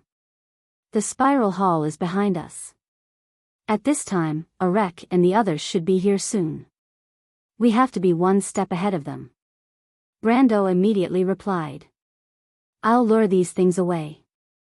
I'll give you a signal later, and you guys will go through the square. No. No. Brando was slightly startled. When he turned around, he found that the ones who objected were the little female dragon and Medisha. The little female dragon looked at him up and down, and replied with some dissatisfaction. You are my toy. Before you act on your own, shouldn't you ask for the master's opinion first? Medisha, on the other hand, was more worried. My lord, your identity is different from before. There is no need to take the risk yourself. As a superior, you have to learn how to do things. Brando raised an eyebrow. Why did this line sound so familiar? He looked at the silver elf princess and asked. What else did Amandina say to you? The silver elf princess' face turned red. She stammered. No, this is what I wanted to say. Brando looked at the red-faced Medisha and couldn't help but find it funny. He probably didn't expect the little elven princess to have such a side. He was about to comfort her, but at this time, Veronica also spoke. Her opinion was similar to Medisha's. Brando, you are not the strongest among us. The little princess is right. Leave it to me or Mephisto. Brando shrugged and directly ignored the little female dragon's previous nonsense. As for Veronica's question, he had his own opinion. In fact, it wasn't as dangerous as imagined. It was just luring the monsters. If a pure warrior who had more than 100 levels in the game didn't even know how to do this, then he might as well buy a piece of tofu and kill himself. Moreover, luring away these icy breaths here was a very famous technique. Players used to farm materials here. This was a necessary method. Although Brando hadn't personally tried it, he couldn't say that he didn't know how to do it. But it didn't mean that Mephisto or Veronica couldn't learn this technique. In fact, it wasn't difficult. The problem was that this technique required a prerequisite, and that was to be familiar with the terrain. And among everyone present, only he could reluctantly say that he was qualified to meet this condition. And there was no room for mistakes. Once surrounded by thousands of icy breaths, even Mephisto would not be able to escape easily. If that happened, it would turn into a direct battle, then there would be a lot of fun. Just like Veronica said before, it would take a few days to finish. So in the end, he shook his head. Master Veronica, Master, it's not difficult to lure these monsters away. But do you know where to lure them? I know because I am more familiar with this place than you. Let me try first. Don't worry, if it's troublesome, I will find a way to return. How will you return?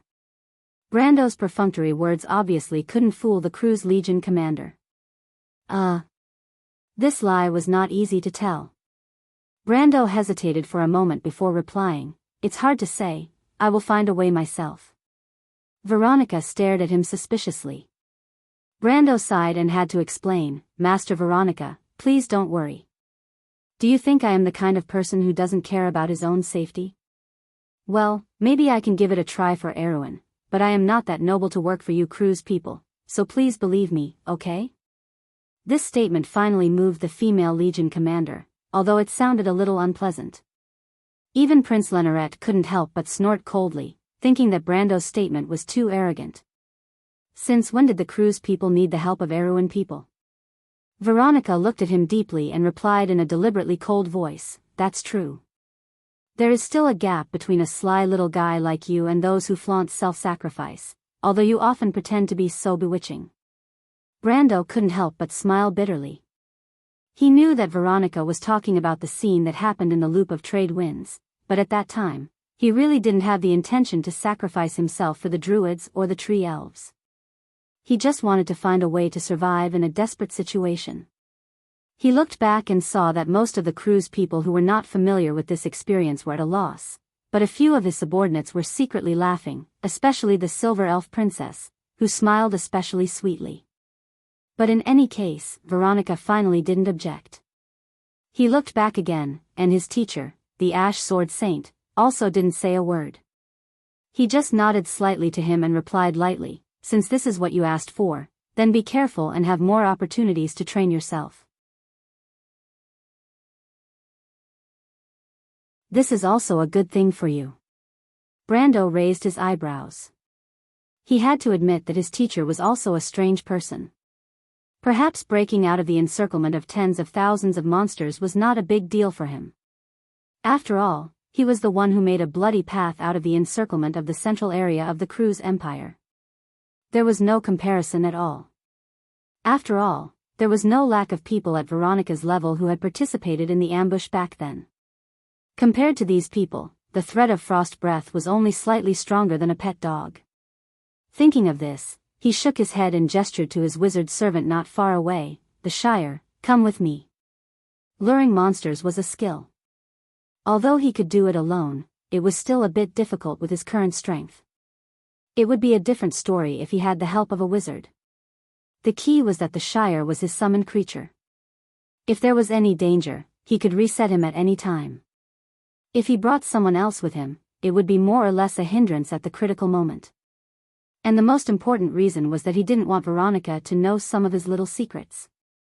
In the face of his lord's summons, the Shire could only sigh. He spread his hands as if he had already expected this. Anyway, as long as it was hard work, he would be indispensable. "My lord, I didn't owe you anything in my previous life." "It's hard to say, but I think I probably owe someone." Brando replied somewhat helplessly. "Someone?"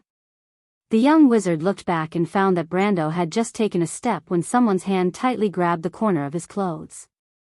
Brando helplessly turned back and met Scarlet's bright and somewhat worried eyes. "You wait for me here, Scarlet, I'll be right back." "Oh no, it should be that we'll meet on the other side right away, okay?" Brando felt that the phrase, "right away," was a bit too unlucky. Why would he come back? So he quickly changed his words. However, the red-haired girl looked at him and shook her head seriously. That was not good. The detection range of the breath of ice was about 30 feet, and the perception of the activation magic was very poor. Furthermore, his level was higher than the theoretical entry level of the Holy Cathedral of the Hibernator, so Brendel only stopped when he was about 25 feet away. The Shire followed closely behind. A wizard's stealth ability was far inferior to a warrior's profession, not to mention compared to Nightingale. However, magic could solve this problem. He used the law of sound absorption to completely eliminate the sound of his footsteps, so his steps sounded lighter than Brando's. Then, it was Scarlet. Brando couldn't persuade the mountain girl, so he had to let her follow. Fortunately, Scarlet's strength was not weak, and she had dragon blood. It would be difficult for her to hide her voice in front of those monsters who were good at detection, but it was not a problem for a half-deaf, half-blind thing like the frost breath. Just that, Brando looked back again and saw the sneaky faces of Alaz and Sheeta. "What are you doing here?" Brando stared at them angrily. "I'm afraid I'll lose my toy." Alaz's answer was natural. "She caught me." Sheeta replied, wanting to cry but without tears. Brando was a little speechless. If he had known, he would have just taken everyone to break out of the encirclement. These 4 or 5 people together to lure the monsters was simply a fantasy. He had to fiercely gesture to Alaz, "Listen to my command later." "What's with your attitude?" The little female dragon seemed very dissatisfied, but after a while, she added, "But if there's a reason, I can still consider it." Brando snorted softly, hiding behind the first beam, and pointed to the beam on the other side and said, "See over there, the frost breath attacks by rays, with a range of about 120 feet. They move by flying, with a movement speed of about 15 feet per second. However, we have 5 chances to avoid their pursuit through the beam, so if your own explosive speed can't reach more than 12 feet per second, just obediently retreat." With that, he looked back at the others. But Alaz looked at him as if he was an idiot. "What are you looking at?" "Of course it's a question." Brando replied. "Are you an idiot? We're dragons." The little female dragon replied snappily, "We can run faster than you even if we walk." "Him too?" Brando used his chin to point to the little fatty beside Alaz. "My lord, although I don't like to exercise, I'm still faster than you no matter what." Sheeta stuck out his little belly and replied in a low muffled voice. Brando couldn't help but touch his face, feeling that it was a bit of a blunder. The giant dragons were the golden people, and a combat-oriented race. Their physical fitness was naturally not for show. He just kept the habit of being a leader and asked subconsciously, but forgot about this. He looked at Scarlet again. The mountain girl did not answer, but the other party was half dragon, so naturally there was no need to say more. He had to turn his attention to the Shire. "My lord, I have a dimensional gate." The wizard's servant pondered for a moment and replied with a smile. "So, I'm still the slowest?" Brando suddenly felt a little embarrassed. "Well, more or less." The Shire looked at the others. Alaz and Sheeta were giant dragons. Scarlet could also be said to be half a dragon, and he himself had magic, so it seemed that the Lord was indeed holding them back. "How about it, little Brando?" Alaz seemed very happy to see Brando deflated, and couldn't help but giggle. "Now you understand, we're here to help you. Without this young lady's help, I'm afraid it will be very difficult for you to complete this mission." This is secondary. If you were to be killed by these flies, then wouldn't the toy that I had painstakingly obtained be gone? This is very bad. Brando knew that the little female dragon was deliberately going against him, as if she had been holding a grudge ever since she knew that he gave the golden apple to Scarlet. But he suddenly thought of a plan. "Alaz, how about we make a bet?" "A bet?" The little female dragon narrowed her eyes, and subconsciously became a little vigilant. "Well, what I want to say is, to lead these monsters away so that others can pass, it's not as simple as you think. If you think that it's enough as long as you're fast enough, then you're gravely mistaken. And I can tell you, even if it's speed, you can't compare to me here." Brando replied, "So, I suggest that you and Sheeta go back and act with the others, and leave this to the professional personnel department." "Don't give me that, I'm not going to be provoked by you." Alaz snorted. "But how do you want to bet?" Brando snickered. This little female dragon did not mean what she said, and he had already experienced it. He quickly replied, "Didn't I say, let's compete in speed to see who gets to the finish line first?" "Competing in speed with the dragon race?" Alaz's eyes widened. "Are you crazy?" Brando nodded seriously. "The loser must unconditionally agree to a condition of the winner." "A condition?" The little female dragon was slightly startled, and suddenly hugged her chest, her little face red, and shouted with some anger. "What are you trying to do, shameless? F***ck, what are you thinking about?" Brendel almost screamed when he saw the little female dragon like this. He hurriedly put up a finger and gestured for her to keep quiet. Then, he poked his head out to take a look. Fortunately, the icy breaths that were cruising outside did not seem to notice the noise here at all. It was indeed worthy of the title of being half-deaf and half-blind. He breathed a sigh of relief, turned back, and scolded Alaz angrily. "Are you crazy? Do you want to die here?" Alaz looked at him hatefully, showing her fangs, and retorted, "Who told you to make such a shameful request?" "How is it shameful?"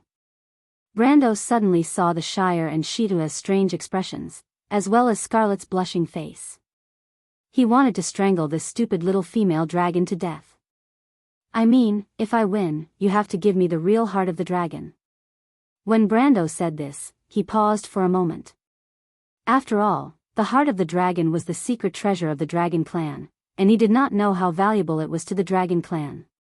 It was just that Princess Magadal needed to rely on the heart of the dragon to revive, so he came up with this idea in a hurry. Sure enough, as soon as he opened his mouth, Sheeta hurriedly shook his head. "The heart of the dragon is mine." But unfortunately, Alaz looked at him suspiciously and asked, "That's it?" "Okay, I agree. Sister Alaz."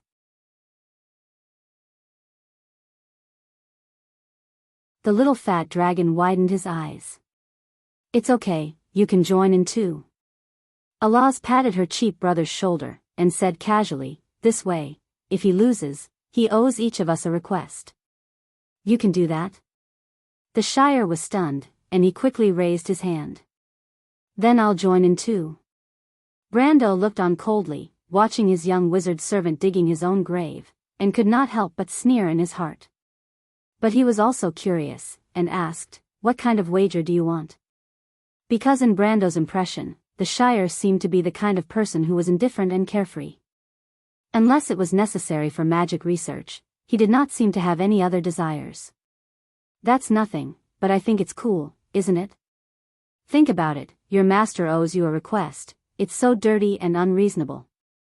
The Shire could not help but answer with a smile. Damn, Brando was speechless at his servant's strange idea. But when he turned around, he saw Scarlet's face was red, and she raised her hand. "You want to join in too?" "Yes." "Damn." For a moment, Brando could not help but have such a thought in his mind. This was indeed very dirty and unreasonable.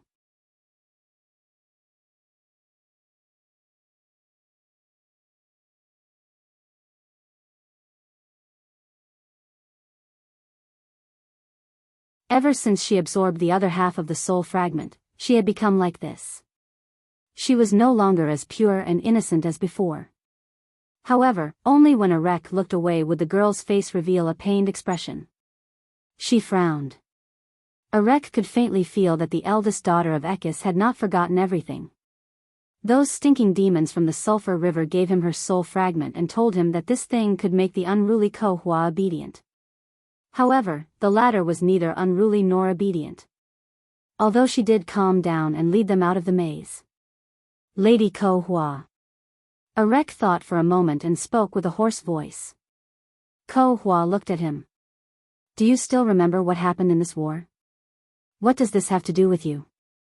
"I just want to pay my respects to that great war." The girl raised her head and looked around the hall with cold eyes. "This is Main's subordinate." When the offspring of Fenrir attacked the Promenade of Meditation, they collided with the 7th Legion of the Seraphs. They fought here, as you can see. And then? There is no then. The dying Milos activated the central core, and the light of death shrouded the entire battlefield in an instant. Main, Mare, and I, as well as the third column of the No Race and their commander, were forever frozen at this moment. The Frost Giants lost their father forever, and the Twilight Legion also suffered heavy losses. The Central Core? It should still be somewhere around here, but you can rest assured that it should also be severely damaged and will no longer pose a threat to you. Erek nodded and no longer spoke. However, there was a rare surge in his calm heart. He could imagine what kind of war it was. The No Race, the offspring of Fenrir, the Seraphs, the Frost Giants, the most terrifying names of the ancient era were all turned into dust in an instant. Even an existence like Ko Hua was no exception. This was the Twilight Legion. Thinking of this, he could not help but respectfully bow his head.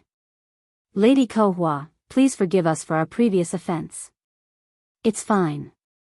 Under Ko Hua's hood, there was no fluctuation in her blood-red eyes. She glanced at the human in front of her, without joy or worry. But in the depths of her eyes, there was a blazing light. Perhaps even Brando would not know that the Central Defense Corps of the Holy Cathedral of the Hibernator had such a glorious past.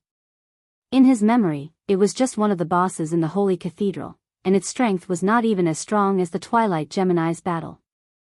The Corps was located in one of the halls in the central labyrinth. Before the players reactivated it, it would only be silent under the dust forever, and even the Central Core in its activated state was nothing more than that. And at this moment, Brando was fulfilling his bet. Wait, Allah's voice was hurried, but it was very pleasant to the ears. She stared at Brando. You are not allowed to use that thing you got earlier. So she still remembers the elapsed needle. At least you're not that stupid. I'm not crazy enough to burn experience points for a bet. Brendel thought to himself, you're not that stupid. Other items can't be used either, Alaz added. You're too nosy. Is this how you make a bet? You're trying to cheat. Alaz revealed a pair of sharp canine teeth, as if she would bite Brando if he did not agree. Brando had to raise his hands in surrender. Okay, you have the final say. The little female dragon was smug, feeling that she had prevented Brando from being sneaky. With her own ability, she did not think that Brando could get ahead of her. She was a dragon, and the strongest of the dragons, the gold dragon. Although she was not as fast as the blue dragon, she would not lose to a human. But immediately, she knew how big a mistake she had made. It turned out that the core of this bet was to pass through the monsters, and not simply to compare who was faster. The little female dragon realized this with despair. Thousands upon thousands of icy breaths, even a dragon wouldn't dare to touch them lightly. Every time she wanted to move forward, those little bits of revitalizing spells gathered together like a wall, blocking her way forward. Alaz naturally did not dare to dive in like this. She had no choice but to go around. Fortunately, Brando pointed out 6 pillars to them that could be used to bypass these revitalizing spells, otherwise the little female dragon would have gone crazy. If she did not follow the route pointed out by Brando, she found that she could not move forward even half a step. However, the cunning human was able to slip through the gaps between the monsters every time. Even at such a close distance, only a few frost rays hit him. For the sake of fairness, each of them had the Shire's frost barrier on them, and these few frost rays hit Brando. It had no effect at all. Damn, there's a constant dimensional anchor in this place. The Shire's strange cry came from nowhere. In short, except for Scarlet, the remaining 1 person and 2 dragons were somewhat crying. The young wizard's servant finally knew why his lord looked at him with a smile that was not a smile. It turned out that he was looking for his own death. However, he couldn't figure out how his lord knew that there was such an obscure enchantment spell like dimensional anchor in this place. Brando was laughing secretly. Alaz would never understand what the problem was. In fact, before someone invaded, the frost breaths were naturally distributed throughout the square. Since it was naturally distributed, the huge amount of frost breaths could not lie evenly on every inch of the ground. And the fact was that before being stimulated by external objects, most of these revitalizing spells were actually grouped together in groups of 3 or 5, but because there were too many of them, it looked like the whole square was everywhere. In other words, there were still 1 or 2 fixed cutting routes. These classic cutting routes were also summed up by the previous players from repeated failures. Only after thousands of failures could a pattern be found, and no matter how smart or talented Alaz was, it was impossible to find the only correct path among thousands of frost breaths at a glance. But Brando could. This was the advantage of having an information lead, or cheating. He took the lead and cut into the only correct route, and then broke into the group of frost breaths, like poking a hornet's nest. Although Brando's speed was not too fast or too slow, it could be said to be just right, almost blocking the reaction speed and shooting distance of the frost breaths, so these revitalizing spells were almost helpless against the fly that passed between them. But have you ever seen an angry bee swarm? These frost breaths were the same at present. Although their reaction was very slow, once they moved, the huge number was extremely terrifying, especially when Brando deliberately disrupted their pace, causing them to jam together behind him.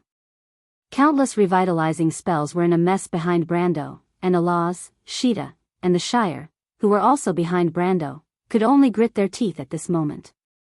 Before the frost breaths moved, they could not find the path through them, let alone after they moved. In front of them, the frost breaths were like restless waves, and anyone who wanted to plunge headfirst into them would probably end up with nothing left of their bones. Alaz walked forward for this distance, and could only stop and stomp her feet. Brando, you damn cunning human. The little female dragon waved her claws and roared at Brando's back from afar. Brando pretended not to hear. He was bypassing the last pillar, and at the same time threw 2 stones into the 2 piles of frost breaths not far away. This action was no different from poking a hornet's nest, and the revitalizing spells over there immediately fell into a frenzy and chased in his direction. He looked back again, and the revitalizing spells in the middle and front of the hall had been left behind by him for a long time. Except for the sporadic attention attracted by Alaz and the Shire, most of them were led in his direction. If he remembered correctly, there were 2 exits to the north of the Eternal Extinction Square, and the eastern exit led to the central maze. He intended to lead these frost breaths there first. But there was a problem here. First, there were 2 giant revitalizing spells at the exit. With his current speed, it was difficult to avoid the opponent's attack. Second, after these revitalizing spells were led over, how could he turn back? It was not that there was no way in the game, but he was a warrior, not a nightingale known for her agility. In fact, this was the difficulty of the whole monster luring technique, but Brando knew that most of the techniques of that era had some flaws. For example, he himself had modified a lot of meaningless action paths. For himself, he was still very confident. After all, he was a warrior with a pure profession over level 100. If his agility was not enough, he would rely on experience to make up for it. Looking back again, the frost breaths clustered together were closer, but the huge number limited their forward speed. Brando estimated that the revitalizing spells on the left and right were a bigger threat to him. In fact, at this time, several cold rays were shot at him from both sides, but Brando gently leaped and let all the attacks fall behind him. He crossed the hall horizontally and came near the last pillar. He raised his head, and the eastern exit was close at hand. Near the exit in that direction, there were 2 giant revitalizing spells. Those things looked like an enlarged version of the frost breaths, each at least 60 or 70 feet in diameter. Around their bodies, there were some dazzling blue spots, like orbiting satellites, but Brando knew that it was their attack method, so he deliberately avoided some. But in any case, in the end, he still had to pass through the middle of the 2 frost breaths. There was no shortcut, he could only rely on the county. He immediately sank his consciousness into the world of his mind and ordered, the county. The long line of people in black robes stopped in front of a quaint door. The door was also made of the obsidian material that could be seen everywhere here, but it was covered with star-like textures. In the center of the door, the stars surrounded a star, and there was only a groove left in the position of the star. Everyone looked up at the giant door, which was 120 feet high. There were 2 skeletons by the door, each holding an ice-blue giant axe, their heads hanging down, and their helmets split in 2. These are the frost giant forbidden guards? Devard's voice hissed. Arek nodded. We're here. Behind this is the spiral hall, Kohua replied coldly. The Duke turned his head, and the black-robed knight of All for One came into his sight. Find a way to open this door, and the others, guard this hall. He took a breath, and his heart finally stirred. The plan had finally reached the last step, and success was in sight. But Arek suddenly narrowed his eyes and noticed that the promenade of meditation led to a dark corridor. He glanced over there and asked, "What direction is that?" The hall was silent, and no one answered his question. He had to turn his head to Ekis' eldest daughter. The latter looked at him silently. Eternal Extinction Square. Where is that? I don't know. Ko Hua shook her head, as if she really didn't know. You don't know? But I know that the main brothers escaped in that direction. Why, you don't believe me? Ko Hua looked at a wreck with her blood-red eyes, and her eyes were calm without the slightest fluctuation. Alec furrowed his brows. Devard, he ordered, take some people there and have a look. Ko Hua didn't seem to care about the other's order. She turned her head and quietly looked at the giant obsidian door in front of her.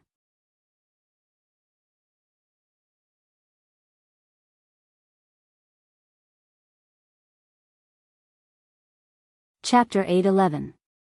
Freya woke up groggily from the cold. However, she was no longer in a glacial valley that looked like layers of ice blades. She could no longer hear the low whistling of the icy wind in the valley. She remembered that when she fainted, she was on the windward side of the glacier. Now, she was in a valley with a calm wind. She did not know how long she had been unconscious. The cold seemed to have seeped into her limbs and bones. She gritted her teeth and struggled to get up from the snow. However, Freya suddenly noticed something that she had never seen before. Not far from her wobbling vision stood a small creature. It looked a little like a small snowman, but its slender arms were not made of dry branches. Instead, they were made of ice crystals. The little creature placed its hands on its waist and bent over to look at Freya. It looked a little like the butler in the seigneur's castle. However, it was not tall. Its face was covered with a beard and eyebrows that looked like ice crystals. Under the eyebrows, a pair of bright eyes shone brightly. Freya was shocked. She had never seen such a thing before. She immediately woke up and sat up in the snow like a spring. However, she did not expect that her sudden movement would scare the snowman. The little creature was so scared that it took 2 steps back and tripped on a tree root. It then fell on its butt in the snow. It took a long time for it to get up. Then, the two of them stared at each other. There was an awkward silence in the snow. After a long while, Freya finally realized that the snowman did not seem to be hostile. She pondered for a moment and asked tentatively, "Did you bring me here?" The snowman was startled. It quickly patted the snow off its body and stood up. It bowed respectfully to Freya and said, "No, it was not me. It was my master who brought you here, my dear young mistress." It could even speak Crew's language. However, its intonation was a little weird. It sounded like a duck quacking, which was very funny. Freya's mouth opened in an O shape. She was shocked by the way the snowman addressed her. "Wait, what did you call me? Who's your master?" "Master is master, respected little master." The snowman answered in a matter-of-fact tone, as if that was the correct answer to this question. "Wait, I'm not a little master. Did you get the wrong person? Master said that you are the most distinguished guest here. Master told us to treat you with the etiquette of a young master. Master said so, so master must be right." Freya felt that her brain was not enough. She only felt that if Brando was here, he would be able to figure out what was going on quickly. However, the girl from the countryside of Butchie was not stupid. She first touched the side of her belt, where the Lionheart sword was still in its scabbard.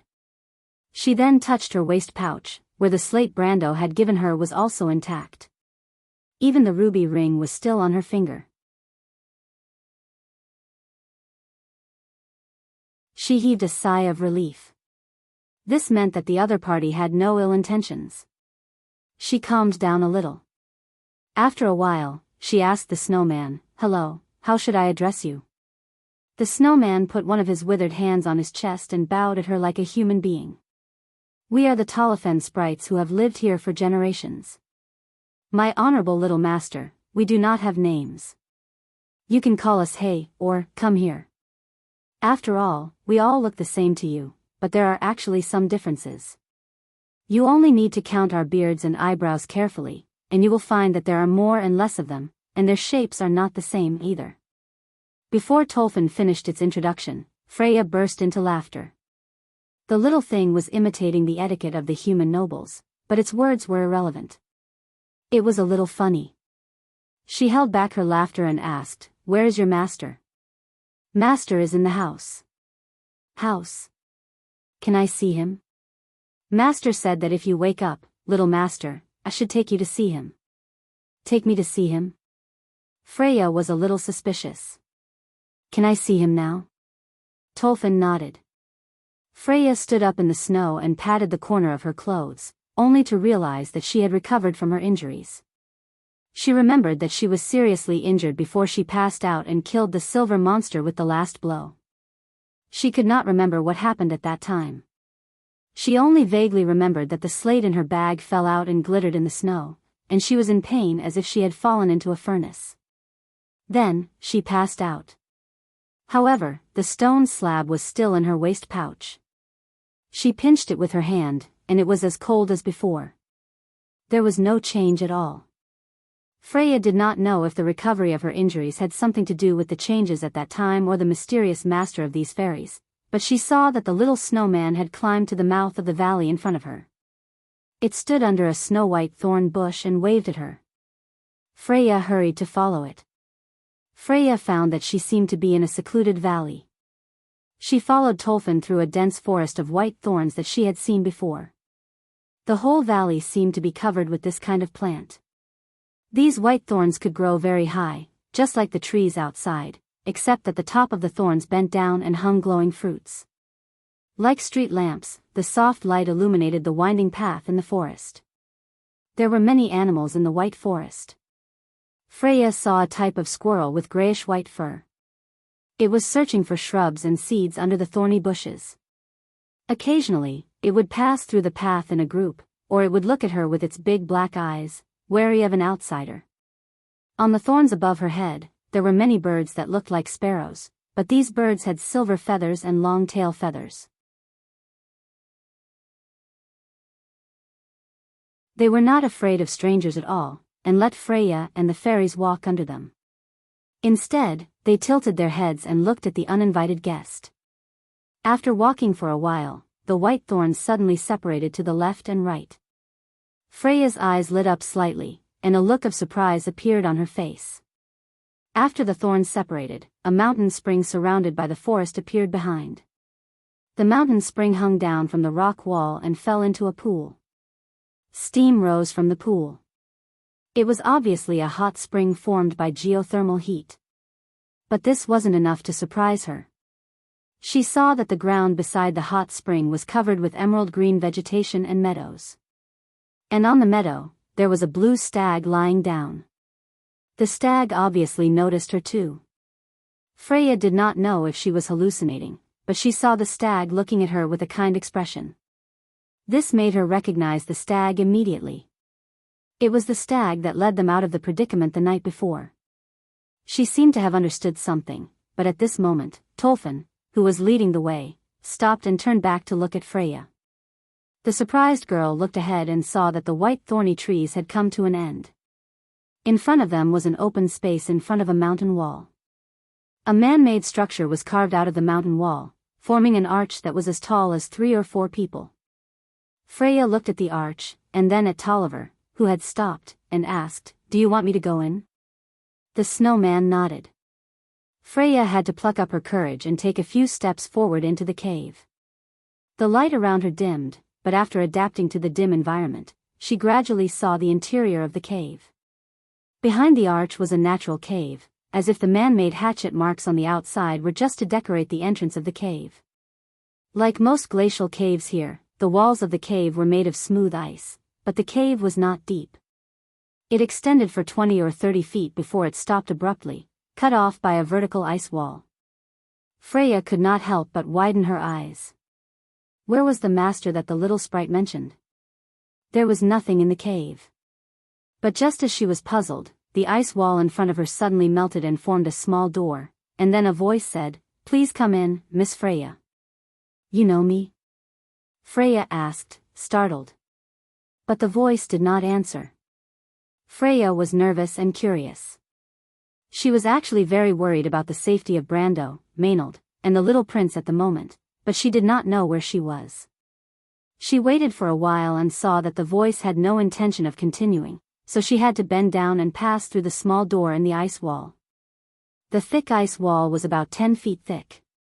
After passing through the small door, she suddenly felt a light in front of her, and the surrounding temperature rose a few degrees. It was not as cold as before in the valley, but there was a warm atmosphere. Freya looked up in surprise and found that behind the ice wall was a very comfortable room. It was like the study rooms of the nobles she had seen in Ampere Seal. There was a table, a high-back chair, a bookshelf, a fireplace, a thick carpet on the floor, and a bright flame burning in the fireplace. The bookshelf was full of books, and there were silver candlesticks and plates on the table. The candlelight was soft, and the plates were filled with all kinds of food. The food was steaming hot, as if it had just been taken out of the oven. The room was empty, but someone automatically pulled out a chair for Freya and put a plate and fork on it, as if inviting her to take a seat. "Please, have a seat." That voice rang out once more. Freya knew that if she did not do as the other party said, the voice would probably ignore her again. She hesitated for a moment and sat down. Immediately, a white porcelain teacup automatically flew down from the shelf next to her and placed in front of her. Then, the silver teapot on the table seemed to be held up by an invisible hand, tilted slightly, and poured tea for her. The tea was a beautiful red, like the onyx in the cup. Freya was a little nervous. She put her hands on her knees and suddenly remembered what she had learned in etiquette class. She said subconsciously, "Thank you."